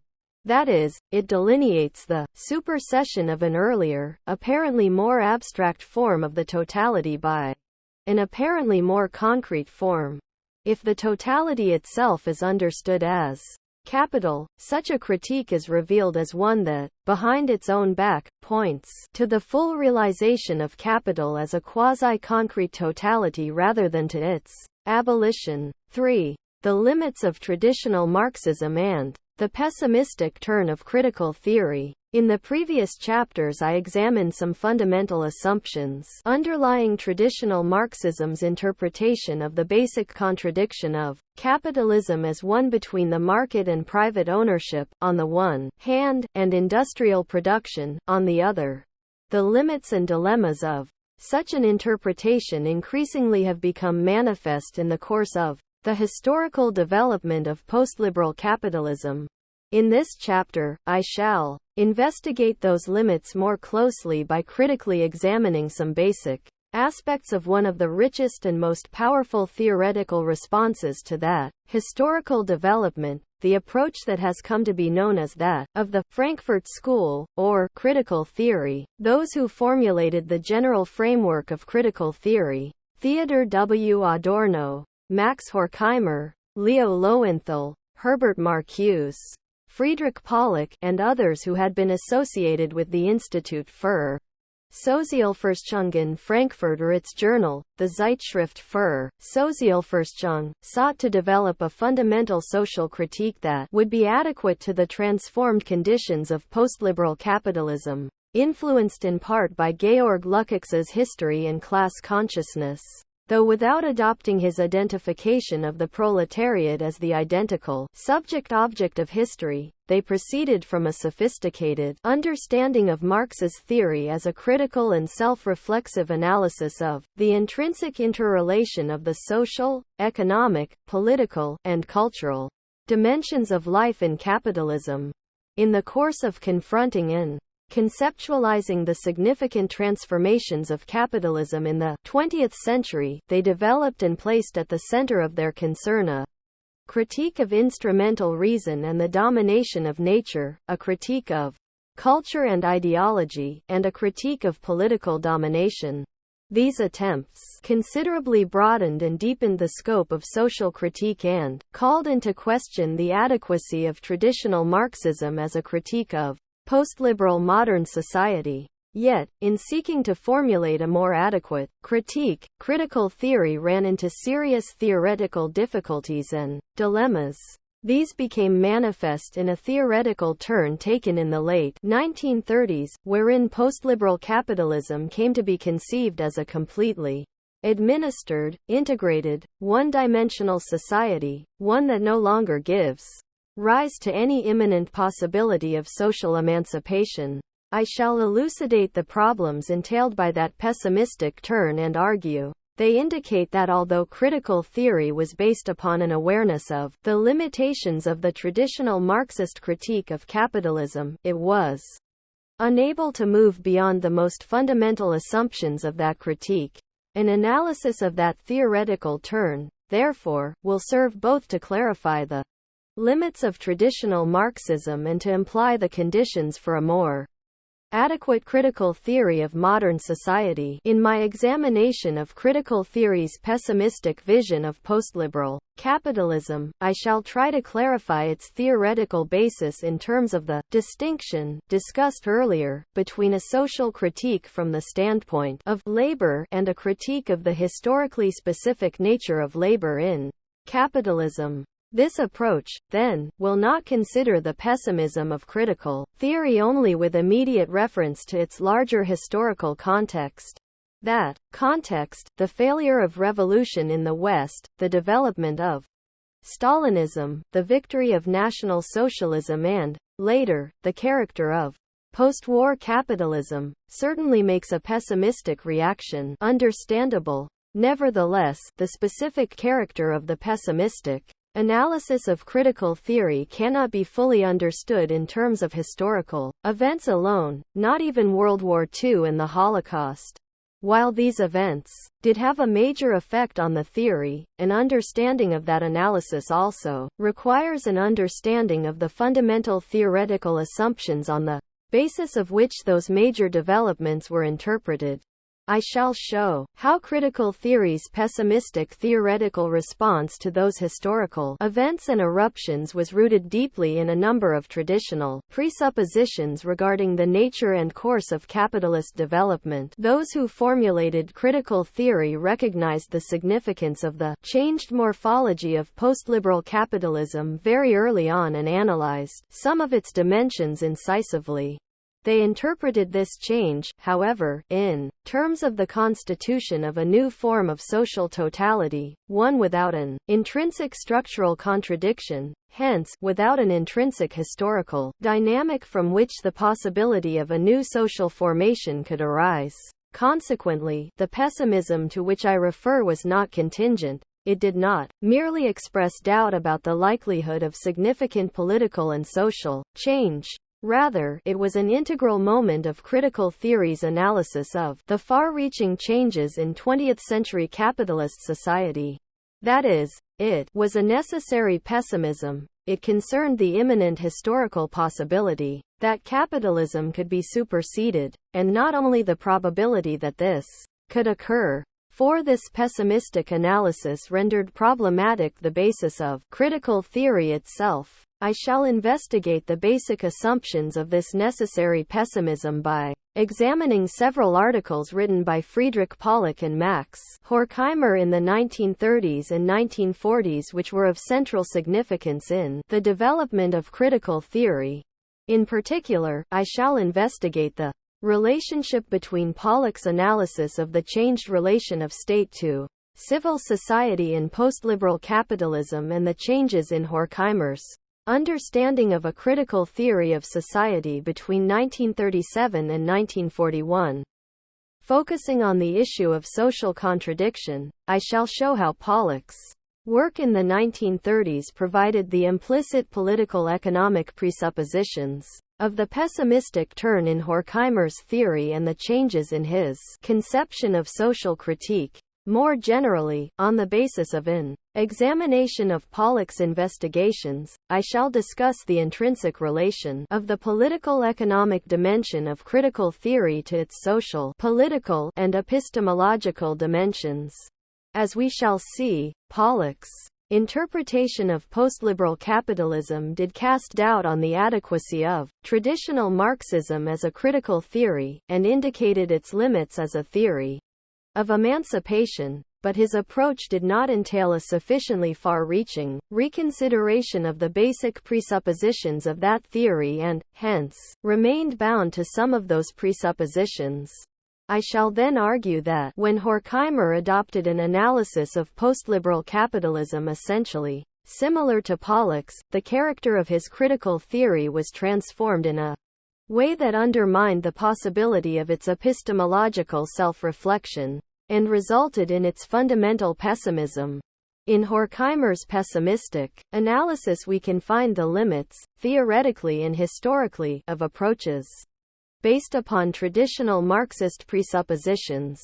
By examining the limits of the traditional Marxist understanding of capitalism and the extent to which critical theory remained bound to it, I intend to call into question the necessary pessimism of the latter theory.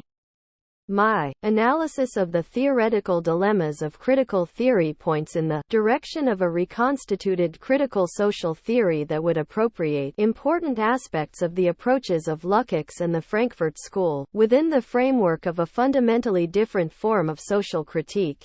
It differs from Jürgen Habermas's recent attempt to resuscitate theoretically the possibility of a critical social theory with emancipatory intent, which has also been formulated against the background of the theoretical dilemmas of critical theory, and as much as it rests on a different understanding of traditional Marxism and the limitations of critical theory.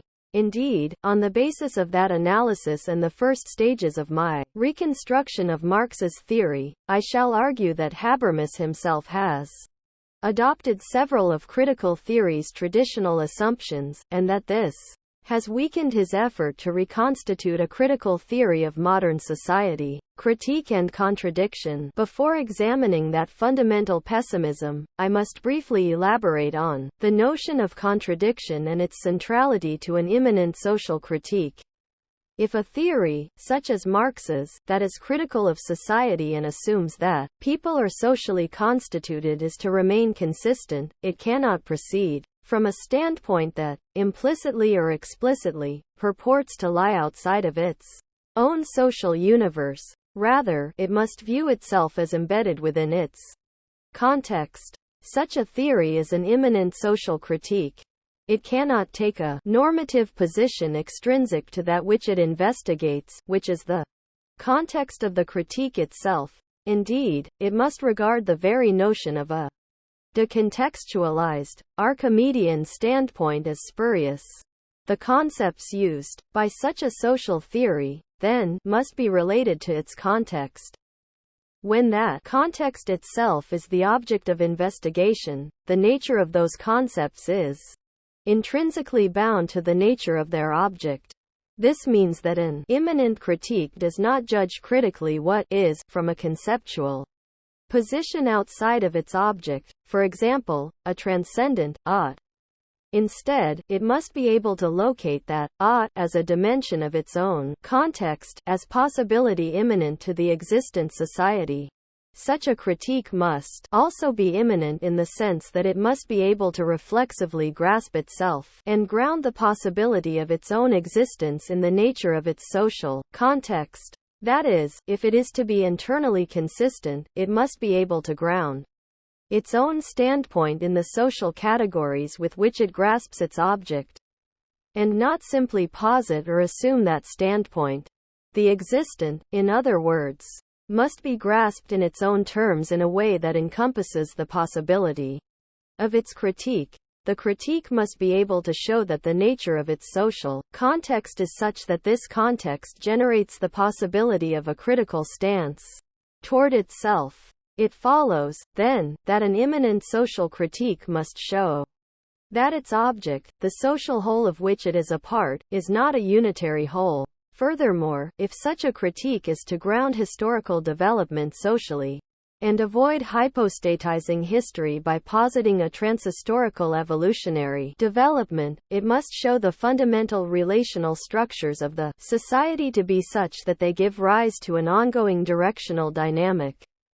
The notion that the structures, the underlying social relations, of modern society are contradictory provides the theoretical basis for such an immanent historical critique. It allows the immanent critique to elucidate a historical dynamic that is intrinsic to the social formation, a dialectical dynamic that points beyond itself, to that realizable ought, that is, immanent to the is, and serves as the standpoint of its critique.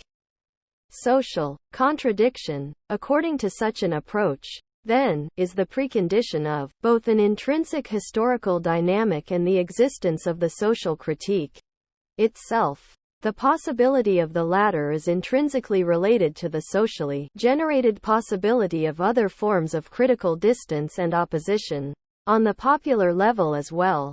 That is, the notion of social contradiction also allows for a theory of the historical constitution of popular oppositional forms that point beyond the existent order. The significance of the notion of social contradiction thus goes beyond its narrower economic interpretation, as the basis of economic crises in capitalism. As I argued above, it should not be understood simply as the social antagonism between laboring and expropriating classes. Rather, social contradiction refers to the very fabric of a society, to a self-generating non-identity intrinsic to its structures of social relations, which do not, therefore, constitute a stable unitary whole. The classical critical social theory based on the notion that an intrinsic social contradiction characterizes its social universe is, of course, Marx's.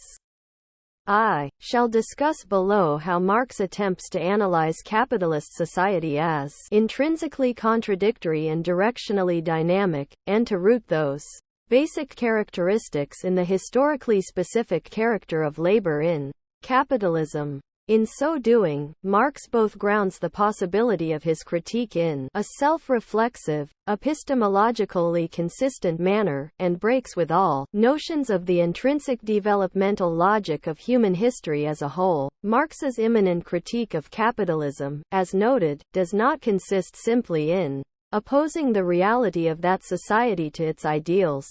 Such an understanding of immanent critique assumes that the essential purpose of the critique is to unmask bourgeois ideologies, such as that of equal exchange, and reveal the sordid reality they disguise, exploitation, for example.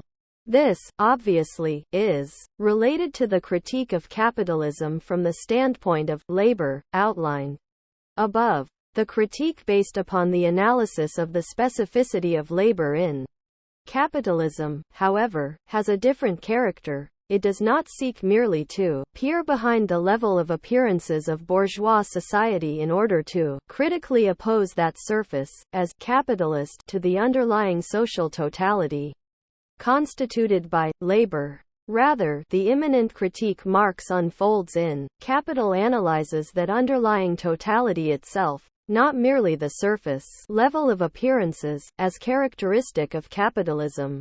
The theory seeks to grasp both surface and underlying reality in a way that points to the possible historical overcoming of the whole, which means, on another level, that it attempts to explain both the reality and the ideals of capitalist society, indicating the historically determinate character of both. Historically, specifying the object of the theory in this way implies historically specifying the theory itself. Immanent social critique also has a practical moment. It can understand itself as contributing to social and political transformation. Immanent critique rejects positions that affirm the given order, the is, as well as utopian critiques of that order. Because the standpoint of the critique is not extraneous to its object but, rather, is a possibility immanent to it, the character of the critique is neither theoretically nor practically exhortative. The real consequences of social and political actions are always determined by the context within which they take place, regardless of the justifications and goals of such actions. Inasmuch as immanent critique, in analyzing its context, reveals its immanent possibilities, it contributes to their realization. Revealing the potential in the actual helps action to be socially transformative in a conscious way. The adequacy of an immanent social critique depends on the adequacy of its categories.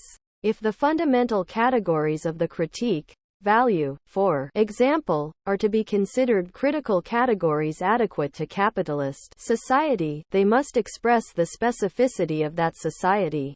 Furthermore, as categories of a historical critique, the categories must be shown to grasp the grounds of an intrinsic dynamic of that society, leading to the possibility of its historical negation, to the ought that emerges as a historical possibility immanent to the is. Relatedly, if one supposes the society to be contradictory, the categories one uses to express its basic forms of social relations must express this contradiction. As we saw in the previous chapter, this contradiction must be such that it points beyond the existence of the totality. Only if the categories themselves express such a contradiction can the critique avoid being positive, in other words, one that criticizes what is on the basis of what also is and, hence, does not really point beyond the existent totality. The adequate, negative critique is not undertaken on the basis of what is but of what could be, as a potential immanent to the existent society. Finally, categories of an immanent social critique with emancipatory intent must adequately grasp the determinate grounds of unfreedom in capitalism, so that the historical abolition of what they express would imply the possibility of social and historical freedom. These conditions of an adequate immanent critique are not fulfilled by the social critique from the standpoint of labor. Pollock's and Horkheimer's attempts to analyze the changed character of postliberal capitalism reveal that the traditional critique's categories are not adequate expressions of the core of capitalism or of the grounds of unfreedom in that society, and that the contradiction they express does not point beyond the present totality to an emancipated society. Having shown these categories to be inadequate, though, Pollock and Horkheimer did not then call into question their traditional presuppositions.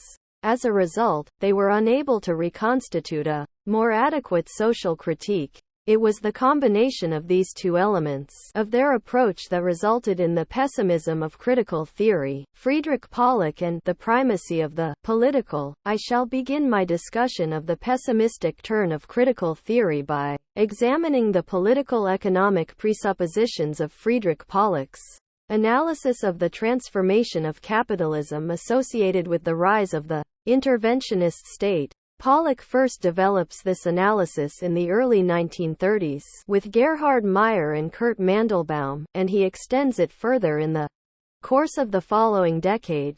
Faced with the Great Depression and the resultant increasingly active role of the state in the socio-economic sphere, as well as the Soviet experience with planning, Pollock concludes that the political sphere has superseded the economic sphere as the locus of both economic regulation and the articulation of social problems. He characterizes this shift as the primacy of the political over the economic.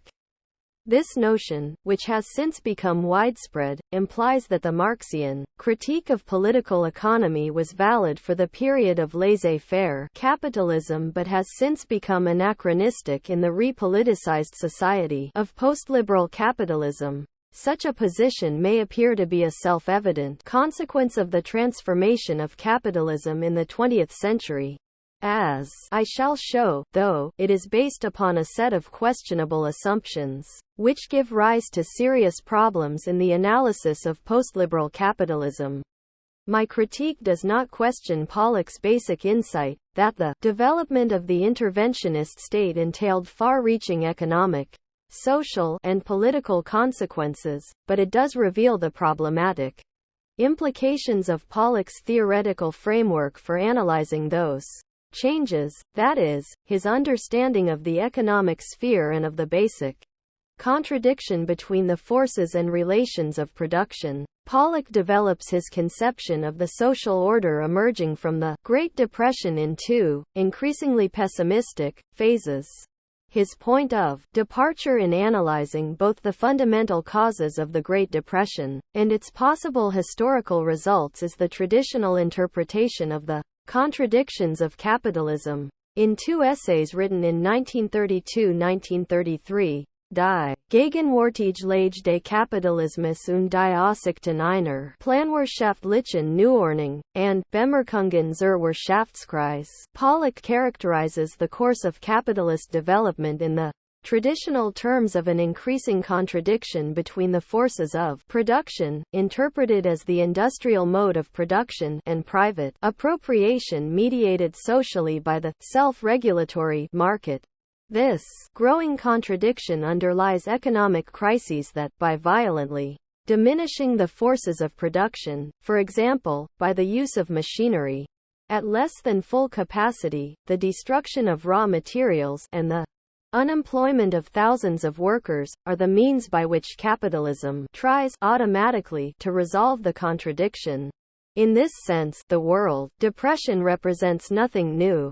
Yet the intensity of the depression and the crassness of the gap between the social wealth produced, which potentially could serve the satisfaction of general human needs, and the impoverishment of large segments of the population mark the end of the era of free market or liberal capitalism.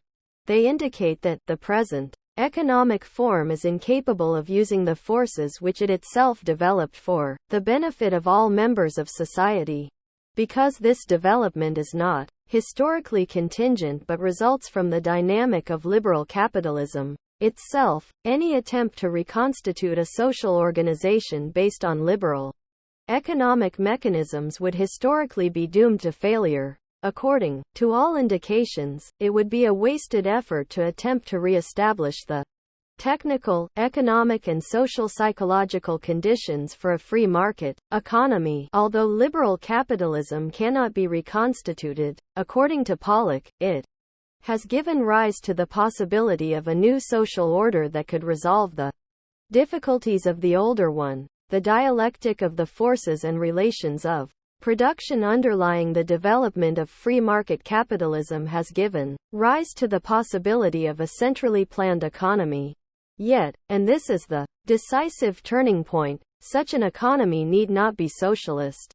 Pollock maintains that laissez-faire and capitalism are not necessarily identical and that the economic situation can be stabilized within the framework of capitalism itself, through massive and ongoing intervention of the state in the economy. Instead of identifying socialism with planning, Pollock distinguishes two main types of planned economic systems: a capitalist planned economy on the basis of private ownership of the means of production and hence within the social framework of class society, and a socialist planned economy characterized by social ownership of the means of production within the social framework of a classless society. Pollock rejects any theory of the automatic breakdown of capitalism and emphasizes that socialism does not necessarily follow capitalism. Its historical realization depends not only on economic and technical factors, but on the power of resistance of those who carry the burden of the existing order. And, for Pollock, massive resistance on the part of the proletariat is unlikely in the near future as a result of the diminished weight of the working class in the economic process, changes in weapons technology, and the newly developed means for the psychic and cultural domination of the masses. Pollock considers a capitalist planned economy, rather than socialism, to be the most likely result of the Great Depression. What is coming to an end is not capitalism, but its liberal phase. At this stage of Pollock's thought, the difference between capitalism and socialism in an age of planning has been reduced to that between private and social ownership of the means of production. In both cases, the free market economy would be replaced by state regulation. Even the distinction based on forms of property, however, has become problematic. In describing the reaction of capitalism to the crisis, Pollock refers to the violent diminishing of the forces of production, and a loosening of the fetters, a modification of the relations of production through state intervention. He claims, on the one hand, that it might be possible for both to occur without the basis of the capitalist system, private property and its valorization, being touched. On the other hand, he notes that continuous state intervention involves a more or less drastic limitation of the individual owner's power of disposal over his capital, and associates that with the tendency, already present before World War I, for ownership and effective management to become separated. The determination of capitalism in terms of private property has, then, become somewhat ambiguous. Pollock effectively dispenses with it in his essays of 1941, in which the theory of the primacy of the political is fully developed. In these essays, State Capitalism, and Is National Socialism a New Order? Pollock analyzes the newly emergent social order as state capitalism. His method here is to construct ideal types, whereas in 1932 he opposes a socialist to a capitalist planned economy. In 1941 he opposes totalitarian and democratic state capitalism as the two primary ideal types of the new order. In 1941 Pollock describes the Soviet Union as a state capitalist society. In the totalitarian form, the state is in the hands of a new ruling stratum, an amalgamation of leading bureaucrats in business, state, and party. In the democratic form it is controlled by the people. Pollock's ideal typical analysis concentrates on the totalitarian state capitalist form. When stripped of those aspects specific to totalitarianism, his examination of the fundamental change in the relation of state to civil society can be seen as constituting the political-economic dimension of a general critical theory of post-liberal capitalism, which Horkheimer, Marcuse, and Adorno develop more fully. The central characteristic of the state capitalist order, according to Pollock, is the supersession of the economic sphere by the political realm. Balancing production and distribution has become a function of the state rather than of the market. Although a market, a price system, and wages may remain in existence, they no longer serve to regulate the economic process. Furthermore, even if the legal institution of private property is retained, its economic functions have been effectively abolished, inasmuch as the right of disposal over individual capital has been transferred in large measure from the individual capitalist to the state. The capitalist has been transformed into a mere rentier. The state formulates a general plan and compels its fulfillment. As a result, private property, the law of the market, or other economic laws, such as the equalization of the rate of profit or its tendency to fall, do not retain their previously essential functions. No autonomous, self-moving economic sphere exists in state capitalism. Problems of administration, therefore, have replaced those of the process of exchange. This transition, according to Pollock, has broad social implications. He maintains that all social relations under liberal capitalism are determined by the market. People and classes confront one another in the public sphere as quasi-autonomous agents. In spite of the inefficiencies and injustices of the system, the market relation implies that the rules governing the public sphere are mutually binding. Law is the doubled rationality, applying to rulers as well as to ruled. Such an impersonal legal realm contributes to the separation of the public and private spheres and, by implication, to the formation of the bourgeois individual. Social position is a function of the market and income. Employees are impelled to work by their fear of hunger and the wish for a better life. Under state capitalism, the state becomes the determinant of all spheres of social life. The hierarchy of bureaucratic political structures occupies the center of social existence. Market relations are replaced by those of a command hierarchy in which a one-sided technical rationality reigns in the place of law. The majority of the population becomes, in effect, paid employees of the political apparatus. They lack political rights, powers of self-organization, and the right to strike. The impetus to work is effected by political terror, on the one hand, and psychic manipulation, on the other. Individuals and groups, no longer autonomous, are subordinated to the whole. Because of their productivity, people are treated as means rather than as ends in themselves. This is veiled, however, for they are compensated for their loss of independence by the socially sanctioned transgression of some earlier social norms, especially sexual ones. By breaking down the wall, separating the intimate sphere from society and the state, such compensation allows for further social manipulation. Both the market and private property, that is, the basic capitalist social relations traditionally understood, have been effectively abolished in state capitalism, according to Pollock. The social, political, and cultural consequences, however, have not necessarily been emancipatory. Expressing this view in Marxian categories, Pollock claims that production in state capitalism no longer entails the production of commodities, but has become oriented toward use. The latter determination, however, does not guarantee that production serves the needs of free humans in an harmonious society. Given Pollock's analysis of the non-emancipatory character of state capitalism and his claim that a return to liberal capitalism is impossible, the problem now is whether state capitalism could be superseded by socialism. That possibility can no longer be considered imminent to the present society, that is, as emerging from the unfolding of an intrinsic contradiction underlying a self-moving economy, because, according to Pollock, the economy has become totally manageable.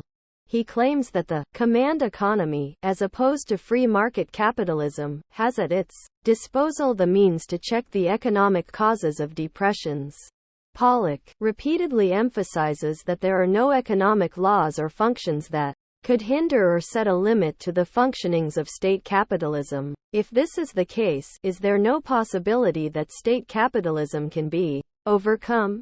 In his tentative answer, Pollock sketches the beginnings of a theory of political crises in political legitimation.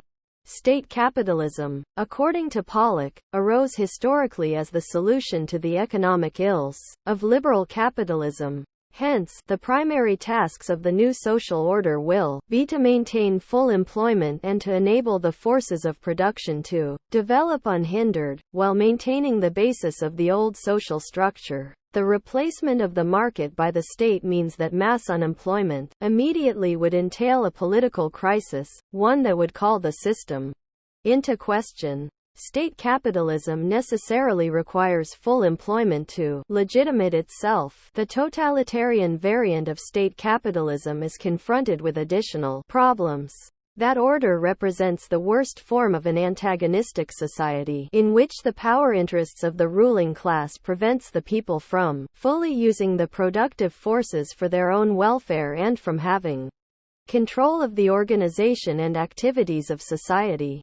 Because of the intensity of this antagonism, totalitarian state capitalism cannot allow the general standard of living to rise appreciably, because such a rise would free people to reflect on their situation critically, which could lead to the emergence of a revolutionary spirit, with its demands for freedom and justice. Totalitarian state capitalism is, therefore, faced with the problem of maintaining full employment, promoting further technical progress, yet not allowing the standard of living to rise appreciably. According to Pollock, only a permanent war economy could achieve these tasks simultaneously. The greatest threat to the totalitarian form is peace.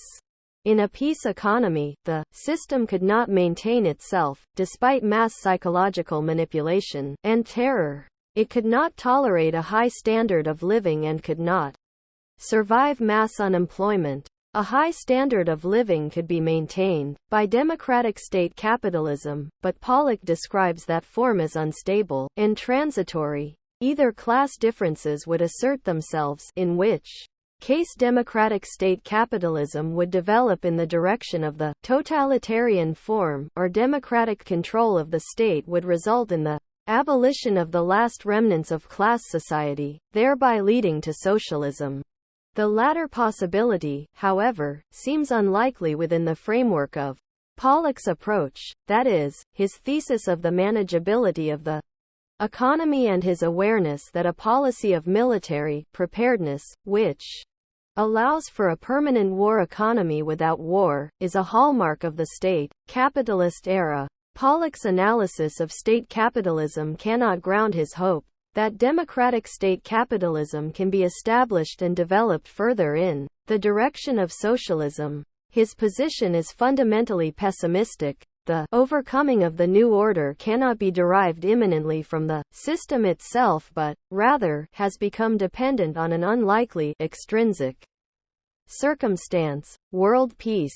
Assumptions and dilemmas of Pollock's thesis. Several aspects of Pollock's analysis are problematic. His examination of liberal capitalism indicates its dynamic development and historicity. It shows how the imminent contradiction between its forces and relations of production gave rise to the possibility of an economically planned society. As its historical negation, Pollock's analysis of state capitalism, however, lacks this historical dimension. Rather, it is static and merely describes various ideal types.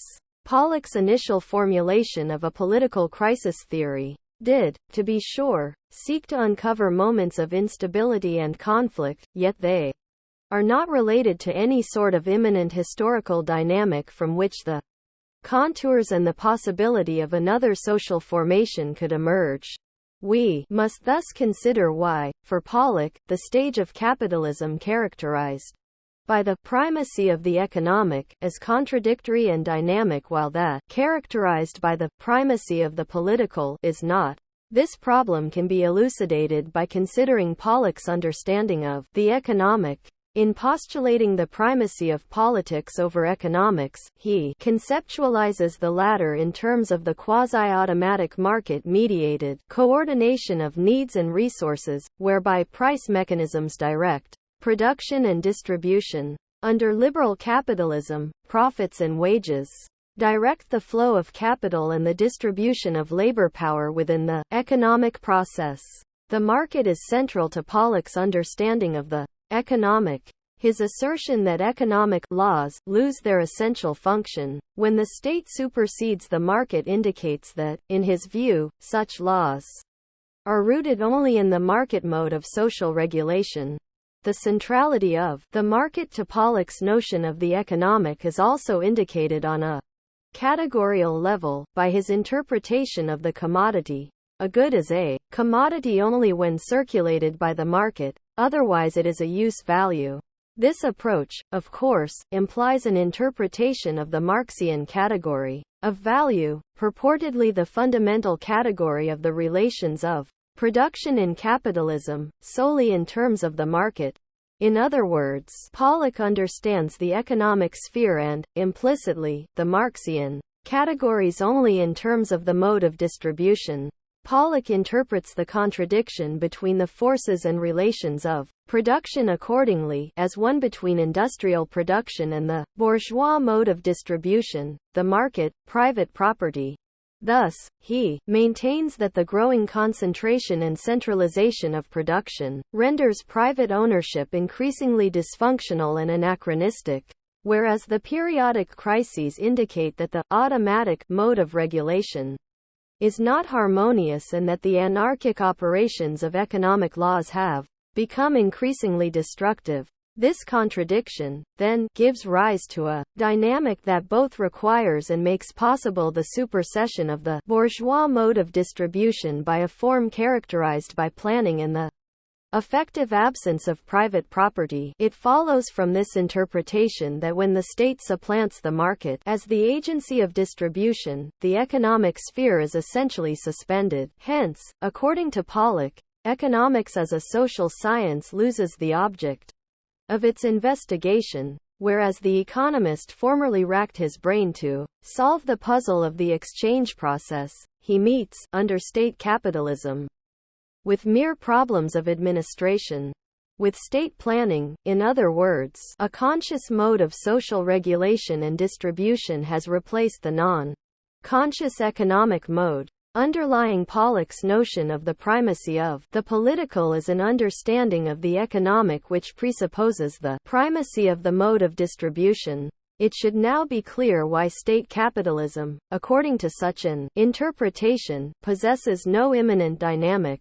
An immanent dynamic implies a logic of development, above and beyond conscious control, which is based on a contradiction intrinsic to the system. In Pollock's analysis, the market is the source of all non-conscious social structures of necessity and regulation. As a result, it constitutes the basis of the laws of motion of the capitalist social formation. Pollock maintains, moreover, that planning alone implies full conscious control and, hence, is not limited by any economic laws. It follows, then, that the supersession of the market by state planning must signify the end of any blind logic of development. Historical development is now consciously regulated. Furthermore, an understanding of the contradiction between the forces and relations of production as one between distribution and production, expressed by the growing inadequacy of the market and private property to conditions of developed industrial production, implies that a mode based upon planning and the effective abolition of private property is adequate to those conditions within the framework of a theory which proceeds from the traditional distribution-oriented interpretation of the relations of production. An intrinsic social contradiction no longer exists between these new relations of production and the industrial mode of production. Hence, the Marxian notion of the contradictory character of capitalism is relegated implicitly to the period of liberal capitalism.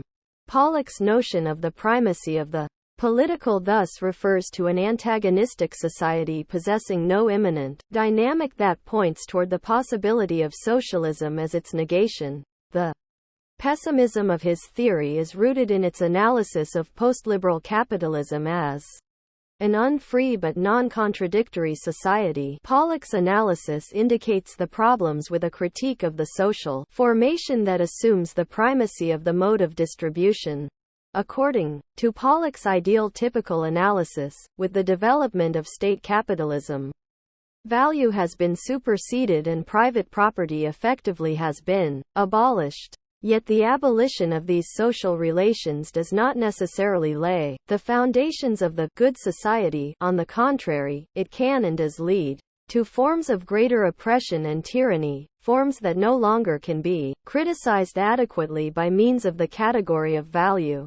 Furthermore, according to his interpretation, overcoming the market means that the system of commodity production has been replaced by one of use value production. Yet Pollock shows that to be an insufficient determination of emancipation, it does not necessarily mean that the needs of free humans in a harmonious society are being met. Value and the commodity, however, can be considered critical categories adequate to the capitalist social formation only when they ground an immanent dynamic of that social form, leading to the possibility of its historical negation. They must sufficiently grasp the core of that contradictory society so that their abolition implies the social basis of freedom. Pollock's analysis indicates that the Marxian categories, understood in terms of the mode of distribution, do not grasp adequately the grounds of unfreedom in capitalism. He does not, however, reconsider the source of these limitations of the categories, namely, the one-sided emphasis on the mode of distribution. Instead, he retains that emphasis while implicitly limiting the validity of Marx's categories to liberal capitalism. Pollock's traditional assumption of the primacy of distribution, however, gives rise to serious theoretical difficulties in his treatment of state capitalism. As we have seen, capitalism, as state capitalism, can exist, according to Pollock, in the absence of the market and private property.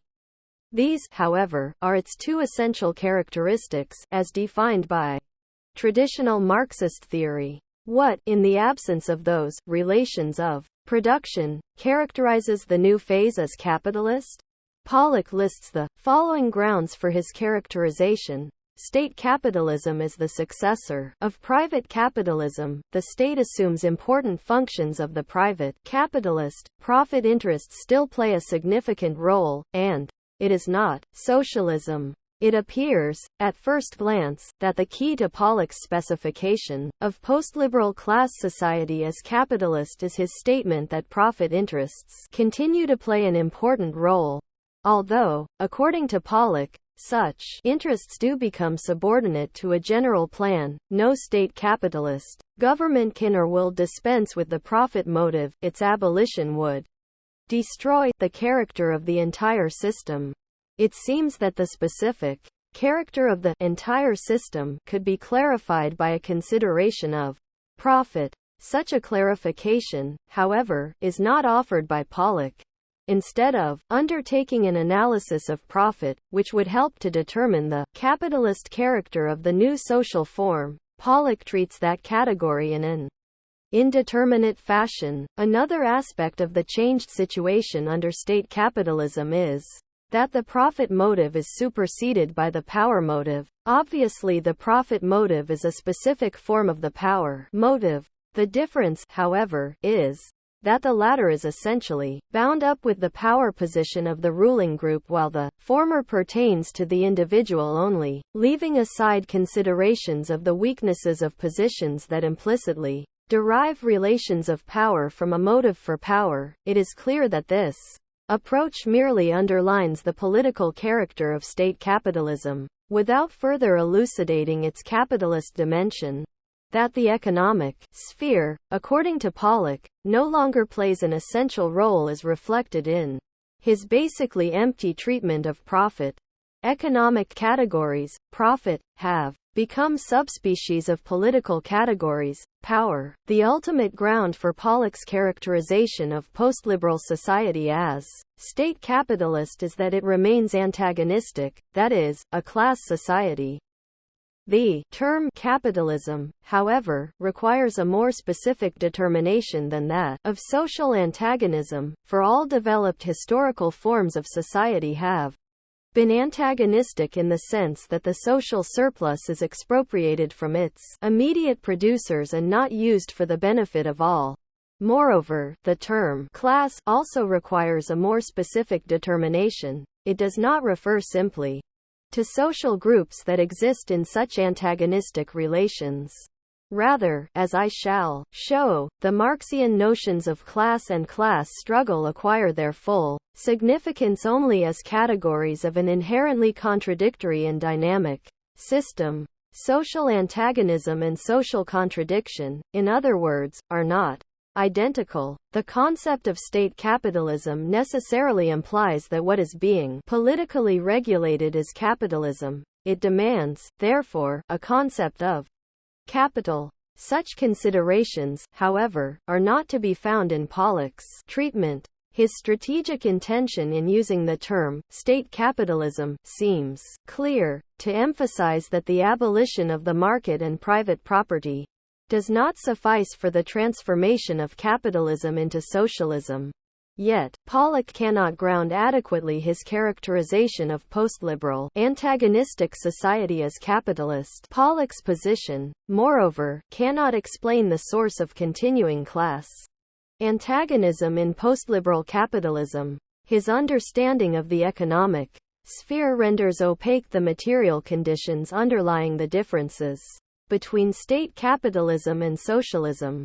In the traditional Marxist analysis, the system based upon the market and private property necessarily implies a specific class system. Overcoming these relations of production is understood as the economic presupposition of a classless society.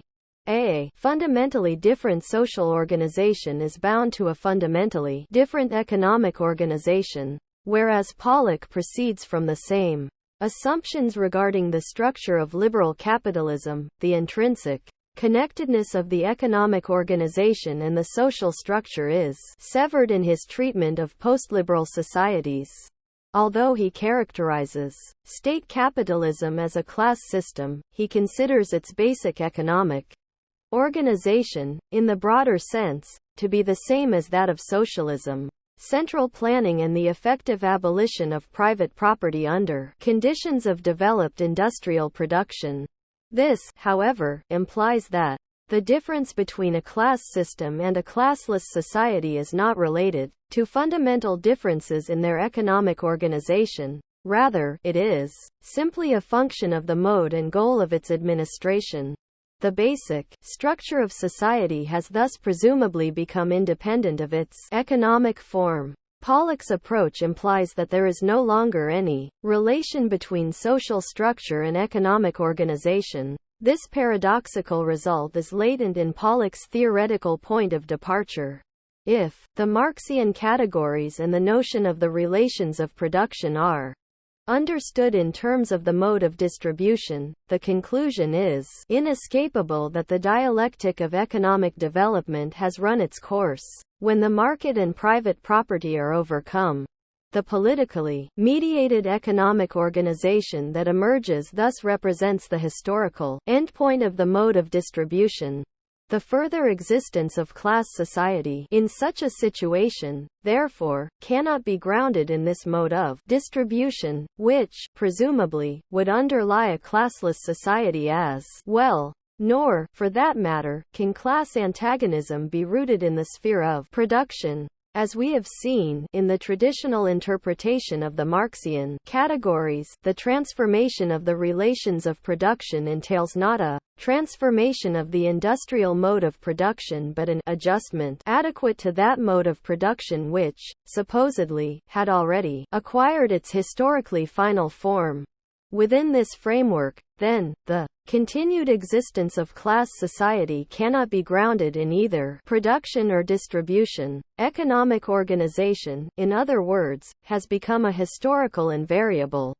In Pollock's analysis, one that underlies various possible political forms and no longer is related to social structure. Given the absence of any relation between social structures and economic organization in his analysis of postliberal society, Pollock has to posit a political sphere that not only maintains and reinforces class differences but as their source. Class relations are reduced to power relations, the source of which remain obscure. Given his point of departure, however, it seems that Pollock has little choice in so reductively analyzing the repoliticization of social life in postliberal society. Finally, the limits of Pollock's underlying assumptions inadequately grasping the changed morphology of postliberal capitalism become clear in his treatment of the capitalist relations of production. The notion itself refers to that which characterizes capitalism as capitalism, that is, to the essence of the social formation. The logic of Pollock's interpretation should have induced a fundamental reconsideration. If the market and private property are, indeed, to be considered the capitalist relations of production, the ideal typical postliberal form should not be considered capitalist. On the other hand, characterizing the new form as capitalist, despite the presumed abolition of those relational structures, implicitly demands a different determination of the relations of production essential to capitalism. Such an approach, in other words, should call into question the identification of the market and private property with the essential relations of production of capitalist society, even for the liberal phase of capitalism. Pollock, however, does not undertake such a reconsideration. Instead, he modifies the traditional determination of the relations of production by limiting its validity to the liberal phase of capitalism, and postulates its supersession by a political mode of distribution. The result is a new set of theoretical problems and weaknesses which points to the need for a more radical re-examination of the traditional theory. If one maintains, as Pollock does, that the capitalist social formation possesses successively different sets of relations of production, one necessarily posits a core of that formation that is not fully grasped by any of those sets of relations. This separation of the essence of the formation from all determinate relations of production indicates, however, that the latter have been inadequately determined. Moreover, what in Pollock's analysis remains the essence, class antagonism, is too historically indeterminate to be of use in specifying the capitalist social formation. Both weaknesses indicate the inadequacy and limits of Pollock's point of departure, that is, locating the relations of production only in the sphere of distribution. Pollock's analysis of the significant transformations of social life and the structure of domination associated with the development of postliberal capitalism contains many important insights. His analysis, however, must be placed on a firmer theoretical basis. Such a basis, I shall argue, would also call into question the necessary character of Pollock's pessimism. It should, however, be clear that I regard as inadequate a critique of Pollock that proceeds from the presuppositions of traditional Marxism. Such an approach could reintroduce a dynamic to the analysis by pointing out that market competition and private property have by no means disappeared or lost their functions under state interventionist capitalism. This, of course, would not apply to the real existing socialist variants of state capitalism. One weakness of traditional Marxism is that it cannot provide the basis for an adequate critique of such societies. Indeed, on a less immediately empirical level, one could ask whether it would at all be possible for bourgeois capitalism to reach a stage in which all elements of market capitalism are overcome. Nevertheless, reintroducing a dynamic to the analysis of state interventionist capitalism on the basis of the continued significance of the market and private property does not get to the roots of Pollock's pessimism. It simply avoids the fundamental problems raised. When that development is thought through to its endpoint, the abolition of these relations of production, the question must then be faced whether that abolition is indeed a sufficient condition for socialism. As I have sought to show, Pollock's approach, despite its frozen character and questionable theoretical foundations, does indicate that an interpretation of the relations of production and, hence, value, in terms of the sphere of distribution does not grasp sufficiently the core of unfreedom in capitalism. To criticize him from the standpoint of that interpretation would, therefore, be a step back from the level of the problem as it has emerged in the consideration of Pollock's analysis.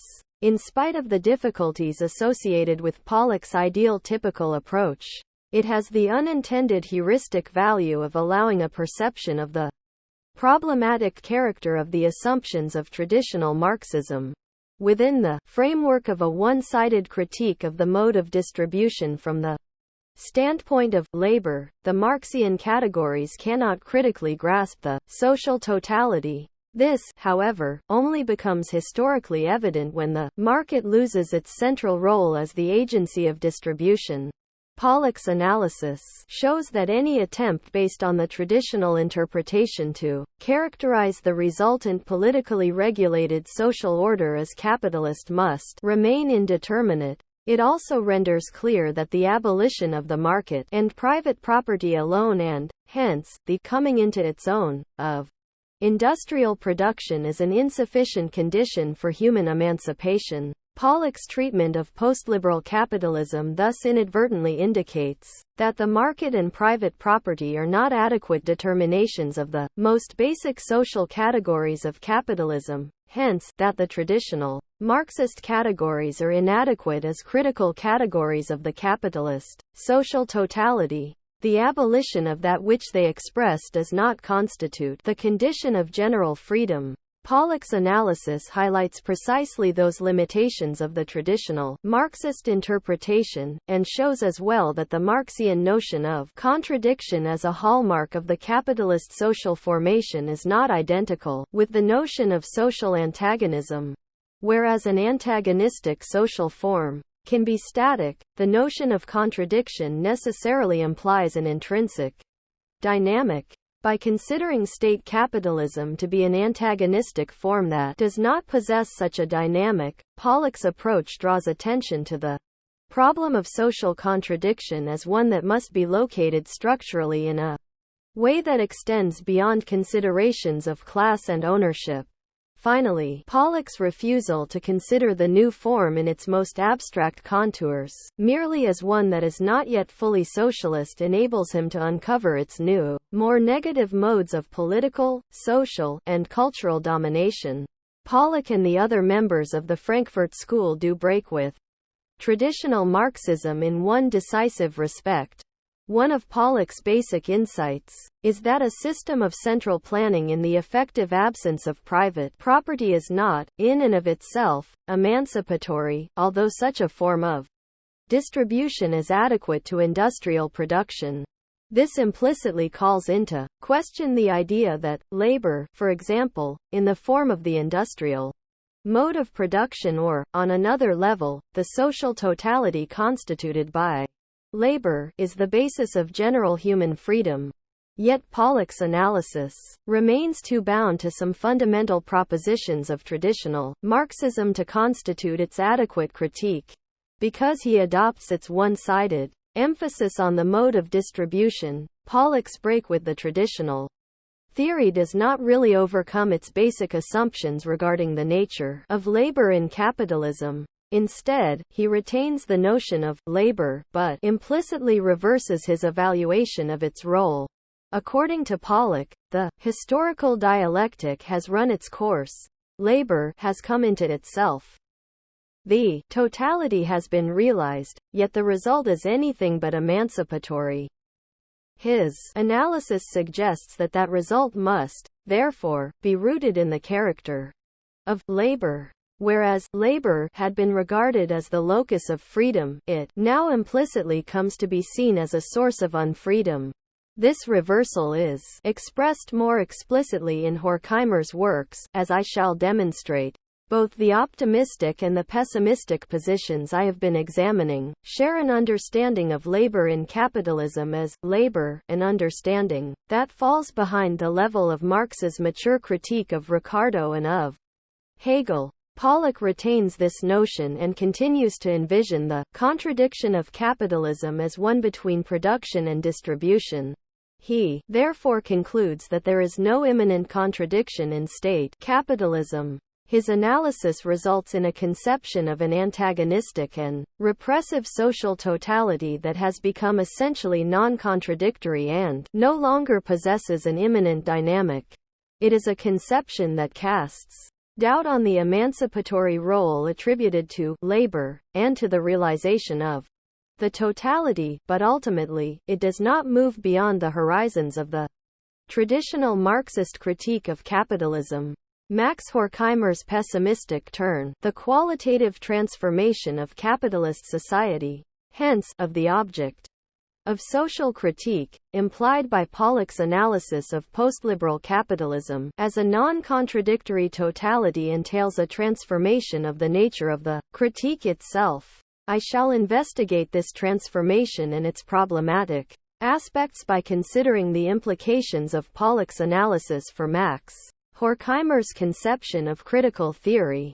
This transformation of critical theory has been described in terms of the supersession of the critique of political economy by the critique of politics, the critique of ideology, and the critique of instrumental reason. 60 It frequently has been understood as a shift from a critical analysis of modern society whose focus is restricted to one sphere of social life, to a broader and deeper approach. Yet my discussion suggests that this evaluation must be modified. We have seen that the starting point of critical theory, as articulated by Pollock, was a traditional understanding of Marx's basic categories, coupled with the recognition that these traditional categories had been rendered inadequate by the development of 20th-century capitalism. Nevertheless, because this recognition did not lead to a fundamental reconceptualization of the Marxian categories themselves, critical theory's broadening of the social critique of capitalism involved a number of serious theoretical difficulties. It also weakened the ability of the theory to grasp aspects of capitalist society that were central concerns of Marx's critique of political economy. It is a mistake, in other words, to see the difference between the critique of political economy and the critique of instrumental reason, and so on, as simply a matter of the relative importance attributed to particular spheres of social life. Labor is central to Marx's analysis not because he assumes material production as such to be the most important aspect of social life or the essence of human society, but because he considers the peculiarly abstract and directionally dynamic character of capitalist society to be its central hallmark, and maintains that those basic features could be grasped and elucidated in terms of the historically specific nature of labor in that society. Through his analysis of that historically specific nature, Marx seeks to clarify and to ground socially an abstract form of social relations and of domination as characteristic of capitalism. His critique does so in a way that shows capitalism to be a totality that is intrinsically contradictory and, thus, immanently dynamic. In this regard, a critique of political institutions or instrumental reason could be seen as superseding, rather than extending or supplementing, Marx's critique of political economy, only if it were also capable of accounting for the historical dynamism of the social formation by indicating, for example, a contradiction intrinsic to the nature of its object of investigation. This is an exceedingly unlikely proposition, in my opinion. Furthermore, the shift in the focus of critical theory outlined above was related precisely to the assumption that because the postliberal social totality had become non-contradictory, it was without any intrinsic historical dynamic. That analysis not only resulted in a fundamentally pessimistic position, but it also undermined the possibility that critical theory could be consistently self-reflexive as an immanent critique. Moreover, it has proven retrospectively to have been questionable historically. I shall elaborate these contentions and investigate the transformation of the nature of critique associated with an analysis of state capitalism as a non-contradictory society by examining two essays written by Horkheimer in 1937 and 1940. In his classical essay, Traditional and Critical Theory, Horkheimer still grounds critical theory in the contradictory character of capitalist society. He proceeds from the assumption that the relation of subject and object should be understood in terms of the social constitution of both. In fact, social practice always contains available and applied knowledge. The perceived fact is therefore co-determined by human ideas and concepts even prior to its conscious assimilation by the knowing individual. At the higher stages of civilization, conscious human practice unconsciously determines not only the subjective side of perception but, to an increasing degree, the object as well. Such an approach implies that thought is historically determinate, and it demands, therefore, that both traditional as well as critical theory be grounded socio-historically. Traditional theory, according to Horkheimer, is an expression of the fact that although subject and object are always intrinsically related within a historically constituted totality, this intrinsic relation is not manifest in capitalism, because the form of social synthesis in that society is mediate and abstract. What is constituted by cooperative human activity is alienated and thus appears as quasi-natural facticity. This alienated form of appearance finds theoretical expression, for example, in the Cartesian assumption of the essential immutability of the relation of subject, object, and theory. Such a hypostatized dualism of thought and being does not, Horkheimer asserts, allow traditional theory to conceptualize the unity of theory and practice. The form of social synthesis, characteristic of capitalism, moreover, is such that the various areas of productive activity do not appear related, constituting a whole but are fragmented and exist in a mediate, apparently contingent relation to one another. The result is an illusion of the independence of each sphere of productive activity, similar to that of the freedom of the individual as economic subject in bourgeois society. Consequently, in traditional theory, scientific and theoretical developments are seen as immanent functions of thought or of independent disciplines, and are not understood with reference to real social processes. Horkheimer asserts that the problem of the adequacy of thought and being must be dealt with in terms of a theory of their constitution by social activity. Kant began to develop such an approach, according to Horkheimer, but in an idealist fashion. Kant claimed that sensuous appearances have already been formed by the transcendental subject, that is, rational activity, when they are perceived and consciously evaluated. Horkheimer argues that the concepts Kant developed have a double character. They express unity and goal-directedness, on the one hand, and an opaque and non-conscious dimension, on the other. This duality is expressive of capitalist society, according to Horkheimer, but not self-consciously so. It corresponds to the contradictory form of human activity in the modern era. The cooperation of people in society is the mode of existence of their reason.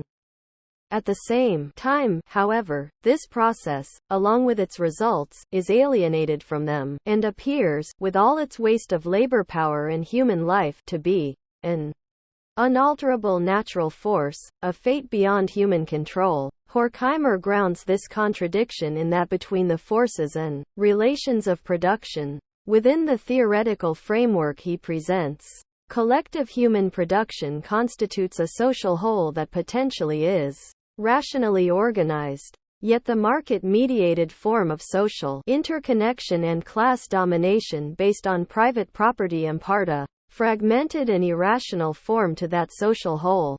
Thus, capitalist society is characterized by blind, mechanical, developmental necessity, and by the utilization of the developed human powers of controlling nature for particular and conflicting interests rather than for the general interest. According to Horkheimer's account of the trajectory of capitalism, the economic system based upon the commodity form was characterized in its early stages by the notion of the congruence of individual and social happiness. As that system emerged and became consolidated, it entailed the unfolding of human powers, the emancipation of the individual, and an increasing control over nature. Its dynamic, however, has since given rise to a society that no longer furthers human development but increasingly checks it, and drives humanity in the direction of a new barbarism.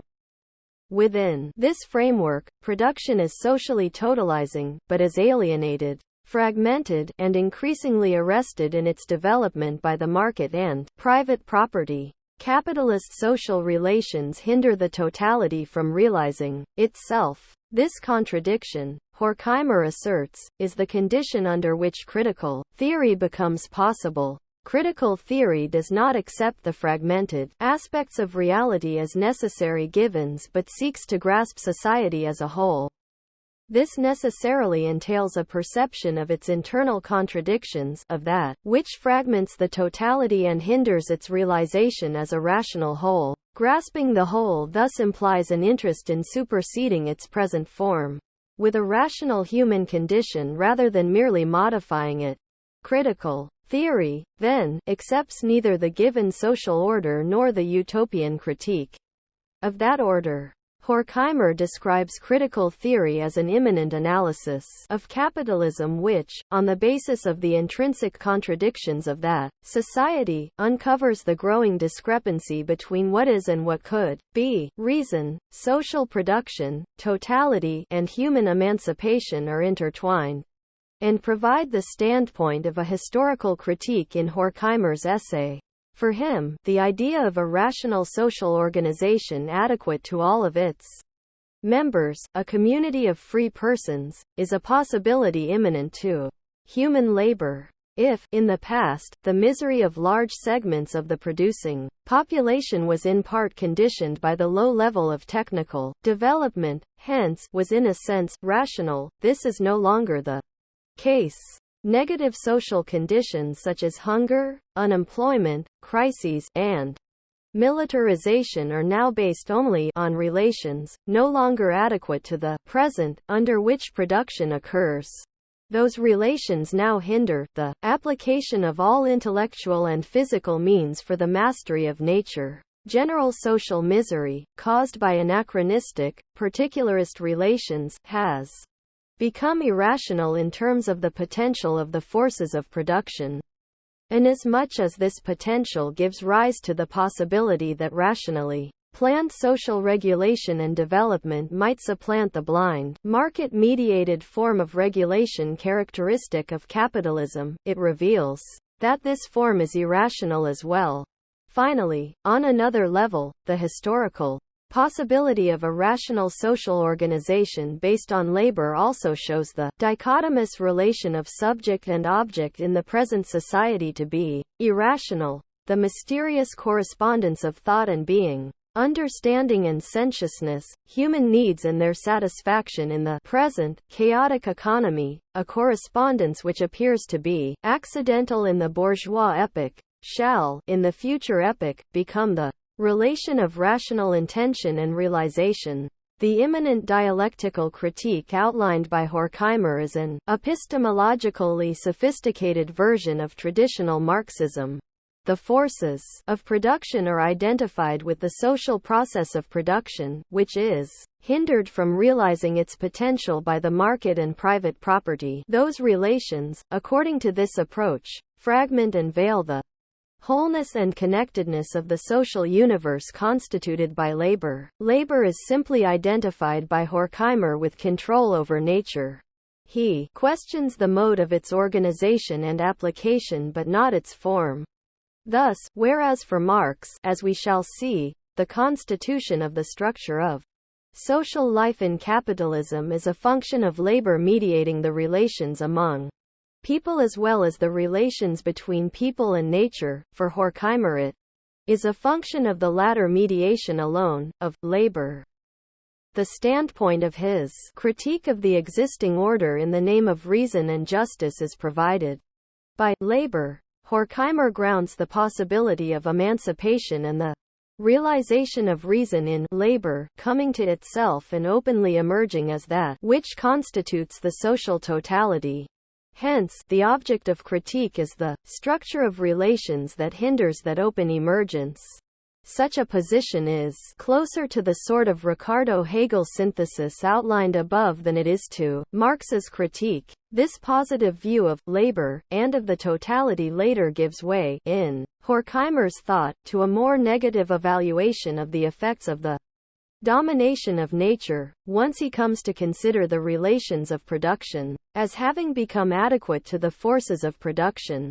Throughout, however, he conceptualizes the process of production only in terms of the relation of humanity to nature. The later pessimistic turn in Horkheimer's thought should not be related to directly and exclusively to the failure of proletarian revolution and the defeat of working-class organizations by fascism, for Horkheimer writes, traditional and critical theory, long after National Socialism's seizure of power. He nevertheless continues to interpret the social formation as essentially contradictory, which is to say, he continues to develop an immanent critique. Although his evaluation of the political situation is certainly pessimistic, this pessimism has not yet acquired a necessary character. Horkheimer asserts that due to the setbacks, ideological narrowness, and corruption of the working class, critical theory is momentarily carried by a small group of persons.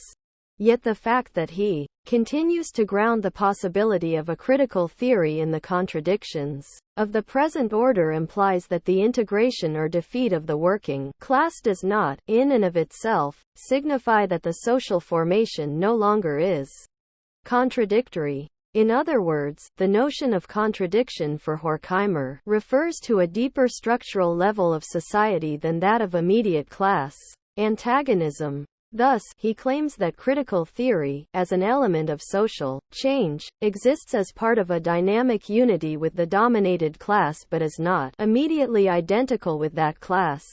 Were critical theory merely to formulate passively the current feelings and visions of that class, it would be no different structurally than the disciplinary sciences. Critical theory deals with the present in terms of its immanent potential. It cannot, therefore, be based on the given alone. Horkheimer's pessimism at this point clearly has to do with the probability that a socialist transformation would occur in the foreseeable future. But the possibility of such a transformation remains, in his analysis, imminent to the contradictory capitalist present.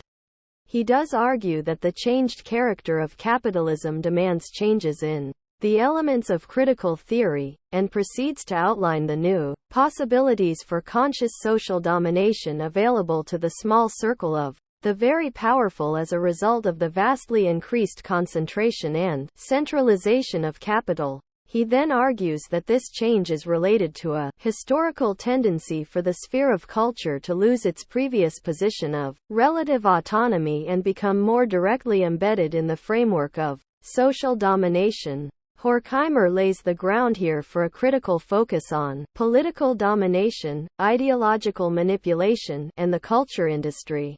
Yet, he insists that the basis of the theory remains unchanged inasmuch as the basic economic structure of society has not changed. At this point, Horkheimer does not propose that the society has changed so fundamentally that the economic sphere has been replaced by the political.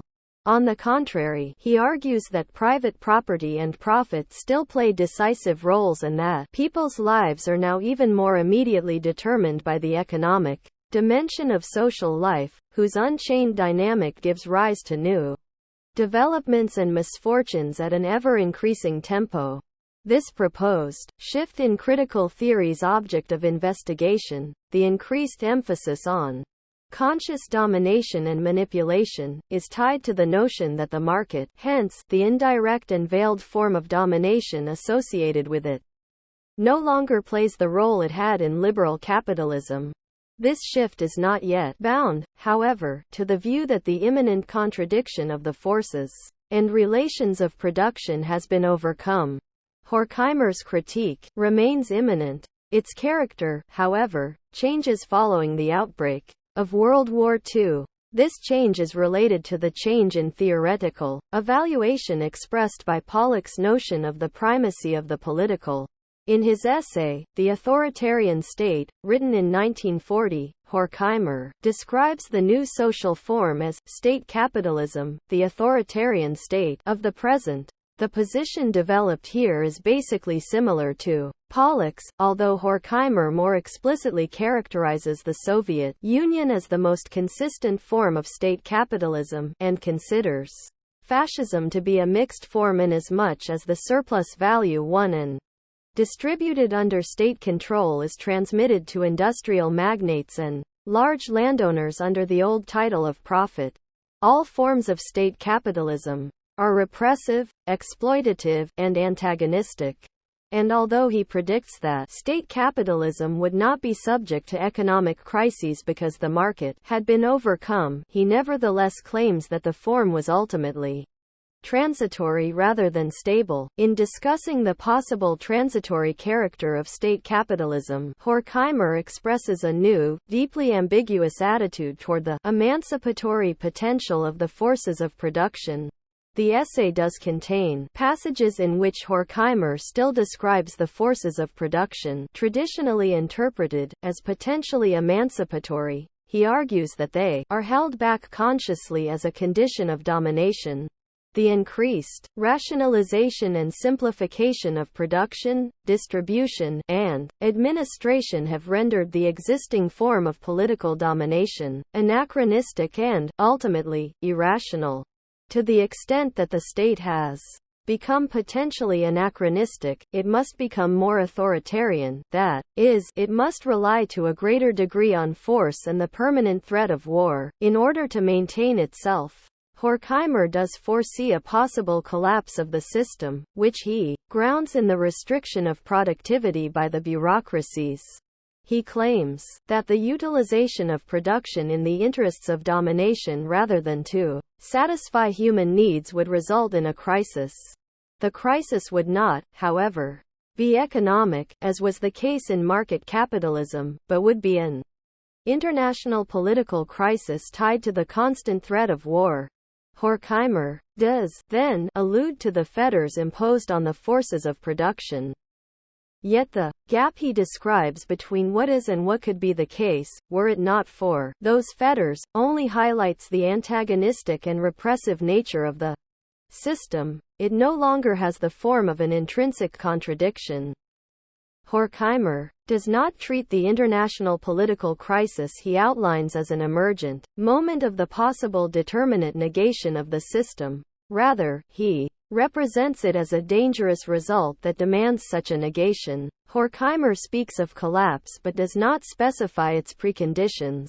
Instead, he seeks to elucidate those democratic, emancipatory possibilities that are not realized, or are crushed in state capitalism, in the hope that people would oppose the system out of their misery and the threat to their existence.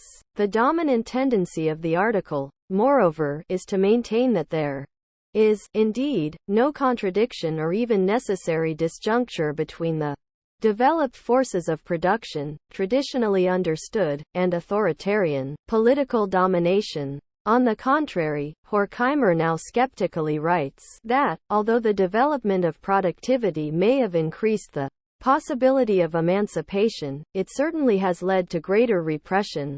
The forces of production, freed from the constraints of the market and private property, have not proved to be the source of freedom and a rational social order. With each bit of realized planning, a bit of repression was originally supposed to become superfluous.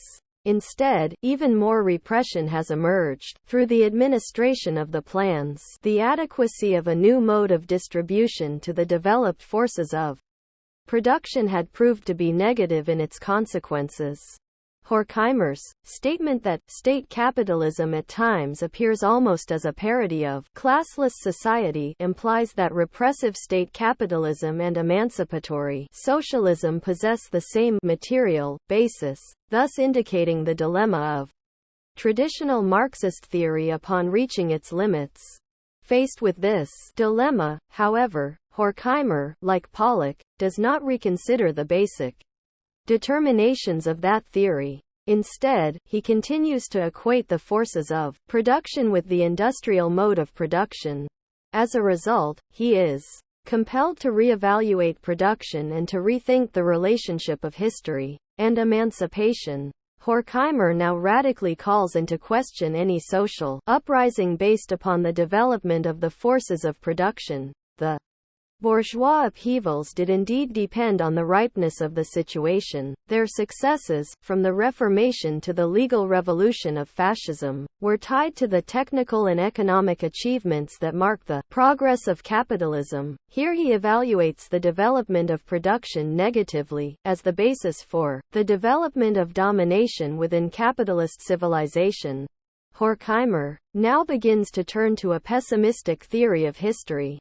Because the laws of historical development, driven on by the contradiction between the forces and relations of production, have led only to state capitalism, a revolutionary theory based upon that historical development, a theory that demands that the first attempts at planning should be reinforced, and distribution made more rational, could only hasten the transition to the state capitalist form. Consequently, Horkheimer reconceptualizes the relation of emancipation and history by according social revolution to moments. Revolution brings about what would also happen without spontaneity: the societalization of the means of production, the planned management of production, and the unlimited control of nature. And it also brings about what would never happen without active resistance and constantly renewed efforts to achieve freedom, the end of exploitation. That Horkheimer accords these two moments to revolution, however, indicates that he has fallen back to a position characterized by an antinomy of necessity and freedom. His view of history has become completely determinist. He now presents it as a fully automatic development in which labor comes to itself, but not as the source of emancipation. Freedom is grounded in a purely voluntarist fashion, as an act of will against history. Horkheimer now assumes, as is clear from these passages, that the material conditions of life in which freedom for all could be fully achieved are identical to those in which freedom for all is negated, that those conditions are, therefore, essentially irrelevant to the question of freedom, and that they automatically emerge. One need not disagree with his proposition that freedom is never achieved automatically to question these assumptions. Bound by a traditional Marxist vision of the material conditions of capitalism and socialism, Horkheimer does not question the presupposition that a publicly planned mode of industrial production in the absence of private property is a sufficient material condition for socialism. Nor does he consider whether industrial production itself might not best be considered in social terms as having been molded by the social form of capital. Were the latter the case, achieving another form of production would be no more automatic than achieving freedom. Having undertaken no such reconsideration, though, Horkheimer no longer considers freedom as a determinate historical possibility but one which is historically and therefore socially indeterminate. Critical theory confronts history with that possibility which is always visible within it. The improvement of the means of production may have improved not only the chances of oppression, but also of its elimination. But the consequence that follows from historical materialism today as it did then from Rousseau or the Bible, that is, the insight that, now or in 100 years, the horror will come to an end, was always timely. This position emphasizes that a greater degree of freedom has always been possible, but its historically indeterminate character does not permit one to consider the relation among various socio-historical contexts, different conceptions of freedom, and the kind, rather than degree, of emancipation that can be achieved within a particular context. This position does not question, to use one of Horkheimer's examples, whether the sort of freedom that might have been obtained had Thomas Mienzer and not Martin Luther been successful, is comparable to that conceivable today. Horkheimer's notion of history has become indeterminate. It is unclear whether he is referring to the history of capitalism in the passage quoted above, or to history as such. This lack of specificity is related to the historically indeterminate notion of labor as the mastery of nature that underlies Horkheimer's earlier positive attitude toward the development of production, as well as its later negative complement, in conceiving of state capitalism as a form in which the contradictions of capitalism have been overcome. Horkheimer comes to realize the inadequacy of traditional Marxism as a historical theory of emancipation, yet he remains too bound to its presuppositions to undertake a reconsideration of the Marxian critique of capitalism, which would allow for a more adequate historical theory. This dichotomous theoretical position is expressed by the antinomic opposition of emancipation and history, and by Horkheimer's departure from his earlier, dialectically self-reflexive, epistemology. If emancipation is no longer grounded in a determinate, historical contradiction, a critical theory with emancipatory intent must also step outside of history. We have seen that Horkheimer's theory of knowledge had been based upon the assumption that social constitution is a function of labor, which in capitalism is fragmented and hindered from fully unfolding by the relations of production. He now begins to consider the contradictions of capitalism to have been no more than the motor of a repressive development, which he expresses categorially with his statement that the self-movement of the concept of the commodity leads to the concept of state capitalism, just as for Hegel the certainty of sense data leads to absolute knowledge. Horkheimer has thus come to the conclusion that a Hegelian dialectic, in which the contradictions of the categories lead to the self-unfolded realization of the subject as totality, rather than to the abolition of totality, could only result in the affirmation of the existing order. Yet he does not formulate his position in a way that would go beyond the limits of that order, for example, in terms of Marx's critique of Hegel and of Ricardo. Instead, Horkheimer reverses his earlier position. Labor and the totality, which earlier had been the standpoint of the critique, now become the grounds of oppression and unfreedom. The result is a series of ruptures. Not only does Horkheimer locate emancipation outside of history, but, to save its possibility, he now feels compelled to introduce a disjuncture between concept and object. The identity of the ideal and reality is universal exploitation. The difference between concept and reality, not the concept itself, is the foundation for the possibility of revolutionary practice.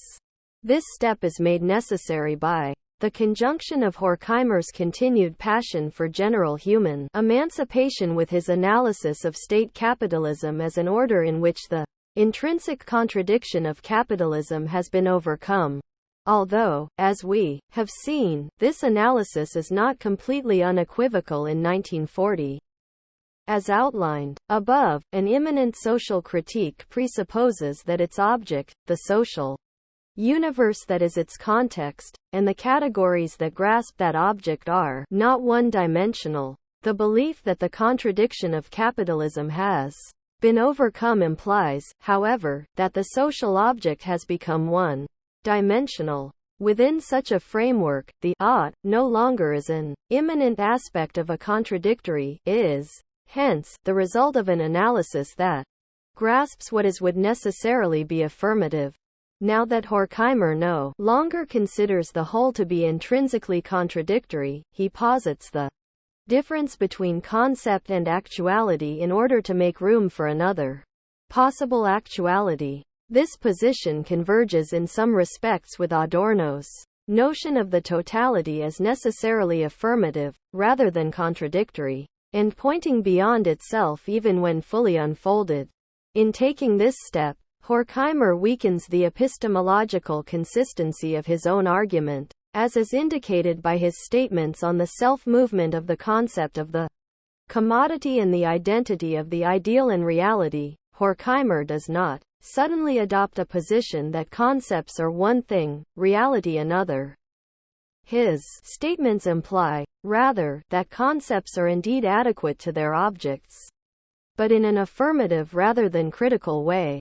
Given the fundamental presuppositions of such a position, the concept that presumably no longer fully corresponds to its object cannot be considered an exhaustive determination of the concept, if the theory is to remain self-reflexive. Horkheimer's position, that the critique is to be grounded outside the concept, necessarily posits indeterminacy as the basis of the critique.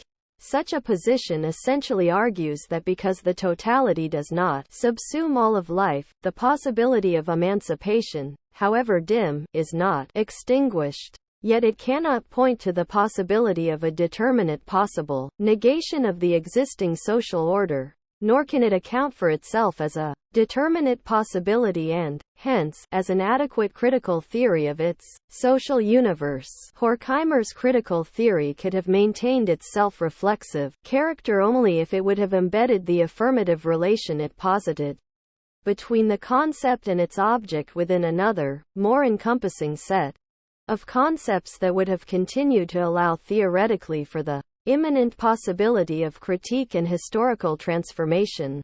Horkheimer, however, did not proceed with such a reconsideration, which, on another level, would have entailed a critique of the traditional Marxist categories on the basis of a more essential, abstract, and complex set of categories. Instead, Horkheimer, by positing the non-identity of the concept and actuality in the interest of preserving the possibility of freedom within a presumed one-dimensional social universe, undercut the possible self-reflexive explanation of his own critique.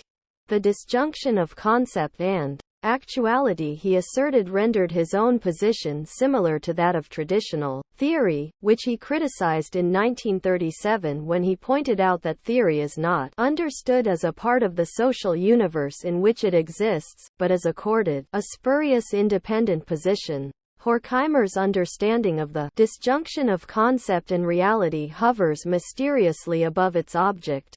It cannot explain itself. The epistemological dilemma entailed in this pessimistic turn retrospectively highlights a weakness in Horkheimer's earlier epistemology, which had seemed consistent. In traditional and critical theory, the possibility of an all-encompassing social critique, as well as of the overcoming of the capitalist formation, was grounded in the contradictory character of that society. Yet that contradiction was interpreted as one between social labor and those relations that fragment its totalistic realization and inhibit its full development.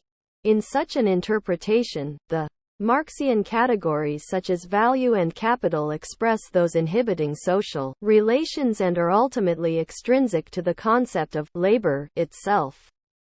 This indicates, however, that, within such an interpretation, the categories of commodity and capital do not really grasp the social totality while expressing its contradictory character. Instead, they specify only one dimension of capitalist society, the relations of distribution, which eventually comes to oppose its other dimension, social labor.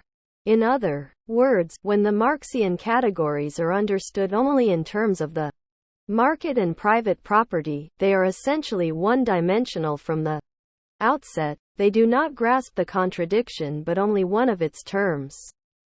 This implies that even in Horkheimer's earlier essay the critique is external to, rather than grounded in, the categories.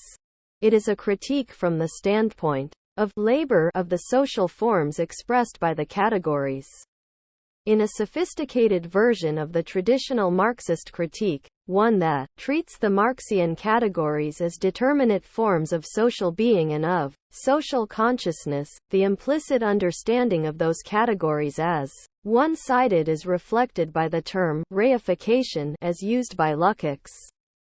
Although it lies beyond the bounds of this work to elaborate on this, I should note that the term represents a convergence of the traditional Marxist interpretation and Weber's notion of rationalization, two strands that have one dimensionality in common. The ambiguous legacy of Weber in strains of Western Marxism, as mediated by Lukács, involves the horizontal broadening of the scope of the Marxian categories to include dimensions of social life ignored in more narrowly orthodox interpretations and, at the same time, their vertical flattening. In Capital, the categories are expressions of a contradictory social totality. They are two-dimensional. The notion of reification in Western Marxism, however, implies one-dimensionality. Hence, the possible determinate negation of the existent order cannot be rooted in the categories that purportedly grasp it, in spite of its apparently dialectical character. Then, Horkheimer's earlier critical theory did not succeed in grounding itself as critique in the concept. That would have required recovering the contradictory character of the Marxian categories, an undertaking that would have required re-conceptualizing those categories so as to incorporate the historically determinate form of labor as one of their dimensions. Such an effort, which would formulate more adequate categories of the commodity and capital, differs fundamentally from any view that treats labor in a transhistorical fashion as a quasi-natural social process, as simply a matter of the technical domination of nature by means of the cooperative effort of humans. Without such a reconsideration, the self-reflexive analysis of capitalism can be critical only if it grounds itself in the contradiction between the categorial forms and labor, rather than in the categorial forms of commodity and capital themselves. The former constitutes a positive critique. The latter is the categorial condition of a negative critique. Horkheimer's traditional Marxist point of departure meant from the very beginning, then, that the adequacy of concept to actuality was implicitly affirmative, but of only one dimension of the totality. Critique was grounded outside of the categories, in the concept of labor. When labor no longer seemed to be the principle of emancipation, given the repressive results of the abolition of the market and private property, the previous weakness of the theory emerged manifestly as a dilemma. The dilemma, however, illuminates the inadequacy of the point of departure. In discussing Pollock, I argued that the weaknesses of his attempt to characterize postliberal society as state capitalism reveals that the determination of the essential capitalist relations of production in terms of the market and private property had always been inadequate. By the same token, the weaknesses of Horkheimer's self-reflexive social theory indicate the inadequacy of a critical theory based upon a notion of labor. The weaknesses of each indicate that the Ricardian and Hegelian forms of Marxism I criticized in the previous chapter are conceptually related. The identification of the relations of production with those of distribution is based upon the Ricardian labor theory of value. Overcoming those bourgeois relations of distribution alone does not, however, signify overcoming capital, but the emergence of a more concrete mode of its total existence, mediated by gigantic bureaucratic organizations rather than by liberal forms. Similarly, a materialist dialectical theory based upon the notion of labor ultimately affirms the unfolded totality, whereas Marx attempts to uncover the social relations that are mediated by labor in capitalism and, in turn, shape labor's concrete form, the concept of labor. At the heart of Ricardian equals Hegelian Marxism implies that the mediating activity is grasped affirmatively, as that which stands opposed to the social relations of capitalism. The result is a critique adequate only to liberal capitalism, and only from the standpoint of a historical negation that does not overcome capital, state capitalism. Horkheimer became aware of the inadequacy of that theory without, however, reconsidering its assumptions. The result was a reversal of an earlier traditional Marxist position. In 1937, Horkheimer still positively regards labor as that which, in its contradiction to the social relations of capitalism, constitutes the ground for the possibility of critical thought, as well as of emancipation. In 1940 he had come to see, if equivocally, the development of production as the progress of domination. In Dialectic of Enlightenment, 1944, and in Eclipse of Reason, zur Kritik der Instrumentalen Vernunft, 1946, Horkheimer's evaluation of the relationship between production and emancipation becomes more unequivocally negative. Advance in technical facilities for enlightenment is accompanied by a process of dehumanization. He claims that the nature of social domination has changed and increasingly has become a function of technocratic or instrumental reason, which he grounds in labor. Production has become the source of unfreedom. Horkheimer does assert that the contemporary decline of the individual, and the dominance of instrumental reason, should be attributed not to techniques or production as such but to the forms of social relations in which they occur. His notion of such forms, however, remains empty. He treats technological development, in a historically and socially indeterminate way, as the domination of nature. Following Pollock, Horkheimer regards postliberal capitalism as an antagonistic society in which usefulness for the power structure, rather than for the needs of all, is the measure of economic importance. He treats social form in postliberal capitalism reductively, in terms of power relations and the particularistic political practices of the leaders of the economy. Such a notion of social form can be related to technology only extrinsically, in terms of the use to which it is applied. It cannot, however, be related intrinsically to the form of production. Yet a social, as opposed to a technical, explanation of the instrumentalization of the world can be made only on the basis of such an intrinsic relation. Hence, despite Horkheimer's disclaimer that the dominance of instrumental reason and the destruction of individuality should be explained in social terms and should not be attributed to production as such, I would argue that he does indeed associate instrumental reason and labor. The possibilities of emancipation in the postliberal universe described by Horkheimer have become very meager. Elaborating an idea developed by Marcuse in 1941, Horkheimer suggests that perhaps just those economic and cultural processes that destroy individuality can lay the groundwork for a new, less ideological and more humane age. He quickly adds, however, that the signs of such a possibility are very weak indeed. Deprived of the possibility of an imminent historical critique, the task of critical philosophy becomes reduced to uncovering those anti-instrumentalist values sedimented in language, that is, to drawing attention to the gap between the reality and the ideals of the civilization in the hope of inducing greater popular self-awareness. The critical theory no longer can delineate the social foundations of an order in which a more humane existence would be possible. The attempt to attribute a determination to language that, if realized, would have emancipatory consequences is rather weak and cannot veil the fact that the theory has become exhortative. This exhortative character, though, is not an unfortunate but necessary consequence of the transformation of 20th-century industrial capitalism. It is a function of the assumptions with which that transformation was interpreted. Pollock and Horkheimer were aware of the negative social, political, and cultural consequences of the emergence of the new form of the totality as bureaucratic and state capitalist.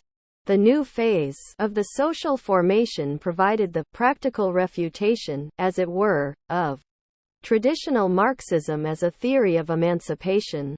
Because Pollock and Horkheimer retained some basic assumptions of the traditional theory, however, they were unable to incorporate that refutation into a more fundamental and adequate critique of capitalism. Consequently, their resulting position was characterized by a number of theoretical weaknesses. The critique of reason developed by Horkheimer and Adorno in the mid-1940s, for example, reflexively confronted critical theory with a dilemma. Gerhard Brandt, among others, has noted that in dialectic of enlightenment, the reified character of bourgeois thought is no longer grounded in the production of commodities, as had been the case in the materialist critique of ideology from Marx to Lukács. Rather, it is now grounded in the interaction of humanity with nature, in its history as a species. The consequences of such a position weaken the very project of a critical theory. They undermine the possibility that such a theory could ground socially the conditions of its own existence and, relatedly, the conditions of a possible historical transformation. The analysis presented in this work provides a plausible interpretation of the presuppositions underlying this dilemma. As we have seen, in 1937, Horkheimer proceeded from the assumption that labor transhistorically constitutes society, and that the commodity is a category of the mode of distribution. On that basis, he grounded the difference between reified, bourgeois thought and emancipatory reason in the opposition between the capitalist mode of distribution and labor. According to Pollock's state capitalism thesis, which Horkheimer subsequently adopted, this opposition no longer existed. Labor had come to itself, yet both oppression and the domination of reified reason had grown stronger. Because the source of this development, as I have shown, could now only be located in labor itself, it follows that the origins of reified reason, being grounded in labor, must be located prior to the spread and dominance of the commodity form. It must be located in the very process of human interaction with nature. Lacking a conception of the specific character of labor in capitalism, critical theory ascribed its consequences to labor per se. The frequently described shift of critical theory from the analysis of political economy to a critique of instrumental reason does not, then, signify that the theorists of the Frankfurt School simply abandoned the former in favor of the latter. Rather, that shift followed from, and was based upon, a particular analysis of political economy, more specifically, a traditional understanding of Marx's critique of political economy. Pollock's and Horkheimer's analysis of the social totality as both non-contradictory, that is, one-dimensional, and antagonistic and repressive, implies that history has come to a standstill. I have sought to argue that it indicates, instead, the limits of any critical theory resting on the notion of labor. The critical pessimism, so strongly expressed in dialectic of enlightenment and eclipse of reason, cannot be understood only with reference to its historical context.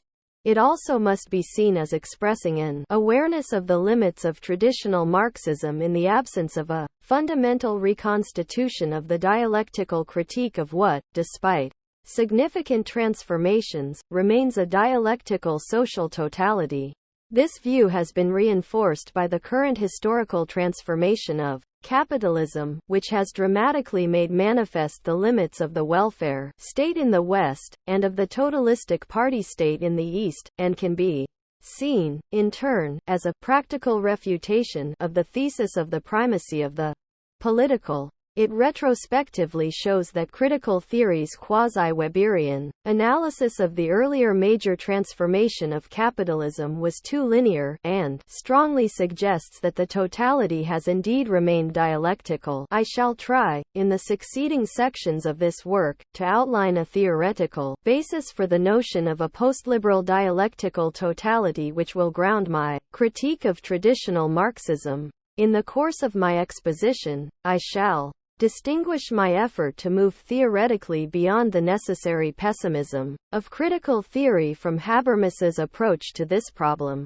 The theoretical turn analyzed in this chapter, Horkheimer's pessimism, his critique of instrumental reason, and the suggested beginnings of a linguistic turn was an important dimension of the theoretical context within which Jürgen Habermas began, in the 1960s, to call into question the socially synthetic and constitutive role attributed to labor.